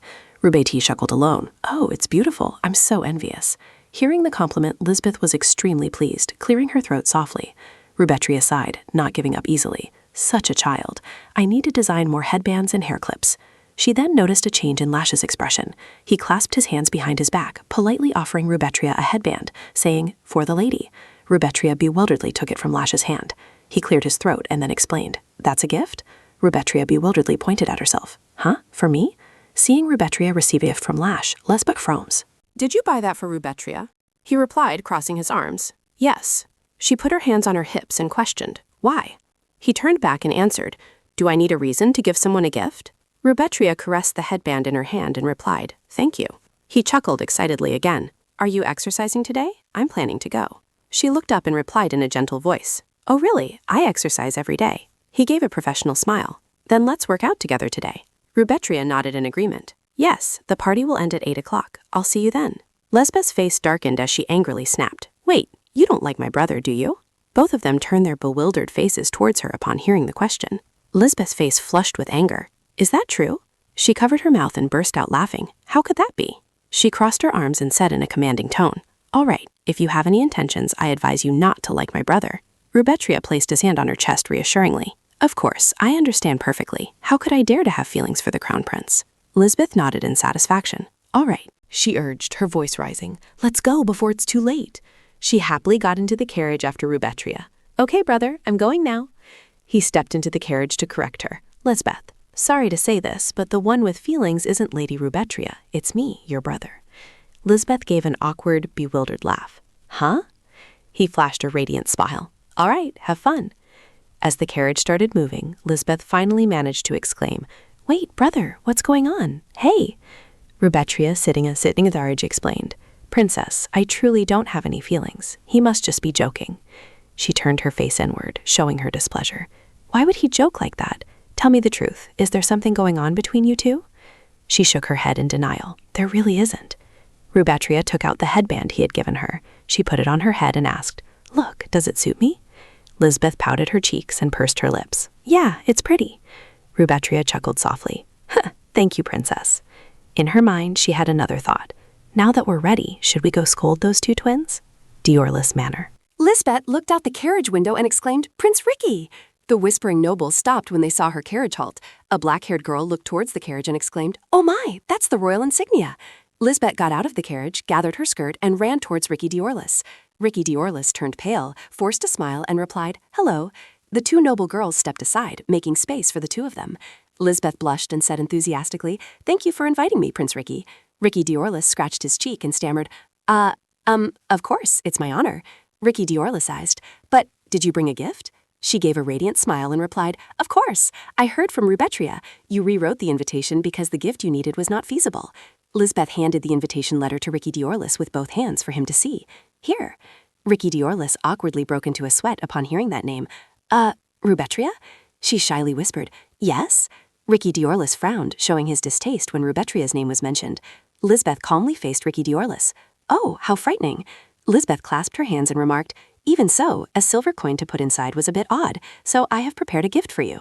He forced a smile as he looked at the mountain of gifts from her. A mountain of gifts. Lisbeth crossed her arms proudly. Ahem. Ricky awkwardly offered, "Then allow me to escort you in, Princess." She chuckled softly in response. "Thank you, sir." Rubetria also leisurely walked inside with Lisbeth. Lark suddenly raised his hand to block their way. "Hey, you crazy woman, do you want to die?" She smirked provocatively. "What, is there a problem?" He leaned closer, gritting his teeth. "Seriously, did you take another invitation from me just for this?" Rubetria rested her chin on her hand, feigning regret. "Oh no, that was just a mistake. While cleaning the room, I suddenly found the lost invitation, so I accidentally gave it to the princess, who was confused because someone had requested an unreasonable gift." Lark scowled angrily. "Damn it, are you deceiving me?" She smiled elegantly. "Huh? What are you saying? I don't understand anything." "Ah, give me your hand."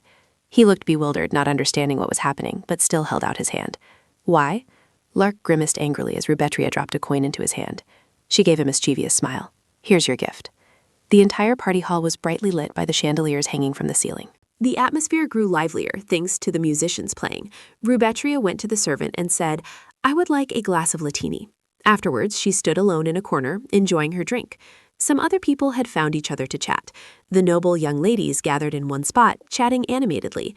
Rubetria glanced at them, assessing, "Only middle schoolers and high schoolers would like this kind of party. The future of this world is truly bleak."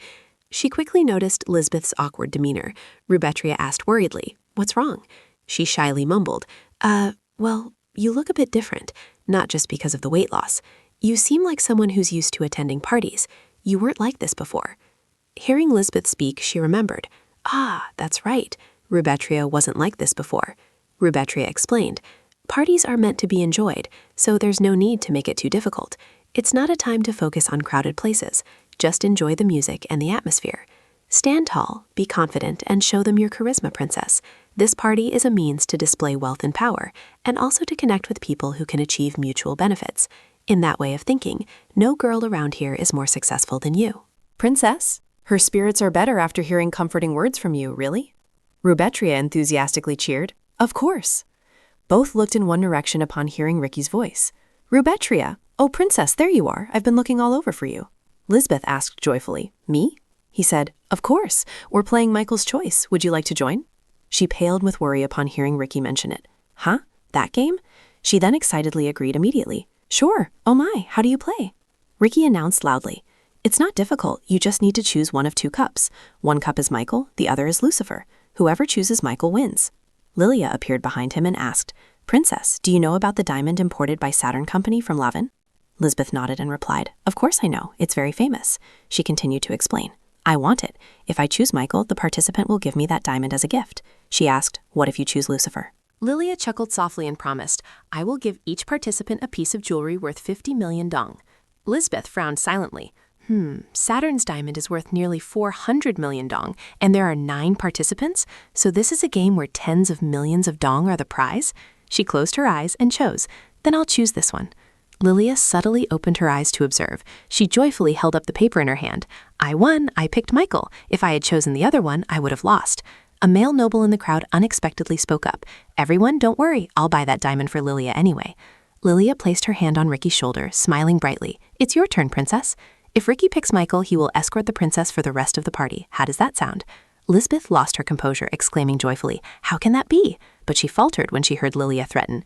"But because the stakes are so high, if you pick Lucifer, you must leave immediately." Lisbeth hesitated slightly upon hearing Lilia's threat. "Is it that serious?" She clapped her hands in encouragement. There would be nothing interesting if the rewards between the two sides were not balanced. If you're afraid to lose, you can give up. Ricky Diorlis and Lilia Diorlis smirked gently. She was so tense that her face turned red. Rubetria, standing behind Lisbeth, was equally tense. It sounded absurd, but Lisbeth would definitely participate. I understand that feeling because I've experienced it. She recalled participating in a party herself and hearing unpleasant words. All right, what will Lady Rubetria choose? Will she be able to kiss Sir Cedric Riser? Prepare? Open. It's Lucifer again. The kiss is lost. Oh my, will we get to see Lady Rubetria shake her butt? Rubetria's face darkened in anger as she saw the scene unfold once more. You damned devils! I truly hope to kiss Cedric Riser at least once.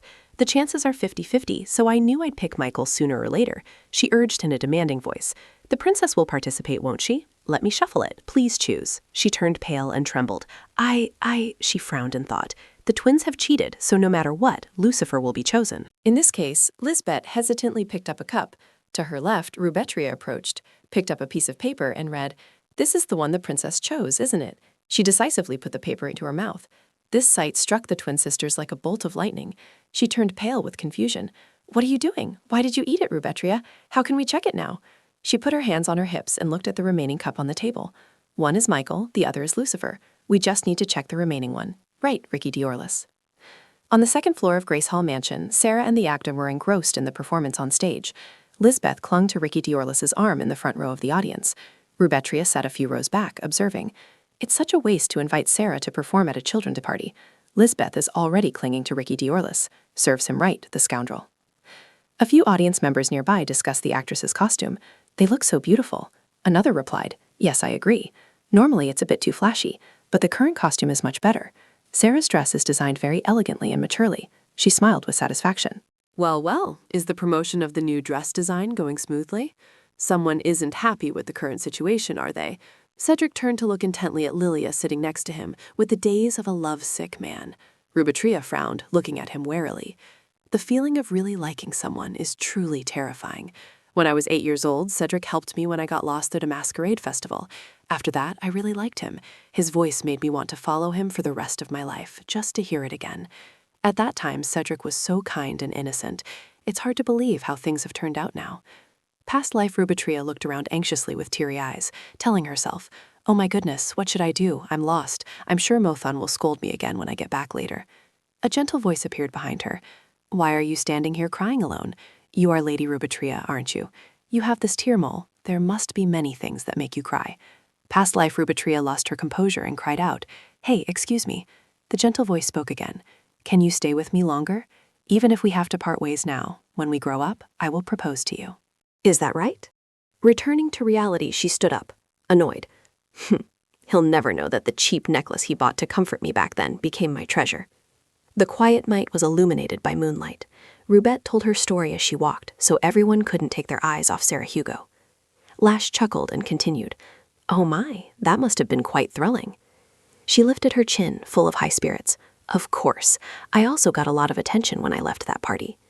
He burst out laughing, teasing, "At this rate, perhaps the princess will soon set a new trend, huh?" Rubet nodded in agreement. It seems so." Lash changed the subject again. "By the way, is the prince attending today's party?" She mumbled blankly. "Cedric." "Yes, he's still clinging to the twins." He chuckled and asked, "You must be very happy to see his face, aren't you?" Rubet's face darkened as she yelled, "What?" Lash stopped and caught her. "Careful." Rubet lost her balance and stammered, "Oh, what are you talking about? Why would I be happy to see his face?" He leaned his face close, teasing, "But you said you liked him." She was bewildered and shy. Lash immediately explained, "I heard you've secretly liked him for 7 years. Rubet thought to herself, Victor Diorlis, good luck. When will I ever escape this label of unrequited love? She sighed. I give up. If I collected all the tears I've shed for him, they could fill Lake Gracia and still have some left over. He unconsciously reached out towards Rubet. Lash gently touched her soft cheek. He said softly, You have this tear mole. It seems you've cried a lot. Those familiar words echoed in her mind. You have this tear mole. There must be many things that make you cry. Rubette's eyes widened in surprise. Huh? What is this about? Memories of that party night flooded her mind with the tearful eyes of the young girl. The boy's gaze was incredibly resolute. They kept looking at each other like that under the fireworks sky. That day, she got lost in the crowd at the festival. Rubette had to push through the crowd, crying out, "Grandma, Ricky Diorlis, Lilia Diorlis." As the crowd dispersed, she was bewildered again. I can't see them anymore. What should I do? I'm so scared. Whew. A gentle voice suddenly rang out. Why are you standing here crying all by yourself? Don't worry, I'm not a bad person. I'll take you home. Wait, your eyes? You're Lady Rubetria, aren't you? Rubetria shyly covered her face. Oh no, everyone will say Rubetria Diorlis is a fool for getting lost. Mother will be so angry, and father will... She stopped crying when she heard the compliment. You have such lovely eyes. More importantly, I bought this rose because it's so beautiful, but I'll give it to you. It suits you more than me, because it matches the color of your eyes. I'll take you home. Your family must be worried. Rubetria bowed her head and mumbled, No, no one worries about me. The boy silently watched her flustered appearance. He held out his hand and offered, Well then, since you're already here, shall we stroll around the festival together? Rubetria hesitantly reached out and took the boy's hand. She flashed a radiant, happy smile. Yes, very gladly. The brilliant, captivating, and colorful lights, the clown's comedy show. Perhaps this was my first and most memorable rebellion. Rubetria, walking and chatting, asked, By the way, what's your name? Flustered, he changed the subject. It's a secret. I secretly ran away without my father's permission, so I can't let anyone know. Next time I'll tell you when we meet again. She stammered shyly, You already know my name. The boy held Rubetria's hand tightly. Can you come here for a moment? Hey, choose what you like. I can't tell you my name, but at least I can give you something to remember me by. She blushed in embarrassment. Then I'll choose this one. He sighed and asked again, Are you sure? It reminds me of the day we met. Haha, all right. The two continued to chat under the brilliant fireworks. A moment later, the boy reminded her, The festival is over, we should go home. Before saying goodbye, Rubetria, with a hint of regret, asked, Do you want to stay at my house tonight? I don't want to say goodbye yet. He looked bewildered. Huh? That's a bit difficult. I need to go home. She immediately looked up, wailing petulantly. Wah, don't go. Stay here and live with me. No one at home treats me so kindly. Her grandmother didn't, her siblings didn't either, not even her father. The boy awkwardly comforted her. Don't cry, only family lives together. We're not family, so... Rubetria immediately interrupted, demanding, We can be family, you can be my brother. He scratched his head and refused. No, we're not blood relatives. We're not siblings, parents, or your husband. She didn't think much of it and suggested, Then let's get married. Rubetria's question made the boy completely dumbfounded. What? She widened her sparkling eyes, trying to persuade him. If we get married, you'll stay, right? He sweated in confusion. Huh, nobody meets one night and then gets married like that. Rubetria's eyes welled up with tears and she burst into sobs. Why, you're lying. You said if we get married, we can live together. The boy silently listened to her cry. He reached out and wiped Rubetria's tears. Oh, you have a mole under your eye. Maybe that's why you're always crying. All right, let's decide this. When we grow up, I'll come and propose to you. Back in reality, she stared at the lion-shaped emblem placed in... Rubetria had always assumed that the person wearing the lion mask was Cedric Reiser. Before attending the festival that year, she had heard Cedric talking to the twins. Cedric said, The festival, I cannot go. My father has grounded me, so I am not allowed to go out. Rubetria's eyes widened in surprise, and she thought to herself, Wait, he mentioned that too. Secretly, I snuck out without my father's permission, so I can't let anyone know. Because she had always thought this way, after returning, she secretly approached Cedric. Rubetria walked up to him holding a gift and said, Hey Cedric, that day you were the one wearing the lion mask, weren't you? Thank you for everything you did, taking me home safely, keeping my secret, and playing with me. Cedric flinched in surprise and asked, Oh, is that so? You found out? She gathered all her courage to give him the gift box, saying, I like you. I've liked you a lot since then. Please accept it. Cedric let out an awkward laugh as he accepted the gift, saying, Haha, you caught me. Don't tell anyone else, okay? Rubetria happily replied, Of course. She stared at the keepsake in her hand, thinking to herself, Since then... She kept clinging to Cedric Reiser, but unlike their first meeting, he showed no affection. It was for this reason that in the following days, he laughed and treated Rubetria well. Cedric Reiser said, You understand how I feel, don't you? I miss you. You still like me, don't you? She softened towards Cedric Reiser again.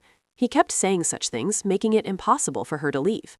Rubetria looked at the keepsake in her hand and muttered, Why am I surrounded by such trash? Is this a curse I have to endure? She had wasted her time chasing Cedric Reiser, not even bothering to look at other men. She frowned and resolutely touched the necklace. Rubetria told herself, I hope you're not mistaken about anything here, Rubetria. The next day, when asked if he wanted to train with her tomorrow, he readily agreed, even though everyone knew he would be swamped with work upon his return. Rubetria looked at Lashma running beside her, deep in thought. This unnecessary kindness makes him even more like the person wearing the lion mask that day. She stopped training and called out, Your Highness. He in turn looked back at Rubetria. She voiced the question that had been on her mind for a long time. Why aren't you married yet? Royal heirs were usually married by the age of 16. Lash was confused. Why was she suddenly curious about this, he wondered. Rubetria simply replied frankly, yes. He looked away, scratched his face, and explained, Well, I was warned not to marry anyone. She didn't seem to believe this lie at all. So after all that caution, you still proposed to me, because I am the same age as you and the daughter of the Diorlis family? You think that makes me suitable for you? Lash helplessly admitted, I mean, if you need a reason, then yes, that's right. Saying it so bluntly makes me feel guilty. Rubetria continued to question, Are there no other reasons? He was momentarily flustered, unsure what to say. She pulled out the necklace hidden under her clothes. Rubetria held up the golden pendant and suddenly asked, Isn't it beautiful? This lion-shaped pendant? Lash finally let out a sigh of relief, his expression looking much more relaxed. He eagerly praised, Did someone give it to you? They certainly have good taste. But when she heard that, she burst out laughing, which made Lash feel bewildered. Rubetria clutched the pendant tightly in her hand and thought to herself, So you want us to pretend we don't know? She tried to suppress her emotions, then looked up and replied, If you want to know, this is a gift from Duke Cedric. He seemed disbelieving, asking again, Who? Roubaix repeated once more, Duke Cedric. Lash immediately denied, No way. She didn't care, recalling the events of that day and recounting, It's true. 7 years ago at the Masquerade Festival, I got lost, then I met Duke Cedric, who was wearing a mask. He took me for a walk around the festival and even gave me this pendant to comfort me. Oh, and when I said I didn't want to say goodbye, he promised to come and propose to me, because when we become husband and wife, we can live together forever. He suddenly interrupted. Wait, this... Roubaix ignored Lash's words, asserting confidently, It really was Duke Cedric. I asked him directly. He seemed a bit annoyed. What? You mean Cedric admitted he was wearing the lion mask that day? She subtly seemed to have grasped a crucial point. Roubaix burst out laughing. Lion mask? Did I say that? I only remember saying mask. So it was really you, Your Royal Highness? You've heard about me madly pursuing Cedric Reiser for the past 7 years, haven't you? Lash didn't answer the question, but focused on another matter. Wait a minute. Do you mean you've been mistaking Cedric Reiser for me all this time? He asked. She was truly resentful, shouting everything out. That's right. That day, I had a crush on the boy wearing the mask, who I thought was Cedric Reiser. I didn't know it was actually you, Your Royal Highness, and for 7 years, I've been chasing Cedric Reiser every second, every minute. I've almost dedicated my entire life, until death, to him. What are you going to do with me?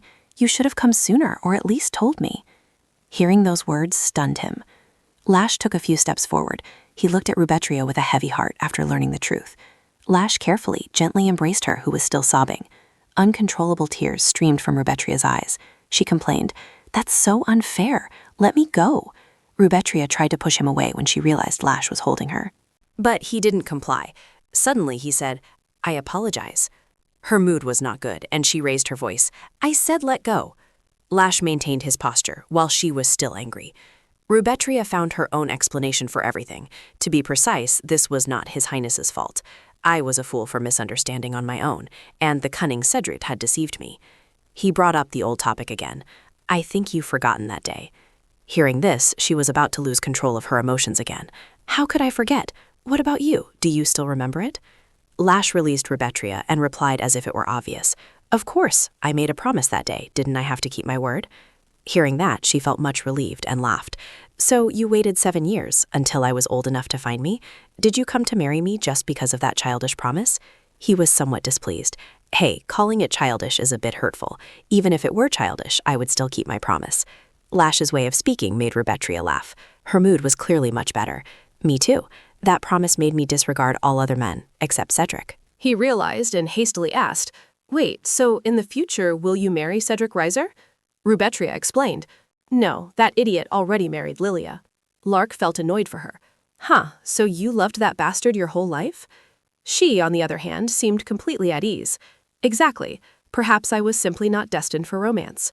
In the future, there will be no further explanations. That bastard will toy with my heart forever. Rubetria accepted the truth, turned and walked away, even joking. He felt grateful to himself. I guess it's lucky that I can see the future. What if she really spent her whole life clinging to that liar? She cheerfully chimed in, right? But in her heart, Rubetria thought differently. Sadly, it really happened, and I already went through it once. Lark strode after her, reminding her, stay away from him from now on. Rubetria would naturally do so. Of course, I'm not crazy. He suddenly asked, are we too late? As he said these words, Lark himself was a little embarrassed and blushed. When she heard his suggestive remark, her face also flushed slightly. Rubetria spoke with difficulty. Yes, let's go back to running practice. She turned away to hide her emotions. Lash watched the retreating figure, quickly calling after her. Hey, my lady, wait for me. He secretly vowed to himself. I'm sorry, Rubetria. You've been deceived by Cedric all this time. Cedric is a liar, and I, Lash, am the crown prince. I guarantee you'll find someone much better. The next day, in Lash's office, he sat at his desk, muttering a name. Damn Cedric. Is he really insane? Lash was so angry that anger popped out in his face. Lash recalled his entire conversation with Rubetria from yesterday. It was despicable that Cedric had deceived the innocent Rubetria all this time, even giving her hope after he was already married, making her wither away her entire life because of him. He had to restrain himself as he listened to her pour out everything, yet still tried to appear cheerful and fine. Lash gritted his teeth and pondered.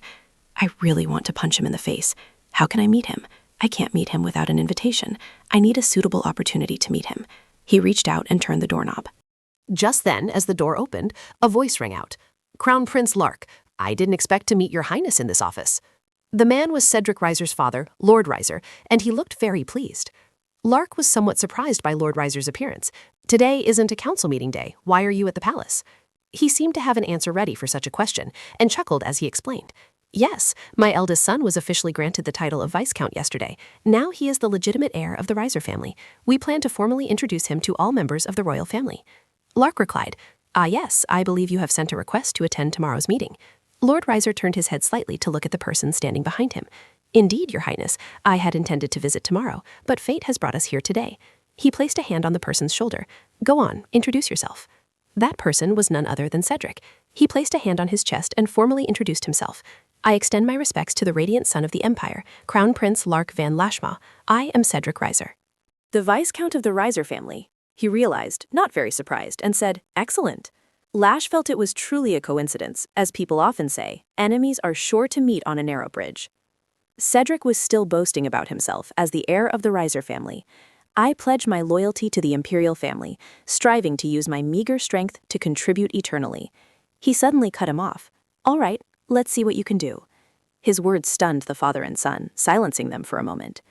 Lash smiled as if nothing had happened, saying, unfortunately, I'm busy now, so please, both of you, step aside. Cedric's father was startled and quickly said, yes, your highness. Cedric also reflexively bowed and replied, please be careful on your way. He glanced at him puzzled. Lash caught his gaze and anger boiled within him.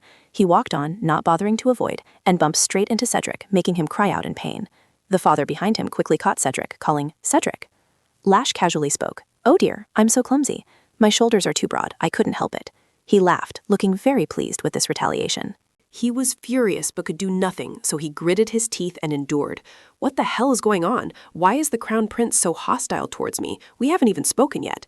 Lash reminded him, though it was actually sarcasm, Lord, you should send your son for training. Men shouldn't have shoulders like that. He almost fell flat on his face with just a slight nudge. Cedric's father, only confused, complied and replied, yes, I understand. He waved his hand, turned and left. Well then, goodbye. The father and son stood frozen, watching Lash's retreating figure. When no one else was around, he suddenly yelled, you brat, you must have done something unreasonable, haven't you, to make even that gentle crown prince treat you like that? Cedric also felt puzzled.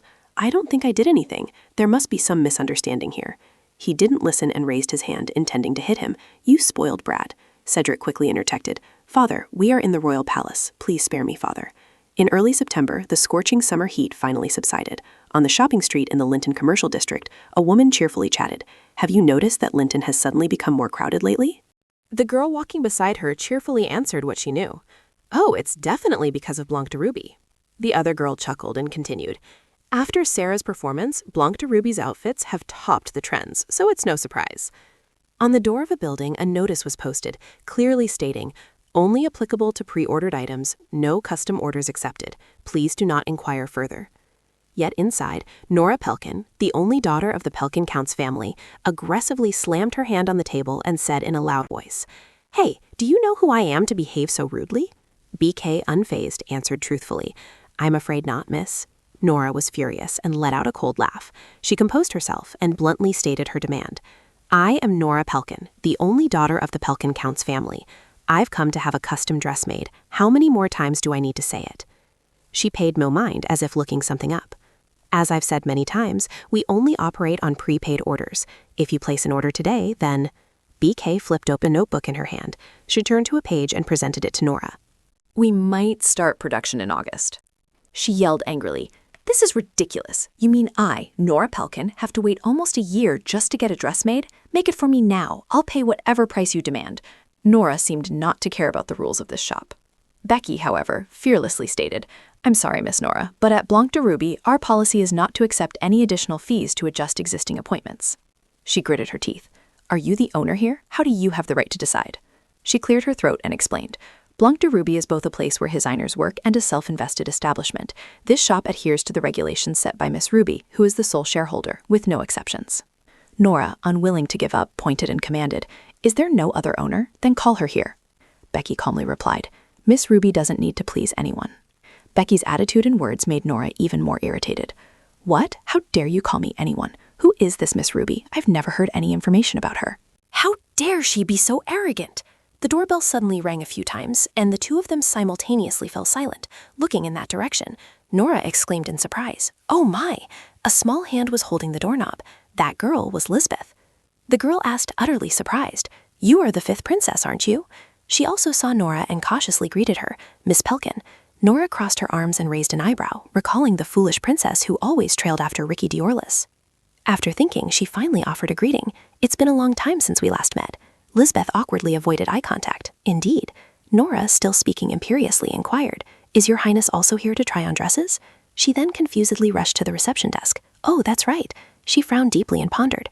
"Wait, is the princess also here to order a dress? Let's see if they dare to refuse a royal request." With such a thought, she provocatively raised her voice. "Hey, madam, her highness is here to order a dress. Are you really going to ignore a royal guest?" Lisbeth shyly admitted the purpose of her visit. "I also came to order a dress." Becky, with her usual bright smile, politely refused. "Yes, miss. Unfortunately, the shop does not accept urgent orders at the moment. If you leave your name and contact information, we will call you when it's your turn." Nora was finally stunned by that resolute attitude. Even the royal family is not an exception? Unbelievable. Becky proactively offered, "If you place an order now, it won't be ready until August next year. Would you like to book an appointment in advance?" Lisbeth hesitated. She timidly pushed a pitch-black card with a distinctive diamond emblem towards Becky. Becky was surprised to realize the significance of the item. "Oh my! If I may ask, how did you come to possess this VIP invitation card?" Lisbeth honestly explained, "My brother gave it to me. And by brother, I mean, His Royal Highness the Crown Prince. I'm not sure where he got it from. He just said that if I presented it, I could order a dress immediately." Becky immediately changed her service attitude. "I see, I understand. We will assist you with placing your order immediately. First, please allow me to take your measurements. Please feel free to browse through our design catalog." Just then, Nora screamed as if going mad. "Madam," Nora asked, "what do you mean? Didn't you just say there were no exceptions? So if it's thanks to the Crown Prince, it's allowed?" That arrogant attitude made Becky narrow her eyes in annoyance. "That's not it, Miss Nora. Here at Blanc de Ruby, even His Imperial Majesty cannot place an immediate order. However, if a customer is introduced by our proprietress herself, that's a different story. Guests personally introduced by Miss Rubetria will receive priority service." Nora, still unwilling to accept it, defiantly criticized, "Absurd." Becky no longer bothered to save her face and bluntly declared, "Miss Nora, I have other customers to attend to now. If you wish to place an urgent order, please return with an invitation card. Otherwise, please come back tomorrow to schedule an appointment." Having said that, she slowly moved away from the reception desk. As she reached the door, Becky performed a gesture to see off the guest. Then, goodbye. From beginning to end, she maintained a polite smile on her lips. This very fact made Nora so furious that her face turned red, unable to utter a single word. The work of receiving customers finally concluded, so Becky changed the shop's closed sign. Having finished everything, she leisurely moved upstairs. Becky stopped right in front of the VIP room. The sound of the door slowly opening echoed. Inside the room, Rubetria warmly welcomed her. "Oh, our dear Lady Becky." Sarah, standing nearby, also chimed in with praise. "Well done, as always." Becky, having shed her serious demeanor, collapsed into her arms, crying and lamenting. "My lady, I thought I was going to faint from exhaustion. Oh dear, I did exactly as you told me, pretending to be that arrogant madam, but it was truly both awkward and terrifying." Seeing this, Rubetria reassured her with a joke. "You did great. That was Nora Pelkin, wasn't it?" Her voice is loud enough to shatter the ceiling. Becky quickly recovered her spirits and excitedly announced, "Anyway, it was worth it. Today's revenue has reached 148 million bark." After the good news, the group chatted happily. Becky suddenly asked in a serious tone, "By the way, my lady, have you heard about Lady Suzanne's shop?" Rubetria immediately realized the issue being referred to. "Ah, the shop that specializes in imitating my designs?" She cautiously delivered the bad news. "Her methods are more convenient. Today, 20 clients canceled their appointments with me. I assume they've all switched to her shop." Sarah eagerly suggested an idea. "Oh dear, this situation is a bit awkward. Perhaps we should loosen the ordering regulations a bit." Rubetria pondered this information for a long time. Then, with a resolute gaze, she firmly declared, "No, stick to the plan. Starting tomorrow, increase the reservation fee by 500,000 bark. Of course, revenue might initially decrease, but the most important thing is for our brand to become a true symbol of luxury." "Rebecca, you just got a new dress, didn't you? It must be from Blanc the Ruby, right?" "Oh no, not from Blanc the Ruby, but from Madame Suzanne's boutique. A bit less prestigious, isn't it?" After that monologue, Sarah immediately looked like she understood everything. Aha, so the main issue is buying to assert status associated with Blanc the Ruby. Rubetria winked mischievously. "Exactly. Ultimately, cheap imitations will always be eliminated by the market. So, my dear partners, Rebecca and Sarah, don't worry at all. Just enjoy this moment." With that confirmation, all three finally relaxed and celebrated together. Cheers! The outskirts of the capital city, the modern city of Milan. Rubetria eagerly looked at the surrounding architecture and exclaimed, "This is amazing. It feels like I've just stepped into a futuristic science fiction world." Wish it, however, impatiently communicated with her telepathically. "No wonder you suddenly insisted on going out. It turns out you wanted to come to the magic tower." Rubetria frankly shared her plan. "I'm here to buy a three-dimensional magic scroll. It's essential for our advertising campaign." He hastily reminded her, "That's not easy. Three-dimensional magic scrolls are second-tier magical artifacts forbidden for personal use." Rubetria, still full of fervent determination, declared, "You think I can't do it, but I must have it. Just wait and see. I'll get a scroll no matter what." However, a moment after entering the tower, she was immediately rejected. A polite middle-aged man saw her out. "In that case, please be careful."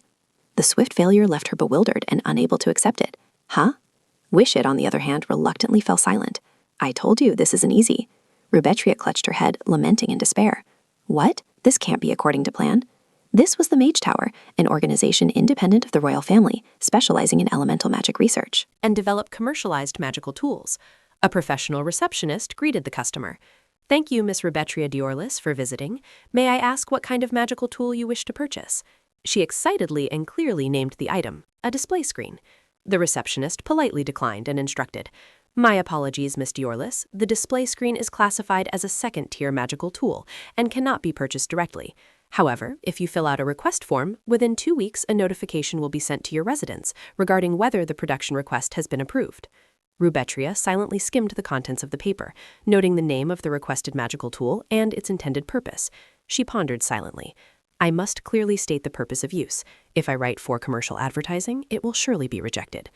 Therefore, Rubetria awkwardly returned the registration form and said, "It's quite difficult to write this specifically. I was hoping to have a private meeting with the department head for a moment, if that's possible." The receptionist remained firm, handling the matter according to regulations. "If an official application is not submitted, we cannot support production." She awkwardly pleaded, "Yes, I understand that. I just hope to speak, even if only for a moment." Just then, steady, rhythmic footsteps unexpectedly echoed. Rubetria immediately recognized the identity of the elegantly dressed middle-aged man who had just appeared. The man looked exactly like the head of the sales department. She hurried over to greet him. "Hello, sir. I am Rubetria Diorlis. If you're not too busy, may I have a few minutes of your time?" He was a man of few words, merely nodding to agree to the request, but that was enough to make Rubetria secretly rejoice. Great. Despite this, Rubetria ultimately only received a refusal from the other party. "I'm sorry, please leave, young lady." She flusteredly tried to hold on. Wait. In response to her plea, the door slammed shut mercilessly. Rubetria had no choice but to accept the truth that she had to leave in silence. Afterward, Lark helplessly reminded her, I told you it wasn't possible. However, the anger choking her at that moment made her ignore his advice. What an interesting person, pretending to accept the request only to kick me out in the end. If he intended to dismiss me, why didn't he do it from the start? What a waste of time. He repeated the regulation. Tier 2 magical artifacts are restricted from personal use. They are only permitted for public use.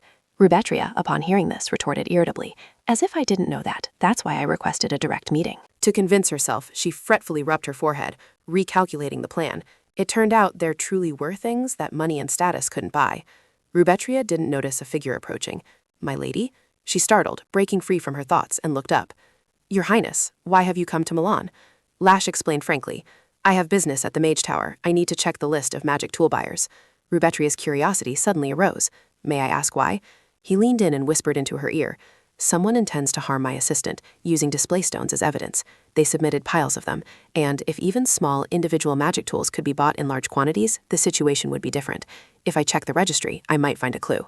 Hearing that, Rubetria didn't hide her admiring gaze. How diligent, Your Highness. Lash cheerfully asked in return, Lady Diorlis, why have you come here? At the mention of this, she couldn't help but gloomily recount. I want to buy a display glass. Lash asked with a hint of surprise. A display glass is a second-tier magic tool. It's usually not approved. Isn't a display stone enough? Rubetria sighed as she explained her plan. No, I intend to use it for promotion in the Linton fashion district. The stone was too small. He expressed his astonishment and confusion. A shop advertisement, and it's for Blanc de Ruby, your favorite shop? Are you planning to broadcast an entire promotional segment? Do you really go around just to promote your favorite shop? That shop is incredibly popular in the capital. Nobles queue up from dawn, disregarding etiquette, and I hear orders are booked until next summer. Fortunately, Lizzie was able to place an order right away, Rubet calmly explained. She brought the card you gave her. He fell silent, pondering Rubet's excessive enthusiasm. A second later, he chuckled and voiced his suspicion. Could it be that you are the owner of that shop? She quickly raised a hand to signal silence to him. Rubet, flustered, lowered her voice. This was supposed to be a secret. Rubet hastily confirmed, that's right. He then cheerfully expressed his admiration. I truly admire your spirit, but the Mage Tower would never approve of such a personal matter. Rubet sighed in frustration and admitted defeat. That's right, I was flatly rejected. She subtly glanced at his thoughtful expression. I was even planning to try using the Crown Prince's card. But looking at his expression, it was certainly impossible. The Crown Prince was a man of principle. He would never abuse his power just to favor me. Rubetria imagined Lark refusing her request. If it's personal, pay for it yourself. If it's official, fill out a form. She, helpless, pleaded, just this once. Thinking this, Rubetria decided to give up on seeking help. All right, I'll take my leave. Please continue your work. Lark's large hand suddenly reached out and grasped her shoulder. Wait, she had come all this way, and even coincidentally met the Crown Prince. Was she really planning to leave empty-handed? Not going to ask for help? Rubetria cautiously ventured to ask, if I ask, will you truly help? He immediately affirmed with a generous air. Of course, as long as it's not treason, I am ready for anything you need. However, she was still apprehensive about the consequences behind this request. But even for you, this matter will attract attention. Abusing power will only tarnish your reputation. I'm in a hurry, but I don't want to trouble you. Lark merely smiled and remarked, you always think too much mad others, even worrying about something like this. Having said that, he decisively took Rubetria's hand, confidently pulling her along. Let's go. Just like that, Rubetria was unconsciously led by him to an unknown location. Where are we going? Is he planning to say, meet the Grand Mage directly? They arrived at the top floor of the Mage Tower, the office of Grand Mage Sen van Lashma Deckard. The bookshelves and exquisitely designed items quickly caught Rubetria's eye. She silently formed an impression of someone she had never met. Good heavens, it looks just like a dry old scholar's room, she thought to herself. But I'm actually being granted an audience by him, a man even busier than the Emperor. The Crown Prince's card truly is a treasure. Immediately after, a voice that made no attempt to hide its annoyance rang out. What's going on? Why are you here? Rubetria flinched, quickly adjusting her composure and facial expression. Following her gaze, Grand Mage Sven slowly descended the stairs. Lark cheerfully made his request. I need a list of everyone who has purchased display stones within the past year. Grand Mage Sven grumbled irritably. You can get that from the transaction archive room. Why bother me when I'm swamped? Ah, I see. It's because of this young lady, Rubetria, isn't it? Upon hearing her name mentioned by the other party, she immediately offered a standard smile in greeting. Yes, please. Before she could finish her sentence, Ren coldly interrupted. I've already received the report from the head of the sales department. No need to say more. How ridiculous. Go back the way you came. Such a heartless dismissal made Rubetria burst out laughing. Rubetria glared angrily at the other party. What? If you won't help, at least don't stand in my way. So you escorted me to the Tower Master and then told me to fend for myself? Do you think I can't do it? With fierce determination, Rubetria, undeterred, proactively suggested. Tower Master, please don't refuse hastily. Hear me out first. Ren replied curtly. All right, speak. She then confidently presented a meaningful speech. They say second-tier holy artifacts are only to be crafted for the public good, but that's not a law, is it? Can't you permit or deny it as you wish? Moreover, a display orb is different from ordinary second-tier holy artifacts. Ren calmly admitted. That's right, it's not dangerous at all, so I'm requesting permission to craft an orb for personal use. Rubetria immediately seized upon that point and turned it towards her goal. That's right. I believe that if the display orb were commercialized, it would bring tremendous progress to the Deckard Empire. In response to Rubetria's enthusiastic attitude, Sane merely replied indifferently, Then why should it be commercialized? To that somewhat pragmatic question, Rubetria simply replied, Yes. Sane continued to press the core of the issue. What benefit does it bring me? Rubetria repeated blankly, Benefit? Perhaps you could sell it for a high price? He flatly rejected this condition of exchange. I don't need money. I already have more than enough. Those words left Rubetria completely frozen in place. Lark, standing nearby, didn't hide his click of the tongue at this awkward situation. Rubetria's smile was a little stiff at this moment, truly difficult. No one but Sane could create such a holy artifact. Sane van Lashma Deckard, like all previous Tower Masters, had signed a contract with the light spirit Lumiere. In a world where magic developed instead of science, light spirit mages were of incomparable value. If science had developed instead, cameras based on the principle of light would surely have been invented, but here only light spirit mages could do that. Rubetria couldn't help but feel indignant, silently complaining in her heart. It's truly unfair. Who would even care if I shared just a little? Having thought that, she seriously cleared her throat and took a breath. Immediately after, Rubetria launched into a long explanation. I believe that those born as spirit mages in this empire, blessed with overwhelming power, should generously use that power to contribute to the empire's prosperity. After listening, Sine subtly curled his lips. Ah, I see. Are you preaching the spirit of noblesse oblige? Rubetria offered a forced smile in acknowledgement. Indeed. Instantly, he revealed without concealing his resentment. And that is precisely what I despise. Rubetria stared wide-eyed, utterly bewildered. Huh? Sine slowly approached her while revealing the deep-seated anguish in his heart. Just because I was born a spirit mage, belonging to the ruling class, must I bear such obligations? Just because my power benefits the people, must I voluntarily dedicate it as public property? You truly are an arrogant girl. Who will ensure my welfare then? I am confined in this tower, summoning spirits 24 hours a day, ceaselessly crafting sacred artifacts. Who ensures the quality of this miserable life? For 19 years, I have never had a choice of my own. I never asked to be born into the royal family, nor did I wish to sign a contract with Lumiere. And of course, I never intended to inherit this cursed tower. A wave of guilt suddenly washed over Rubetria. He was right. Light spirit mages were symbols of sacrifice. They had to maintain the summoning of Lumiere 24 hours a day, 364 days a year. They also had to maintain all holy relics created from that power.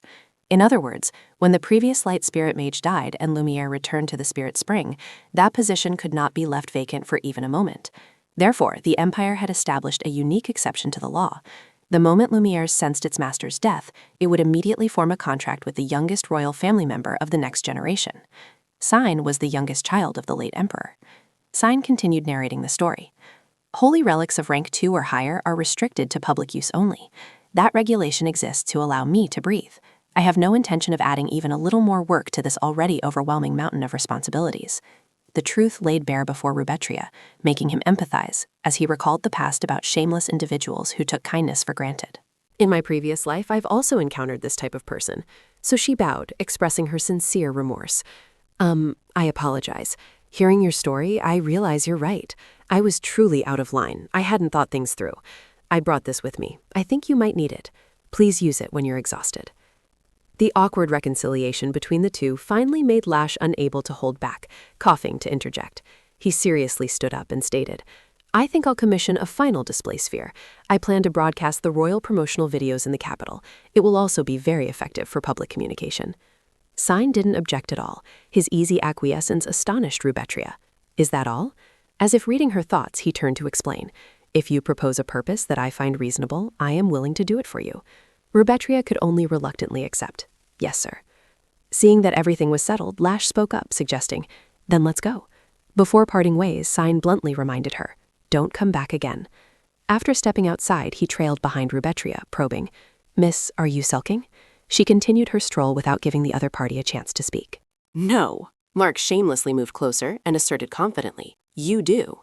Rubetria trembled with anger, but still insisted, I already told you no. Seeing this, he cheerfully laid out the plan. Listen, miss, first we'll install the display orb and run the royal promotional video. She dejectedly chimed in, yes, do as you wish. After that, Lark continued, we'll announce a shocking piece of news, and right before transitioning to the next segment, we'll insert a short promotional clip for your store, just as a break. What do you think? Rubetria immediately regained her initial excitement. Oh my, can we really do that? The application clearly states, she recalled the instructions from the Mage Tower. Rewrite the application. The paper was finally filled out completely with the content. Purpose of use, primarily for broadcasting royal promotional videos. Target audience, the citizens of the capital. Lark chuckled, reminding her, I said primarily, I didn't say it was the only content allowed. Overwhelming emotions suddenly welled up in Rubetria's sparkling eyes. She awkwardly gestured, I feel I should express my gratitude. May I treat you to a meal? Lash reluctantly refused. No need, I have to go back inside right away. Even so, Rubet still didn't give up and enthusiastically suggested, then what about something else?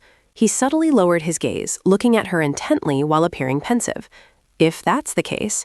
Saying that, Lash leaned in slightly, vaguely pointing to one of his cheeks. Rubet was startled, realizing the other person's implication. She blushed awkwardly. Are you talking about a kiss? We're not even lovers. Lash became even more amused, teasing her. When did the Empire change its customs without informing me? Since when was a kiss on the cheek only for lovers? She shyly avoided his gaze. Actually, it's not. A kiss on the cheek is just a gentle, polite gesture. Rubet was trying to calm herself down. Why am I flustered? Clearly, I was fine with Western-style greetings before, when I was Juliet. Lash watched her from head to toe, smiled faintly, then sighed softly. I'll let you off the hook for now. Never mind. If you don't want to, then don't. Rubet immediately denied. No, it's not like that, and just flustered. Her face grew redder. Her feet subtly shifted to close the distance. Rubet closed her eyes and kissed his cheek. In the imperial capital of Deckard, he was truly too shameless, almost ruining the mood during their farewell. Anyway, Rubetria thought to herself, she must have made a decent sum. Now it had to be deposited somewhere safe, and what place could be more suitable than the Deckard Central Bank, right in the heart of the capital? She didn't hesitate to make her request. First, I'd like to repay the loan under Leonard d'Orlis's name. I will pay the full 300 million silver coins. The bag opened, revealing a considerable amount of gold coins inside. The employee awkwardly replied, Yes, thank you. You've come to repay the 300 million silver coin loan on July 7th, right? I'll process it immediately. Please wait a moment. Rubetria replied with satisfaction. Yes, of course. She mused. Father said there was no need to repay it, but financial matters within the family should still be clear. Rubetria suddenly looked around, observing. The place was too quiet. It seemed she was the only customer here. After all, the Imperial Bank had only been established 2 years ago, which was probably why. Many nobles still harbored doubts. Handing over money for others to hold when we have safes at home? The majority of the populace was still unfamiliar with this form of banking. But in reality, this convenience is one of the greatest inventions. The founder of the bank 2 years ago was Lash, who at just 17 years old introduced the concept of deposits and loans, with a grand vision to boost the national economy through large-scale financial flows. Of course, it's not yet widespread, and many still find it troublesome. But after Lash's death, over 90% of the population will use banks, and that credit will be stolen by the second prince, Nethin. How unfair. To prevent that, perhaps I should try using the bank first. Rubetria suddenly stood up and declared, I want to open an account in my name. The employee looked a little confused, not quite understanding. Excuse me, do you mean open a new account? Yes. The bank president approached and added, Miss, if you don't mind, may I assist you personally? She immediately realized it was the bank president. Had he been watching all this time? She replied, Yes, please. He asked cheerfully, So how much would you like to deposit? Rubetria smiled and thought, A bank can only grow with high-value customers. She clapped her hands lightly as a signal, and the guards immediately carried in the items. The handbags containing gold were opened. The bank president and the employees standing beside him couldn't help but be astonished. Rubetria smiled and said, "Let's keep it light for now. How about depositing 500 million in silver?" Dusk gradually fell over the capital city. The bank president and all the staff stood before her and bowed. "Goodbye, young lady. Please take care." Rubetria hummed as she walked. "Work's done. Time to go home now." A guard asked curiously, "Young lady, are we returning to the ducal mansion?" She replied, "Yes, let's go." A loud shout from behind her made her turn around. A runaway carriage was hurtling towards her, accompanied by shouts of, "Watch out! Get out of the way!" Rubetria's face turned pale with fear, and she exclaimed, "What is that? Is it really heading straight for me? It's too late to dodge now." The runaway horse neighed loudly as it charged, and the guard beside her only had time to yell a warning. "Young lady!" She closed her eyes, resigned. "It's over. I'm definitely dead." The loud sound of the horse echoed. The surrounding people whispered amongst themselves, "No way! Oh my goodness!" Rubetria slowly opened her eyes. The horse that had been charging moments ago had collapsed sprawling in front of her. What just happened? It was as if it had struck something invisible. The guards quickly ran over, asking anxiously, "Are you all right?" The young lady was still bewildered. "Yes, I'm fine." Rubetria was slightly stunned, lost in thought. Wishit quietly asked, "You're not hurt, are you?" Rubetria suddenly understood. It must have been Wishit who intervened. That was the only explanation. The guards quickly helped her up. "Young lady." Her whole body ached, but she tried to stand. "Help me up." Rubetria silently replied to him, "I'm fine. Thank you for saving me." She ignored him and turned away. Rubetria Crane helped Napil feel suspicious. "I'm alive thanks to Wishit, but there's something very strange about it. I didn't wish for anything. Thinking back, this isn't the first time. How can Wishit keep helping me like this?" In ancient times, during a chaotic era when monsters ruled half the world, two great heroes traveled far and wide fighting them. Those two heroes were Deckard and Diorlus. They rescued the barren lands, places once dominated by monsters, and that place was later called the Spirit Spring. Thanks to them, countless spirits who had been oppressed by monsters were freed, and the Spirit King was moved. I swear to bless forever. I will bless and promise to protect your descendants and their future generations forever. Thus, the spirits most beloved by the king, Randian, the earth spirit, and Wishit, the spirit of wishes, became the guardians of the two heroes, a sacred oath realized. Decarter, the earth spirit mage, built a kingdom on that once barren land, and the Descartes Empire was born. A hand closed the book. Lisbeth looked on curiously. Did she want to read this? Rubetria was startled to realize it was Princess Lisbeth. She was secretly grateful. Not everyone could enter the royal library. Thanks to Lisbeth, she was able to get in here. She could have asked Lark, but he was very sharp. He'd know immediately just by looking. If he saw her researching wish spirits, he would definitely be suspicious. Lisbeth leaned closer and asked, "Rubetria, you want a spirit, don't you?" Rubetria looked up, frowning. "What? No, it's not like that." She looked at Rubetria sympathetically. "It's okay, just say it." Rubetria was hopeless. She had misunderstood. Lisbeth asked curiously, "Rubetria, you've been to the Spirit Spring, haven't you?" She quickly replied, "I've arrived." She asked with curious delight, "How did you find it?" Rubetria racked without hesitation. "I've never seen a place so beautiful." Memories flashed through her mind. "That's right, it was like a dream. I'm sure the spring is always there." Lisbeth asked doubtfully, "There must be many spirits at the Spirit Spring, right?" She nodded and continued, "So many, and all of them look quite different. There are radiant spirits, spirits with butterfly wings, and some spirits even more handsome than Reiki." She said disbelievingly, "That's an exaggeration." She awkwardly insisted, "It's true." Lisbeth exclaimed shyly, "Even so, that place is amazing. So many spirits." She smiled faintly, exhaling softly as she observed Lisbeth's expression. She was still a child, so cute. She continued to ask, "So Rubetria, you want a wish spirit? That book is clearly about wish spirits." Rubetria replied with a slight hesitation, "I suppose so." Lisbeth immediately judged, "How dreamy. A real wish spirit? Maybe that's why no spirit wants to contract with you, because you're too greedy." She resignedly replied, "Yes, I think so too." She expressed her feelings, but she couldn't easily find a wish spirit. Diorlus feared people would abuse Wishit's power, so he forbade spirits from revealing their true nature to humans. Rubetria agreed. "I know, they're forced to say they only have a useless ability, right? Because it would be hard for anyone to sign a contract with a spirit that seems useless." She thought anyone familiar with royal history would know this story. That's why the royal family often deliberately signed contracts with spirits that appeared weak, just in case a lowly spirit was Wishit in disguise. And Rubetria herself had once been deceived by such a spirit. Rubetria in her previous life naively explored her surroundings. She jumped when something peeked out from behind a tree in front of her. She couldn't help but exclaim, "What kind of spirit looks so horrible?" She told herself, "Calm down. I didn't want to say that, but I must be polite." Rubetria, in her previous life, awkwardly spoke up. What kind of spirit are you? Wishit immediately replied, I am the spirit of happiness. I'm sorry, but I don't have any special powers. I can only make the person who signs a contract with me happy. Her interest was evident. Can you really make me happy? She affirmed. Even if someone betrayed her, she would harbor no resentment. Even if she only had a dry piece of bread and a sip of water, she would still feel content. She wondered, so no matter how bad things get, I'll still be happy, right? What a worthless ability. Rubetria, in her previous life, had said with a cheerful laugh. But Rubetria, who was desperate in her search for happiness, still signed a contract with Wishit. At that time, she didn't know that it was actually the spirit of vows, a type of spirit classified as dangerous and capable of causing the contractor's death. Rubetria sighed helplessly. A hand unexpectedly patted her shoulder reassuringly. It's all right, Rubetria. Humans are inherently greedy, and I am greedy too. I want to enter the spirit spring soon, even though it's still 2 years away. She asked curiously, Your Highness, what kind of spirit do you wish to contract with? Lisbeth smirked, hinting, That one, of course. Rubetria looked at her in surprise. Wait, could it be the spirit of vows again? She immediately denied. No, I mean the Spirit King. She couldn't help but be skeptical of what she had just heard. The Spirit King? Are you talking about the one from Legends? Lisbeth affirmed confidently. That's right, the Spirit King surely lives in the spring as well, though none of us have ever seen him. As it's clearly written here, the Spirit King is real. The Empire is strengthened by the many blessings of the spirits, all thanks to the Spirit King. Rubetria hesitated slightly. That's right, she continued.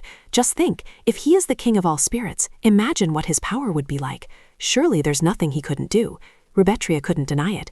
Your Highness is right indeed. There would be nothing he couldn't do. He is the Spirit King after all. Lisbeth was excited, thinking to herself, Is that so? Is that so? She began to ponder. She's right, he really can. Those liars, I wonder if they'll dare to lie a second time. Rubetria immediately stood up. Thank you, Your Highness. Thanks to you I found my answer, and thank you for allowing me into the library as well.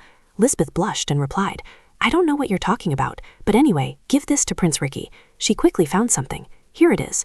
Rubetria was curious. What's so special about that guy who only has a handsome face? She was slightly annoyed. It's not just about having a handsome face, Lisbeth said. I didn't ask you for free delivery. I prepared a little extra gift, a bottle of weight loss pills. Rubetria looked visibly confused. She asked again, What? What did you just say? There's no such thing as a pill you can take to lose weight. You've been scammed. Lisbeth stubbornly insisted. It's not a scam. I lost 2.5 kilograms thanks to this. Rubetria disagreed. She said, That's just advertising. It doesn't burn fat. It only makes your body lose water, and then you'll gain even more back. Lisbeth persisted. I'm telling you it works. They even sell a bottle of hair growth tonic. I gave some to my Uncle Bay. He was struggling with baldness, and a month later his hair grew back thick. Rubetria calmly continued. Even if hair growth tonic works, weight loss pills are a different story. Only a proper diet and exercise can make your body slim. Lisbeth wouldn't give up. I'm telling you the truth. You don't know how amazing that fortune teller is. Rubetria replied helplessly. Yes, I'm sure they. She suddenly stopped. Wait, what? A fortune teller? What kind of fortune teller are you talking about? The kind that sells magic potions? She recoiled slightly, a little scared. Rubetria, losing patience, pressed her. Why are you so irritable? Is something wrong? What else did you buy from that fortune teller? This and the hair growth tonic. Anything else? Lisbeth, flustered, confessed. 2 more vials. My brother took one. It's a potion that makes the drinker obey any command without question. A memory of Lash's words suddenly flashed through Rubetria's mind. Recently, my sister and my mother have been causing trouble again. The girl is smuggling illicit potions into the palace. Rubetria slowly realized. So that was one of the fortune teller's potions. She wondered, what about the other vial? Lisbeth awkwardly replied, That vial isn't really special. It's just for strengthening the health of the weak. Perhaps you don't know, but my eldest sister is ill. She's bedridden every day. Royal Grand Princess Bella van Lashme-Deckard is Lisbeth's paternal half-sister, born frail and bedridden since childhood. She is next in the line of succession after Lash. Rubetria asked suspiciously, Your Highness, you haven't given anything to the Grand Princess, have you? Lisbeth honestly replied, I already did, a few days ago. Lisbeth stumbled as she turned and walked away. Rubetria, where are you suddenly rushing off to? She recalled that the princess was so weak people called her the Walking Dead. In 10 years, she would fall into a coma after drinking a potion obtained from a fortune teller. If that future happens sooner than expected, I'll be too late. At Lash's office, a voice spoke. Come in, Lady Rubetria. So, is there something urgent? Rubetria hesitated for a moment. She spoke up. Your Highness, you once said Princess Lisbeth smuggled medicine into the palace, didn't you? Have you found out how she managed to do that?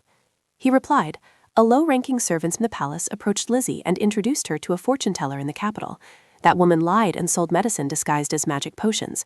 When I tracked her down, the fortune teller had erased all traces and disappeared. The shop where Lizzie met her had also been cleared out, and the servant who introduced them had also vanished. She quickly interjected, oh, wait. Lash wondered, I know she ran, so there's nothing I can do. Is something wrong? Rubetria reported, Lisbeth bought more than just those 2 vials of medicine from the fortune teller. There's no time to explain everything now. Your Highness must check on the Grand Princess immediately. He asked directly, what will happen to Bella in the future? Her gaze shifted, avoiding his. Yes, in the future I see, the princess will collapse in 10 years and never wake up. Chaos will erupt in the palace because she neither dies nor recovers. They will find out what she drank. His face gradually paled. Don't tell me. She continued. A servant testified, saying they saw the princess meet a suspicious person who claimed to be a fortune teller. He couldn't help but run his hands through his hair in frustration. So Bella was also tricked into buying medicine like Lisbeth. So we just need to keep an eye on her and tell her not to meet anyone strange, right? That will happen in 10 years, she replied. Exactly, of course. I don't think Lisbeth met the fortune teller before. And among the bottles of medicine Lisbeth bought, there is certainly one that the Grand Princess will drink in the future. He shook his head doubtfully. So Lisbeth gave Bella? Rubetria replied, yes, a few days ago. He exclaimed, this is serious. She expressed, the future usually unfolds as I see it, but if anyone interferes, it can change. Rubetria secretly reflected on her relationship with her father and brothers, which had become this close. None of that happened in her previous life. Her whole body trembled with guilt. I was too careless. I should have personally intervened in the Grand Princess's safety, planned more carefully, knowing that the future could change. That's what I should have done. Lash suddenly interjected. My lady, don't blame yourself. Don't worry, you were not at fault in this matter. All you needed was to live a normal life with Vista. You shouldn't have had to concern yourself with this fierce battle for the throne. You didn't have to help me, but you did. I am very grateful to you. So even if you have made mistakes or hidden anything from me, I will not resent you. Rubetria felt the trembling stop. He must have been worried too, but he comforted her first. Lash suggested, for now, I will go to Bella. I think she's fine. Hopefully the tragedy you saw is still 10 years away. His feet quickly strode down the corridor. He pondered. She had seen a future where Nathan assassinated him and seized the throne, but she had never worried about Bella's life, even though Bella was the heir. Her frail body made people pay no attention. After all, she is Nathan's half-sister. The servant paled with worry, saying, Your Highness. The Grand Prince, Lash, realized with a shock the future had already changed. He stood frozen there, speechless. Nathan whimpered as he approached. Brother! Lash glared at him with murderous intent. Nathan! Nathan whimpered. Brother! Lash silently assessed. Nathan was behind all of this. The future had changed, so the blame would surely fall entirely on him. Ever since Rubetria told him about the future, no one had created more variables than he himself. Now he would try to frame Lisbeth to shake his position and eliminate Bella, who had a higher claim to succession than him. He couldn't help but let out a bitter smile. All of this, clearly, was his doing. His self-reproaching voice spoke. If the future changed, then I am the main cause. The moment I began to interfere, everything had already started to collapse. Wishette asked, so what do we do now? Rubetria pondered for a moment, then she expressed, unlike the original timeline, Lisbeth will now be accused of harming the Grand Princess. I must help her. You disagree. I object. This situation is too dangerous. Why must we involve ourselves in others' power struggles when it could cost us our own lives? She asked back, dissatisfied. Why not? Wishette frowned and said, every time I look at you, I realize that I don't understand you at all. Rubetria didn't understand and asked, what do you mean? He assessed that she knew the future, and a person with a mind would never live exactly the same way a second time. If she acted differently from her previous life, new variables would naturally arise, and this is just the beginning. If someone who was supposed to die lives, then someone who was supposed to live will die instead. And every time that happens, will you forever blame yourself? What I once liked about you was not kindness, but the fact that you always knew how to live for your own benefit and could still be cold and rational towards others. She admitted to what was stated. That's right. He continued, before you were always annoyed because Rubetria couldn't do that. You only saved the Crown Prince because it benefited your business. You've already paid that price sufficiently. Just revealing the future to him was too great a risk. You don't have to bear responsibility for everything that happens afterward. Rubetria couldn't deny it. You're right, that's what I told myself from the beginning. But honestly, Wishit, I'm not saving the Crown Prince just so he can promote soap for you. That's a person who will die unjustly, and countless people will grieve his passing. Wishit slowly said, So you intend to play the saint, using your valuable knowledge to change the future? She corrected him. Not me, but Rubetria. He suddenly froze. You're right, Julia Karenia was never a good person to begin with. She would never do anything unless it benefited herself, being somewhat selfish. Always calculating, always pretending to be clever to please others. She was completely different from Rubetria. That girl even tried to understand and forgive those who hated and tormented her. So I will make all those who hurt her regret it. Even if Rubetria might not want that, I won't back down. But for other matters, I will not live like Julia Karenia, but as Rubetria d'Orlis. I always wondered if Rubetria knew the future. She will surely be heartbroken by the things that are bound to happen. Perhaps I have absorbed too many of her emotions, but I feel it very clearly. Even though her father was always cold and distant, Rubetria still loved him. If he had known he would die at 39, she would definitely have done something, no matter what. And if she had ever met the Crown Prince, she would surely have warned him that he would die, to be careful. But now, because of my interference, Lisbeth will be falsely accused. Tell me, do you think the Rubetria you know would turn a blind eye? Could she abandon Lisbeth and live in peace? Many choices I've made so far are all things Juliet would never have thought of. But I promised to live in Rubetria's stead and live well, so I want to choose a path that doesn't stray too far from the life she always wished for. I understand your worries. You don't want me to get hurt by getting involved in this, and you're right about me. I, Wishit, can be cold and indifferent, never letting myself be weak for anyone. But if there's one person I can't be indifferent to... That was Rubetria. So let's overlook it this time. Feet strode down the mansion's corridor. The figure slowly opened the door and stepped inside. Father, I've come to ask you something. Leonard turned his face, paying attention. What is it? Rubetria hesitated, explaining. The thing is, if I were to make a mistake, how far would you be willing to take responsibility for me? Leonard cautiously asked. Have you already caused trouble? Rubetria immediately denied. No, I mean, just in case. He suspiciously probed. What level of trouble are you planning to cause? She answered frankly. Trouble too great for a child like me to solve on my own. It was funny to think about. She had said she would take responsibility for her own life, and now she was asking her father this question. Leonard thoughtfully observed Rubetria. He slowly closed the book he was reading and continued. Theft, arson, murder. I'm asking, just how much trouble are you planning to cause? Rubetria admitted. Something like violating the Empire's major laws, where if I failed I could be executed, for example threatening the lives of the imperial family. Leonard slightly furrowed his brow and said, You might be disappointed to hear me say this. She had already guessed, so she accepted it. She said, It's okay, Gad, just tell me the truth. I didn't come here with high expectations anyway. He recounted, Honestly, ever since I had you children, I've known I wasn't an overly moral person. Rubetria looked bewildered and surprised. Huh? He continued his story. I've seen many noble children make mistakes to the point of committing crimes, yet their parents were rarely strict or disciplined them. If you truly love your children, then when necessary, you must know how to teach and discipline them. I once thought that if I had children, I would certainly not be weak. I wouldn't be swayed or cover for them. But when I actually had children, I couldn't do that. When Diego was 7 years old and your mother was still alive, he once got into a fight with a child his age. He came home with a big bruise under his eye. I went ballistic and stormed straight into that kid's house. But by then, the other child had been beaten nearly to death, barely clinging to life. I didn't even bother to consider whether it was Diego's fault or not.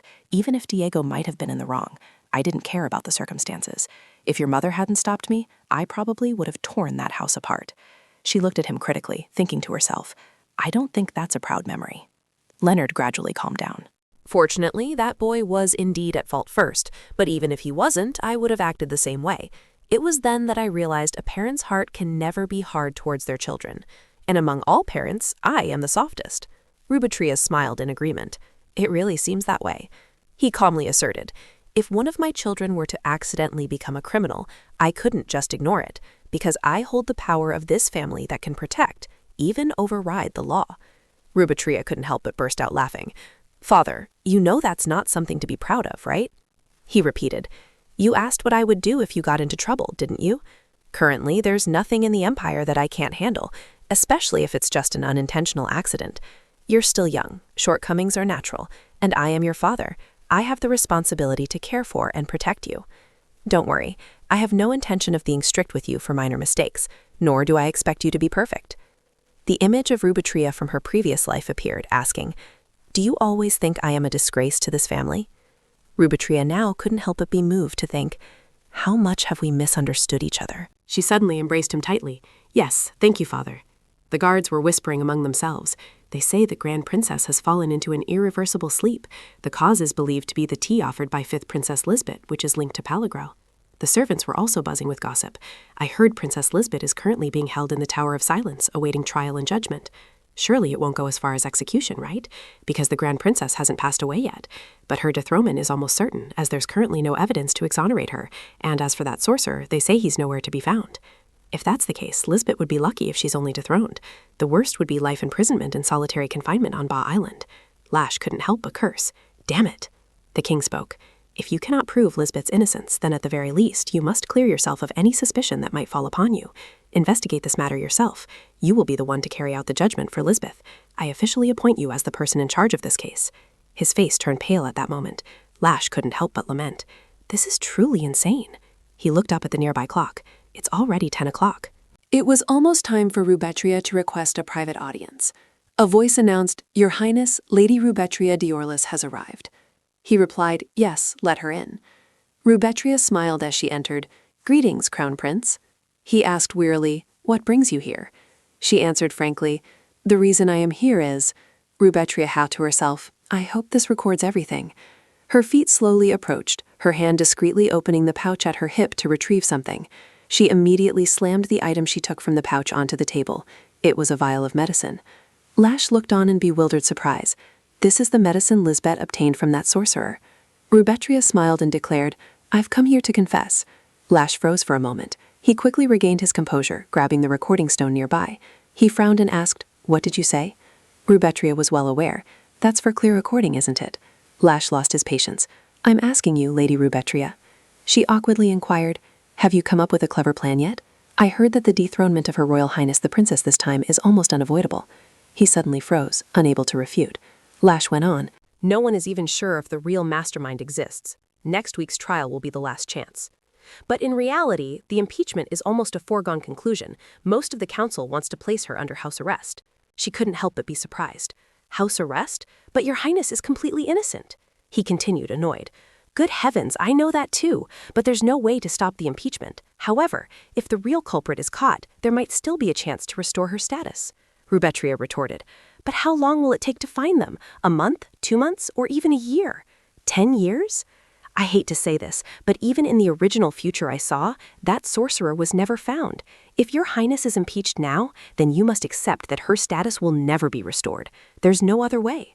Therefore, instead of trying to prove complete innocence, we must find a way to mitigate the charges, which means we need a witness, someone who can prove the sorcerer truly exists. The reason Lisbeth's testimony was dismissed is because that sorcerer disappeared. All we need to do is create a witness. After that, we just need to create a situation where Her Highness didn't actively seek out the sorcerer, but was introduced to him through someone else. That would be enough to prove the sorcerer's existence and show that Lisbeth didn't approach him on her own initiative. Clearly, this method only requires someone to share the responsibility, an older person who is also aware of the situation. So the solution is to split the blame between the two. A false witness comes forward to share the mistake with Lisbeth and receive the same sentence as her. Ideally, this person would be someone Lisbeth knows, and if they are still a minor, even better, as the court would be more lenient. Lark suddenly cut her off. "Miss Rubetria, are you suggesting we drag an innocent person out, force them to commit perjury, and what's more, that person is a child?" Rubetria affirmed without hesitation. "Yes, that's exactly what I'm saying." He gritted his teeth and admitted, "I certainly misjudged you. I was wrong about you. Even minors have their limits. A commoner who commits perjury could be executed immediately. Are you planning to stake someone else's life on this gamble?" She quickly stopped him. "Wait, I'm not so cruel as to drag just any innocent person to the execution grounds. I already have the perfect witness in mind." That person won't be executed, even if the charges are split. A young, foolish, powerful lady around His Highness's age. I'm talking about myself. Lash couldn't believe what he just heard. What? Rubetria calmly explained. This medicine is indeed a weight loss drug. I investigated. It's entirely made of herbs that aid digestion, and the initial results are very quick. And I was desperate to lose weight. I was the one who found the sorcerer's shop in the capital. I bought the medicine and saw its effectiveness. So if I say I was the one who recommended His Highness go there, no one would suspect a thing. He hesitated before continuing. Lady Rubetria, are you really going to? You assert that this is an even better solution than what I initially thought. Can you present this matter before the court next weekend? Lash couldn't understand. Why are you going to such lengths for me? I never asked you, nor do I want this sacrifice. Why do you always act without hesitation? Rubetria calmly replied, Because I feel responsible. We led His Highness down this path. I am the one who changed the future. What's the point of arguing further? I even warned my father that I would cause trouble. So this is me. After many days and nights of deliberation, Lark decided to confess to the Crown Prince, who was in charge of the investigation, as this was the best course of action. Oh my, I'm so nervous. All right, let's get a camera back here. Dusk gradually fell, changing the colors of the sky. Lark sat deep in thought. He couldn't help but curse. Damn it. He thought finally Rubetria had carried out the confession exactly as she had planned. Her panicked face, trembling voice, tear-filled eyes, everything was perfect. No one could have suspected it was a lie. Clearly, she had planned it meticulously, like someone who had lived for decades and then traveled back in time to change their fate. Rubetria's voice rose, asking, Why are you so sad? The main issue has already been resolved, hasn't it? You should be the happiest, yet you look like you're about to cry. She added, Come on, smile, a really bright smile. Lark felt a pang of conscience. She knew this lie would lead her to court, yet she still forced a smile just to comfort him. He couldn't help but feel helpless. Honestly, with this situation, a familiar voice called out to him, Brother. Nathan's figure slowly approached. His face was downcast, expressing his sorrow. Nathan approached and spoke up. I was out for a walk, lost in thought for a bit. You must be quite exhausted these days. Even so, I still believe in Lisbeth. If it's just a misunderstanding, the truth will eventually come to light, so please don't lose heart. Lash frowned and replied curtly. Nathan said, It's best not to accumulate more karma than you can bear. I haven't lived long, but that's one of the few things I've learned. He immediately left after speaking, leaving the man to ponder for a moment. Nathan involuntarily let out a sarcastic laugh. How ridiculous. And his precious sister will be exiled to a deserted island for life. Her face during the trial must be quite a sight to behold. 2 days later, at the Noble Council before the final sentencing, within the Diorless territory, a voice urgently rang out. Father, today is the final meeting to decide Princess Lisbeth's sentence. Her dethronement has already been decided. Now they are debating exiling her to Baton Island. Exile to Baton Island is a punishment of lifelong imprisonment on a remote island in the southwest of Deckard, second only to the death penalty in severity. This is the harshest sentence for royalty.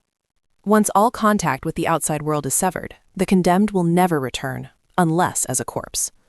Please, Father, attend the meeting and vote against this sentence. Leonard calmly retorted, And what would that change? Do you think my single vote against it would stop it? Diego countered, Father, you know your vote isn't just one vote. If you oppose it, the nobles who previously supported the sentence will start to waver. He pondered in silence. Princess Lisbeth is only 13 years old. She didn't intentionally harm the Grand Duchess. Leonard assessed. Within the Deckard imperial family, the struggle for the throne is bloodier than war itself. No one is surprised by such matters anymore. Not even the Crown Prince probably thinks it's just her fate. Whether intentional or not, someone still has to take responsibility. Careless actions on the battlefield come at a price. He continued to plead her case. Princess Lisbeth is just a child. She's the same age as Rubet and the twins.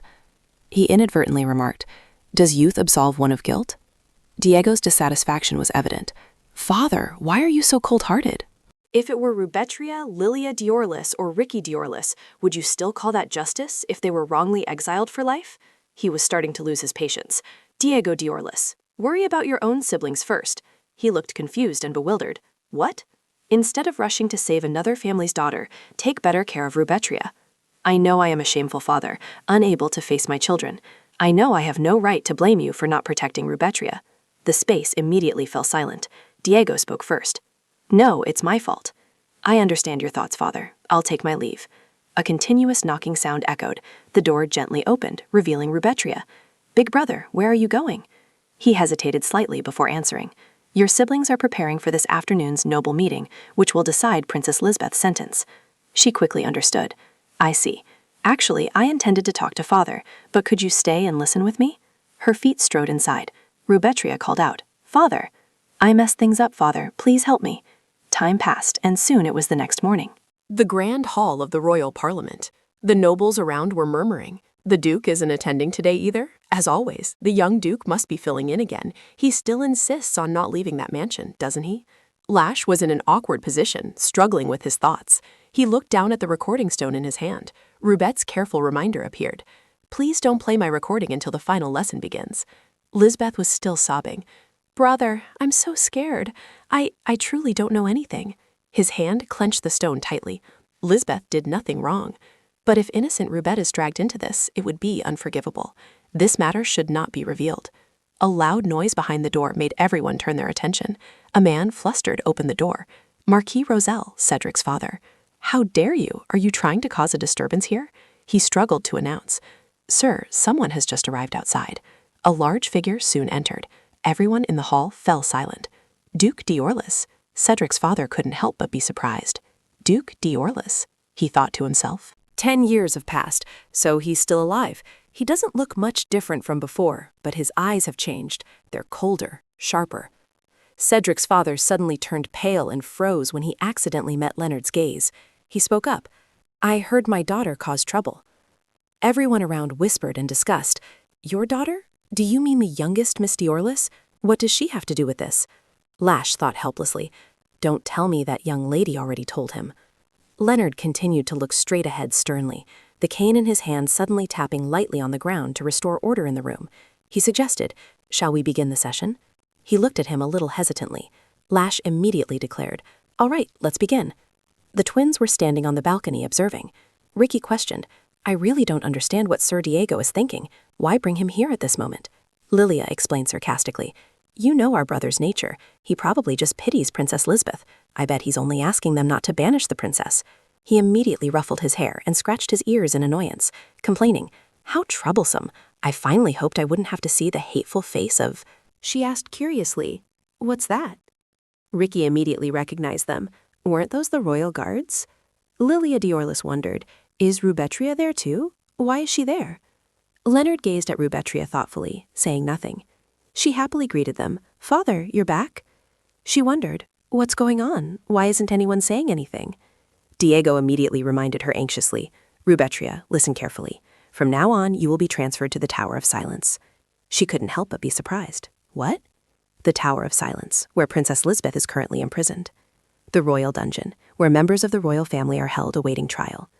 Rubetria happily thought, I thought I'd be locked in the basement, but this isn't a cell.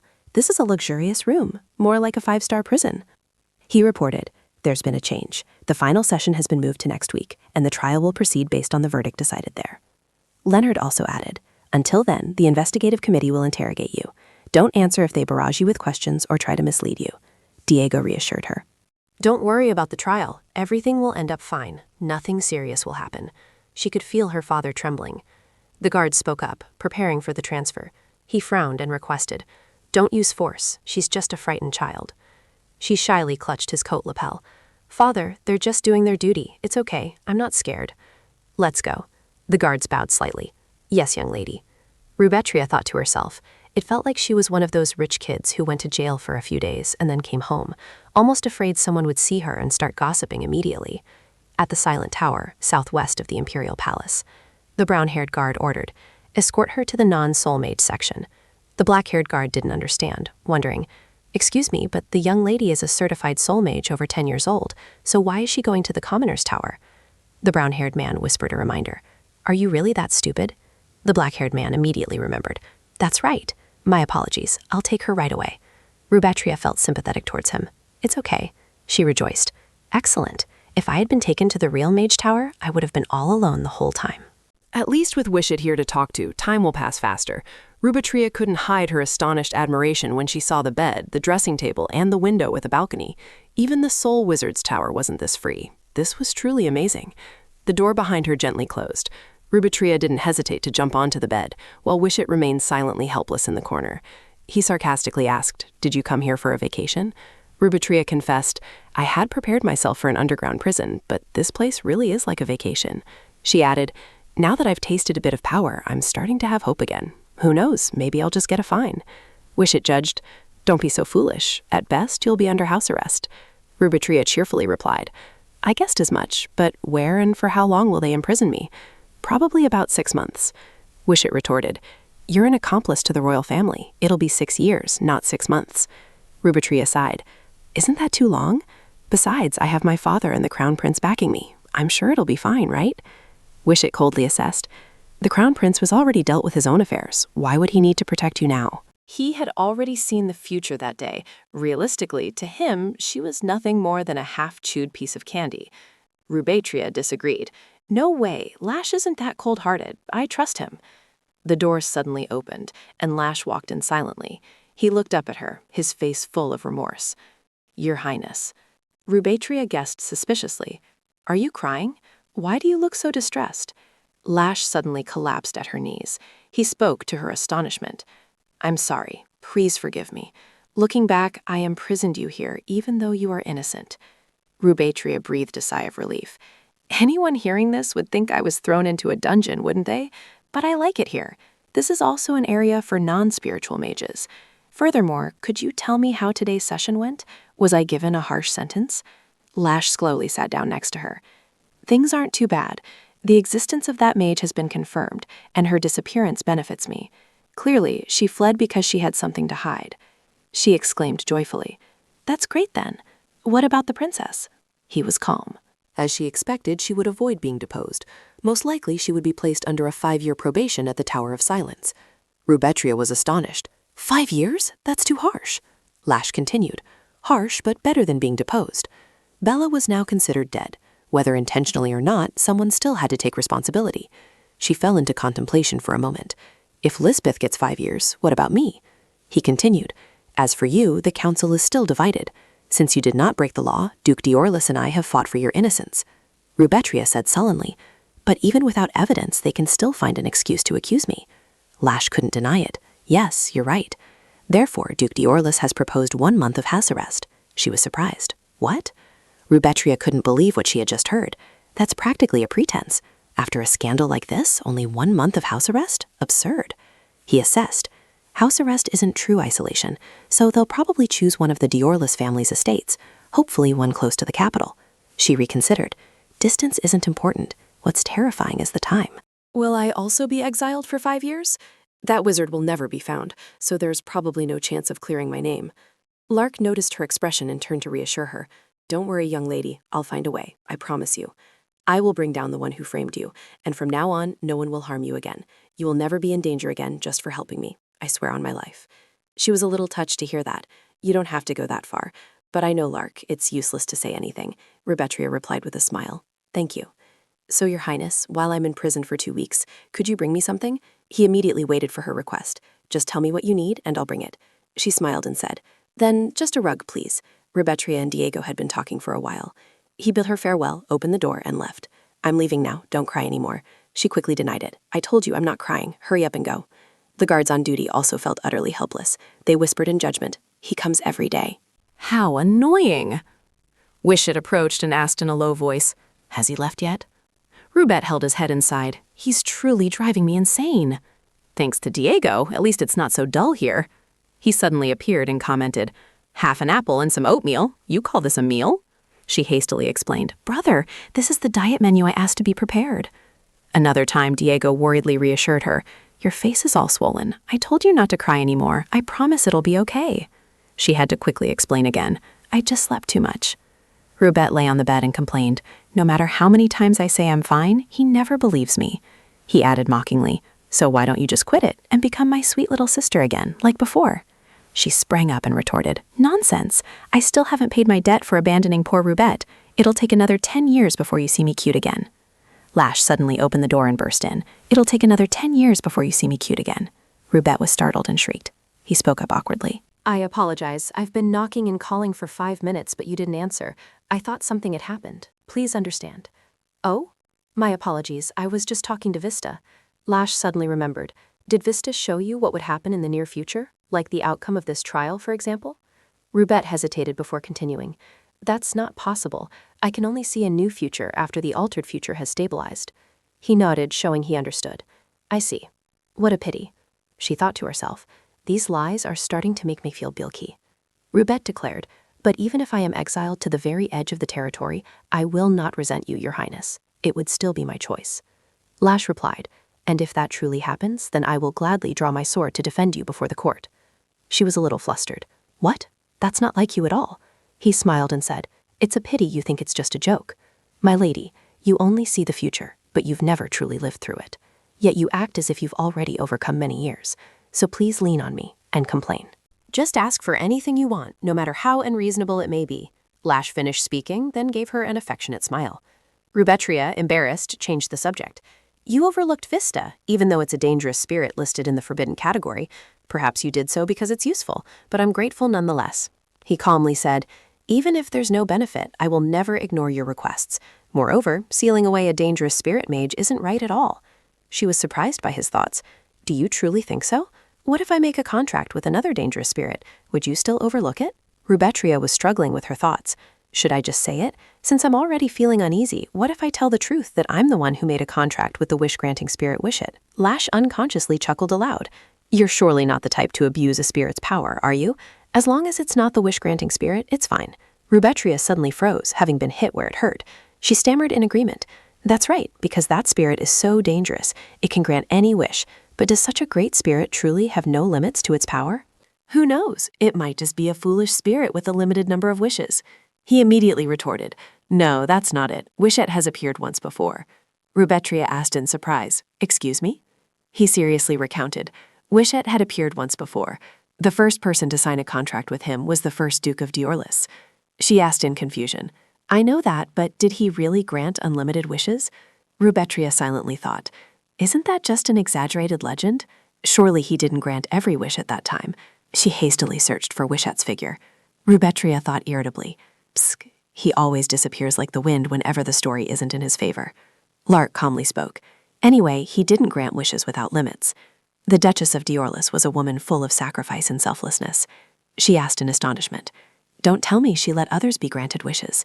He seriously remarked, That's right. She died accepting the pleas of those who hid their greed and cried out in supplication, and the good deeds he did then led to countless tragedies. Rubetria silently pondered. Thinking like that, it makes sense for Wish-It to limit himself to only 3 wishes. Lash awkwardly advised, Don't misunderstand, I've never doubted you. I just want to say that the soul of that wish is truly very dangerous. She hesitated and replied, Ah, I see.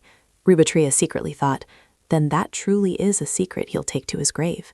He seriously explained, I originally came here to talk about something else, but I've wasted time on this matter. Today is the day the council will decide your fate. She asked in surprise, Is this my sentence? Lash calmly said, Yes, the paper is full of proposals. Isolation and loop on for 12 months, no isolation and withdrawal for 12 months, 9 votes, isolation and withdrawal for 24 months, 1 vote, isolation in Hanong for 12 months, 14 votes, isolation in Hanong for 24 months, 6 votes. He carefully instructed. The numbers next to them show how many council members raised their hands in support. Rubetria quietly calculated. If the capital is like Seoul, then withdrawal could be compared to Daejeong, and Hanong would be as far as Daegu. She hastily asked, The majority supports 1 year in Hanong, so that means I'll be sent to Hanong. Lash calmly explained, This is only a proposal. The final verdict will be issued by the 13 judges and is only for reference. Rubetria asked curiously, So even Luban, which has no votes, could be chosen? He calmly stated, Even if it's just for reference, Wiro and Hebanong are still the 2 most realistic choices. Don't worry too much. On the day of the trial, at the palace, everyone was present for the hearing. Rubetria said irritably, I can't stand seeing him. Wish-It disappeared as soon as Lash mentioned him. Wish-It silently transmitted a message. What now? Why call me? She complained, even though she never bothered to summon me. She secretly asked, Does he really only grant 3 wishes? He firmly stated, Yes, that's not a lie. Just 3 wishes, no more. Rubetria questioned, Is that so? It still sounds like he's hiding something. She silently thought, He really does keep a lot of secrets. Suddenly, Lisbeth pulled Rubetria's sleeve. She said worriedly, Rubetria, I'm sorry. It's my fault. Rubetria gently reassured her. Why are you crying? It was my choice. You don't need to apologize. She secretly pondered. Lisbeth truly surprised me. I thought she would act impulsively, but she was very calm and even gave a careful statement. At first, she even refused to participate in my false testimony. Perhaps I truly misunderstood her. Rubetria intimately true out. What a crybaby. Lisbeth burst into tears, fearfully exclaiming, But still. At this moment, the judge loudly declared, The trial of the 5th Princess Lisbeth von Raschnack and witness Lady Rubetria Diorlis begins. He announced, Lisbeth von Raschnack, the 5th Princess, is sentenced to 18 months of house arrest in the Silent Tower. Rubetria happily thought, What? Much lighter than the 5 years we predicted. The judge continued, Next, witness Lady Rubetria Diorlis. She secretly prayed, please, please, please, please," he coldly declared. Sentenced to 12 months of solitary confinement in the Diorless territory. The judge quickly concluded, "Today's trial is adjourned." Rubetria hastily covered her face, her whole body trembling incessantly. Lisbeth cried out sadly, Rubetria, Rubetria, are you all right? Rubetria quietly thought, Lubin? 12 months? This is perfect. If you consider the distance, it's just like from Seoul to Incheon. That territory is practically adjacent to the capital. That's too light a sentence, and it's even right next to the forest. Leonard stood up angrily. Rubetria thought in surprise, wow, is he really that angry? Lubin is quite close after all. Well, father tried to get me only 1 month of house arrest, so he still thinks this is too severe. Lash hastily followed and signaled to her. Rubetria mused silently. It seemed Lash would go appease him, hoping he would speak tactfully. He calmly spoke. Lord Diorless, I wish to say a few words. I regret that this verdict is not as your lordship expected, but this outcome is actually not bad at all. I apologize for not being able to try harder. Leonard said coldly, I find it a bit strange, but are you perhaps courting my daughter?